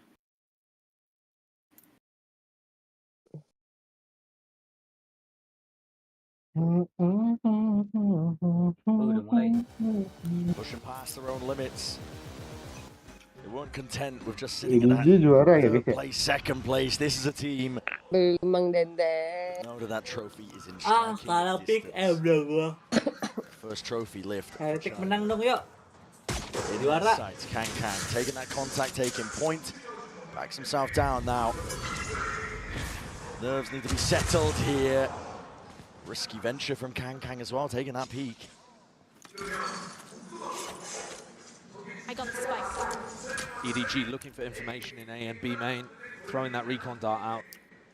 Nobody, not looking to save it in case there's some kind of exec on his site. HyperX also looking to explore mid. Both teams realizing that this part of the map super important. Simon's going to be asked a lot of. Yeah, with a jiggle. There's the info though, and he's going to be backing away. Pings it out, concedes the space, puts the warning sign onto the minimap. I like this though. Team Heretics, they're pushing back those players, and they're also denying that mid connector. Now if Simon wants to rotate, he's got to go all the way through spawn, and same could be said for Kangkang and Smoggy.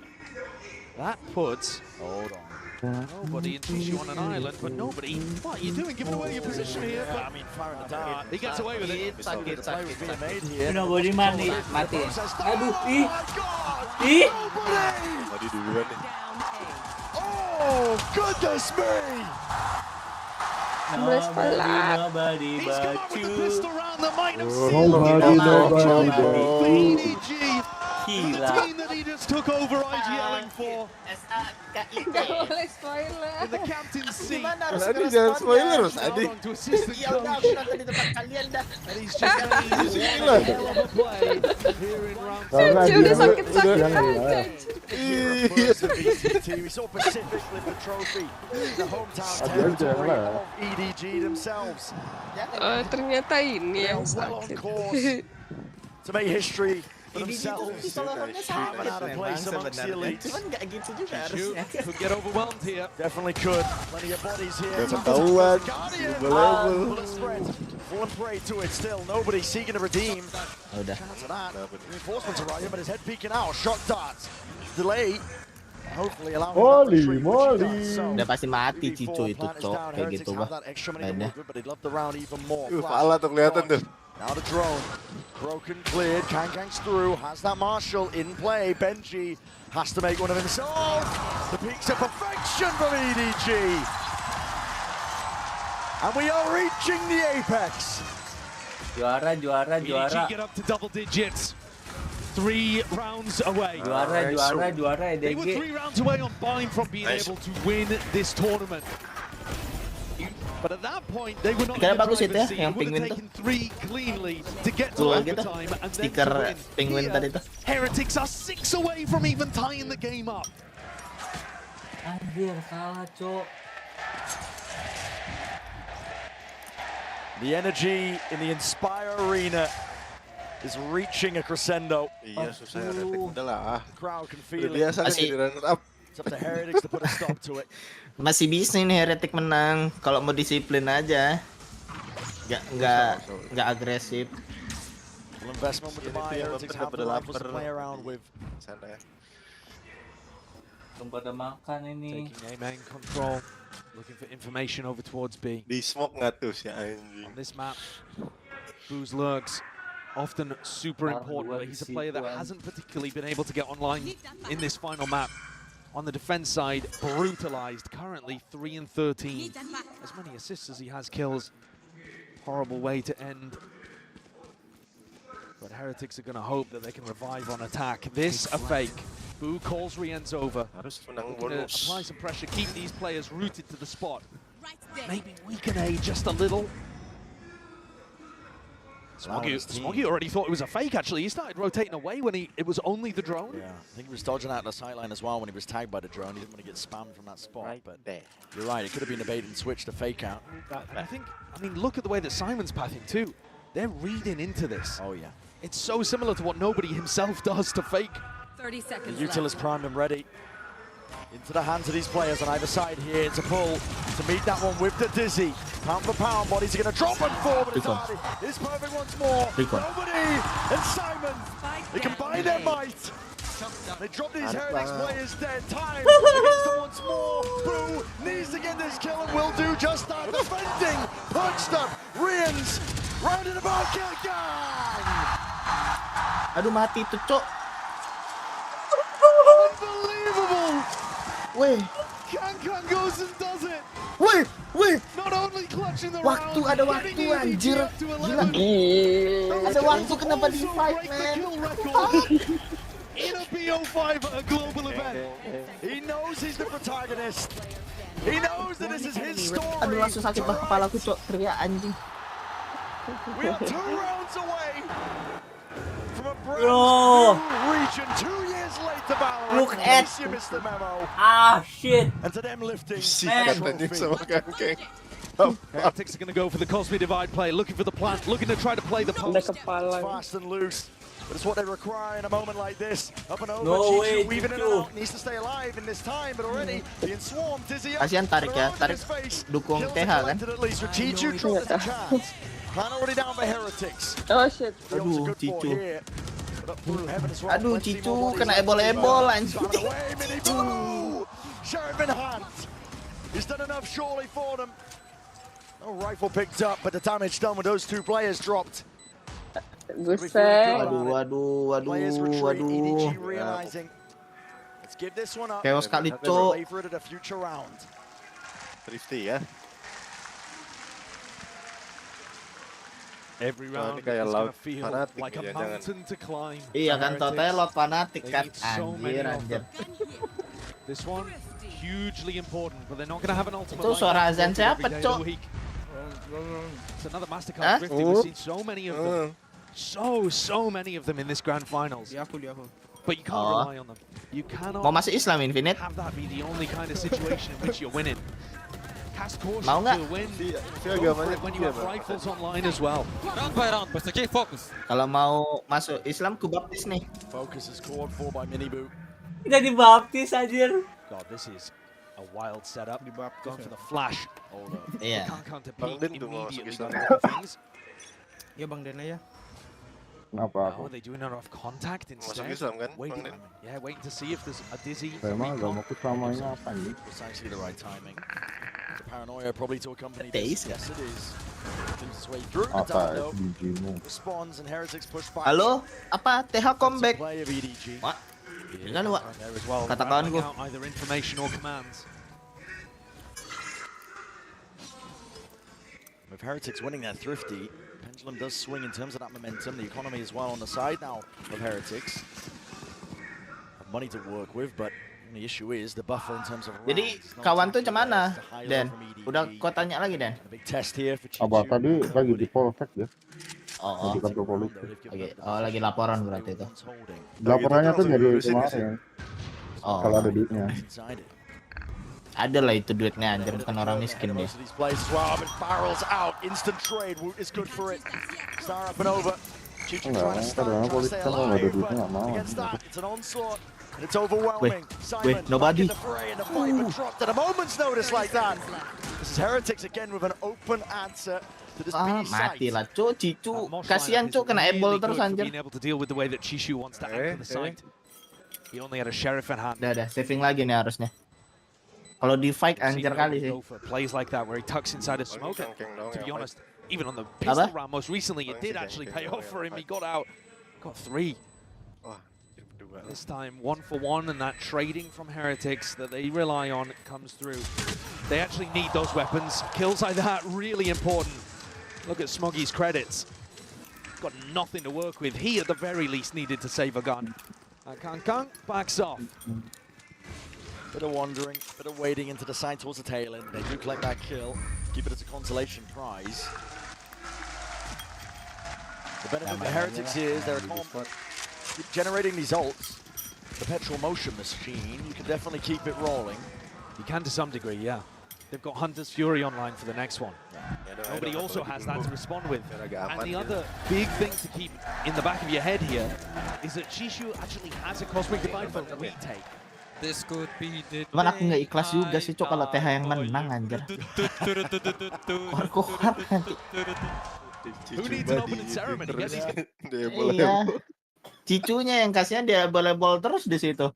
Nggak pindah juga dia. Di atas pun dia boleh-bol juga, dia bingung. Lands up towards heaven. This is all a fake. You see the spike going in the opposite direction here.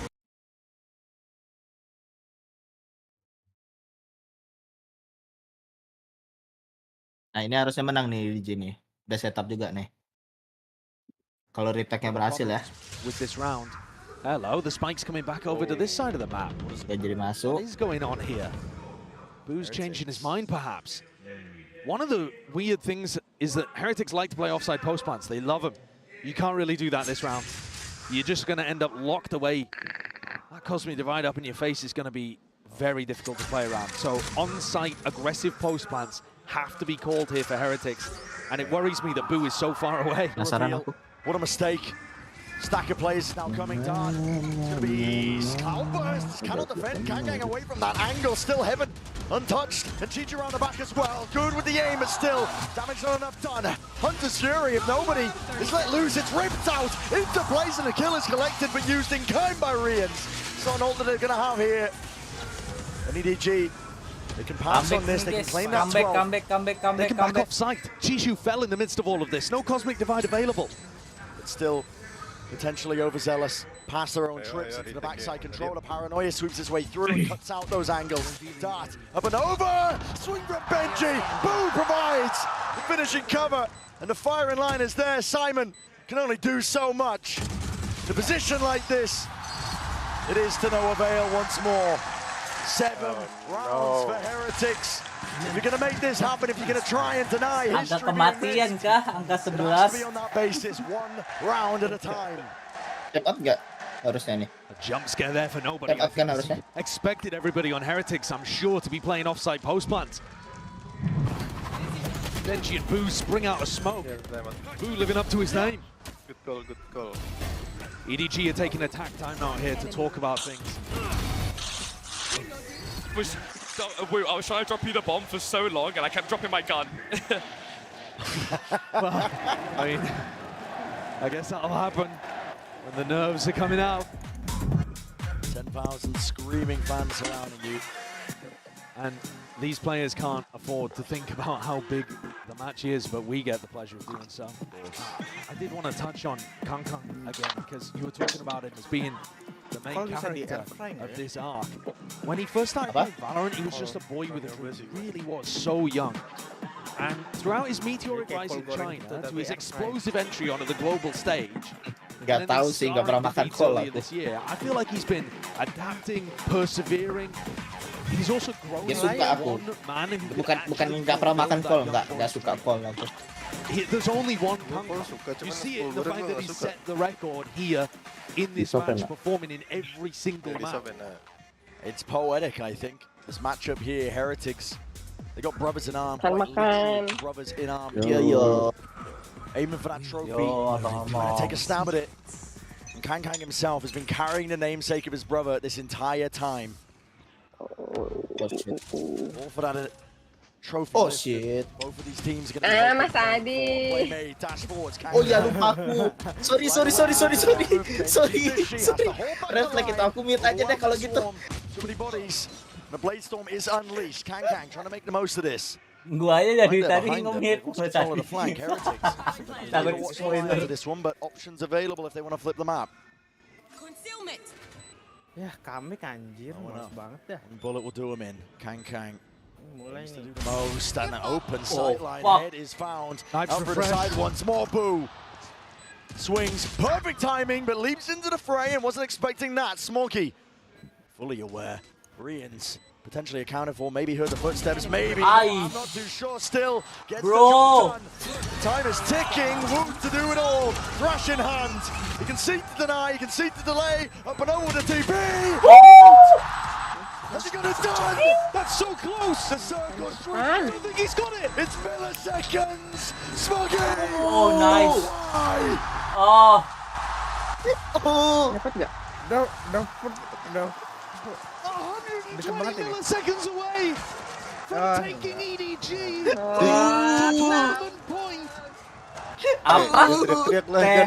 Sloppy Postplan gets the job done and denies that round. I'm speechless.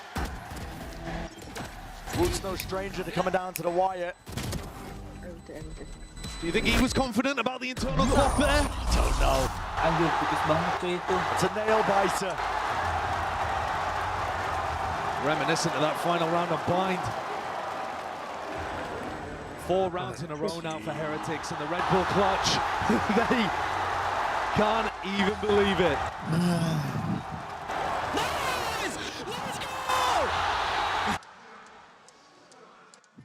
Control is shifting for EDG over this series. What is that? Is that an arena dipped in red, I see? Is that a tech pause once more? Another quick one by the sounds of it, is what I'm being told. But my God, we were talking earlier about how some of these pauses in the action had come at spots where it was an imbalanced situation anyway. Oh yeah. Can't even remember what map it was. I think it was Sunset. One team vastly in control. It was EDG at the time. Now here, cut the tension with a knife. The people in the arena don't know whether to start cheers or to chew the ends of their fingers off. Oh yeah. Because it's so real, the possibility of this comeback. EDG were fully in control, and now they're having to avoid letting it all go away from them. We're back in. Yeah, straight back in. The timer is ticking. Kang hyping the back up, keeping the morale, players on their feet. Like I said, the comeback is very much on. It's very much real. You cannot let moments like this define you. Let the chances slip away. Mini Boo. Away from HyperX. He's going to be leading the charge once more. Blade Storm, dash to the side. Evacuation, caught on either side. Up and over though. The high ground perch and potentially the danger zone. Dizzy up and over the top. Connections abound. HyperX are dropping them all in their place. It's Rian's. Watchful eye onto all the angles. He dominates them onto the side. Simon to respond, but it's only the one. Ult is available in the back pocket. But do you choose to use it? Do you choose to commit? Heads available, ready to be popped. But it's all Rian's and Woot, side by side. He slapped them down. The Turkish brothers in arms. Lupa aku. Playing next to the Lithuanian brothers in blood. Kejar ini, anjir. They just come out with another blinder, and they've taken the final kill, denying a crucial gun away from EDG. Jiju has no money to play with. They could try to scrap together a buy, but it would be an ugly looking thing. 5 in a row. 5 in a row. And I was so ready to tell you the story of heartbreak for HyperX. A squad that has got so close in the past with rookies on this team. Honed and polished over the course of the year. And it was looking like they were going to be denied that chance at a trophy. But fate wrangled, twisted out of the hands of these EDG players. The pressure shifted onto them, and Kang forced to step up to the moment. Dash to avoid. Shot. Fired. Kang. He's monstrous when he gets going. And he does it. Almost single-handedly. Cabut. Disiplin, cabut. The angel of death has descended on HyperX. What did we just watch with Guardian in hand? Snaps it up. On Lotus, they ended it on a thrifty. Here, Kang once more breaks another record with that pop-off. He's now got the most kills in any BO5 in competitive Valorant in VCT. Globals, regionals, anything. This guy is farming. He's the main character. He's got the aura to back it up. Satu lagi. It's the impetus now. And the tension just breaks with that 4-piece. You were all ready to tell the story of heartbreak for HyperX. I hope you didn't throw away the pages of the book. Cabut. It's still there. Come so close to the finish line once more. Closer than ever before to the finish line. Touching distance of the trophy. EDG steal it right back. Kang in hand. The signature weapon of this man right here. Been highlighting him, been gassing him. He's going to be under that pressure, but still delivers. One shot found. And a chisel slowly etching away the potential for EDG to make history for China. A trophy lift in sight. Re-enter the plan. Cosmic Divide providing that safety. But it fades away. And a reset called for. Player disadvantage still here. Plenty of targets. Open and shut. Simon with the ult. Paranoia sweeps. This is it. Attempt to deny. Quick scope in place. EDG. No way. It's up to Boo. GG. Oh fuck man. Oh sorry too. No kill to be found. Sorry. EDG. Absolutely squat. GG. Go! Let's go! Kilo! I love Cina anjing. Gilo. Cina bro. Akhirnya Kangkang ya mengangkat piala bu. Akhirnya bu. Kan aja belum ya kan. He sealed, signed, and delivered the game for them at the end of Abyss. Benji nangis bro. Back-to-back grand finals, all the way from HyperX. Heartbreaking fashion. Baru. But the bitter taste of defeat in Shanghai swept away, cleansed from the palate. One sweet sip of success from Nggak lewat lower bracket ya bu. For EDG. Benji nangis bro.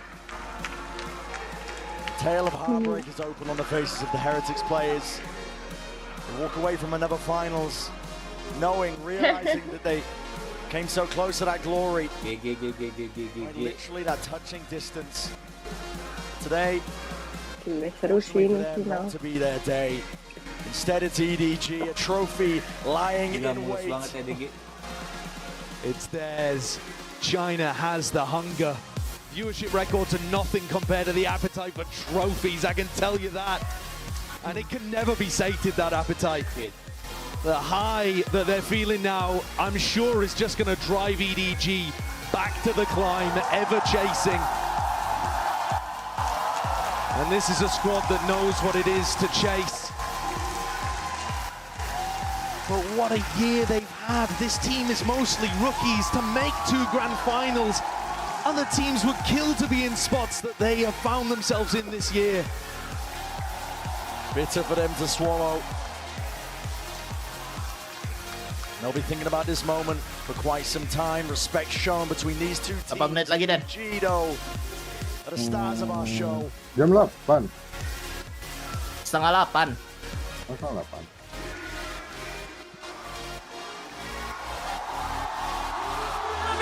세상이 아닙니다. 2024년 발로란트 챔피언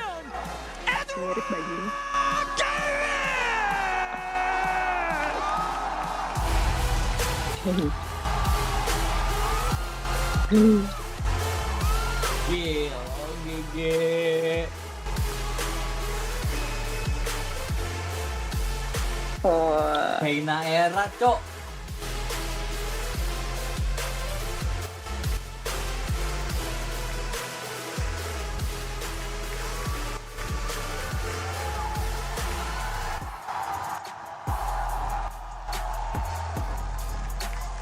It's vindicating, it's validating. Yeah. But Kang Kang and the rest of his squad have finally lifted the trophy. Not just for EDG, for the region as a whole.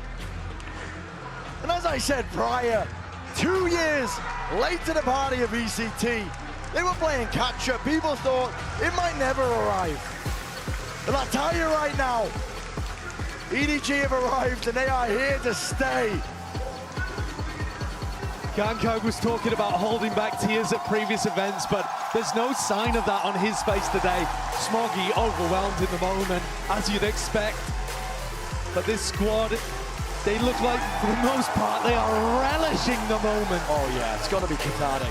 Surrounded by fans, traveled from far and wide to see history made. It was history for EDG to even get here to play in this arena.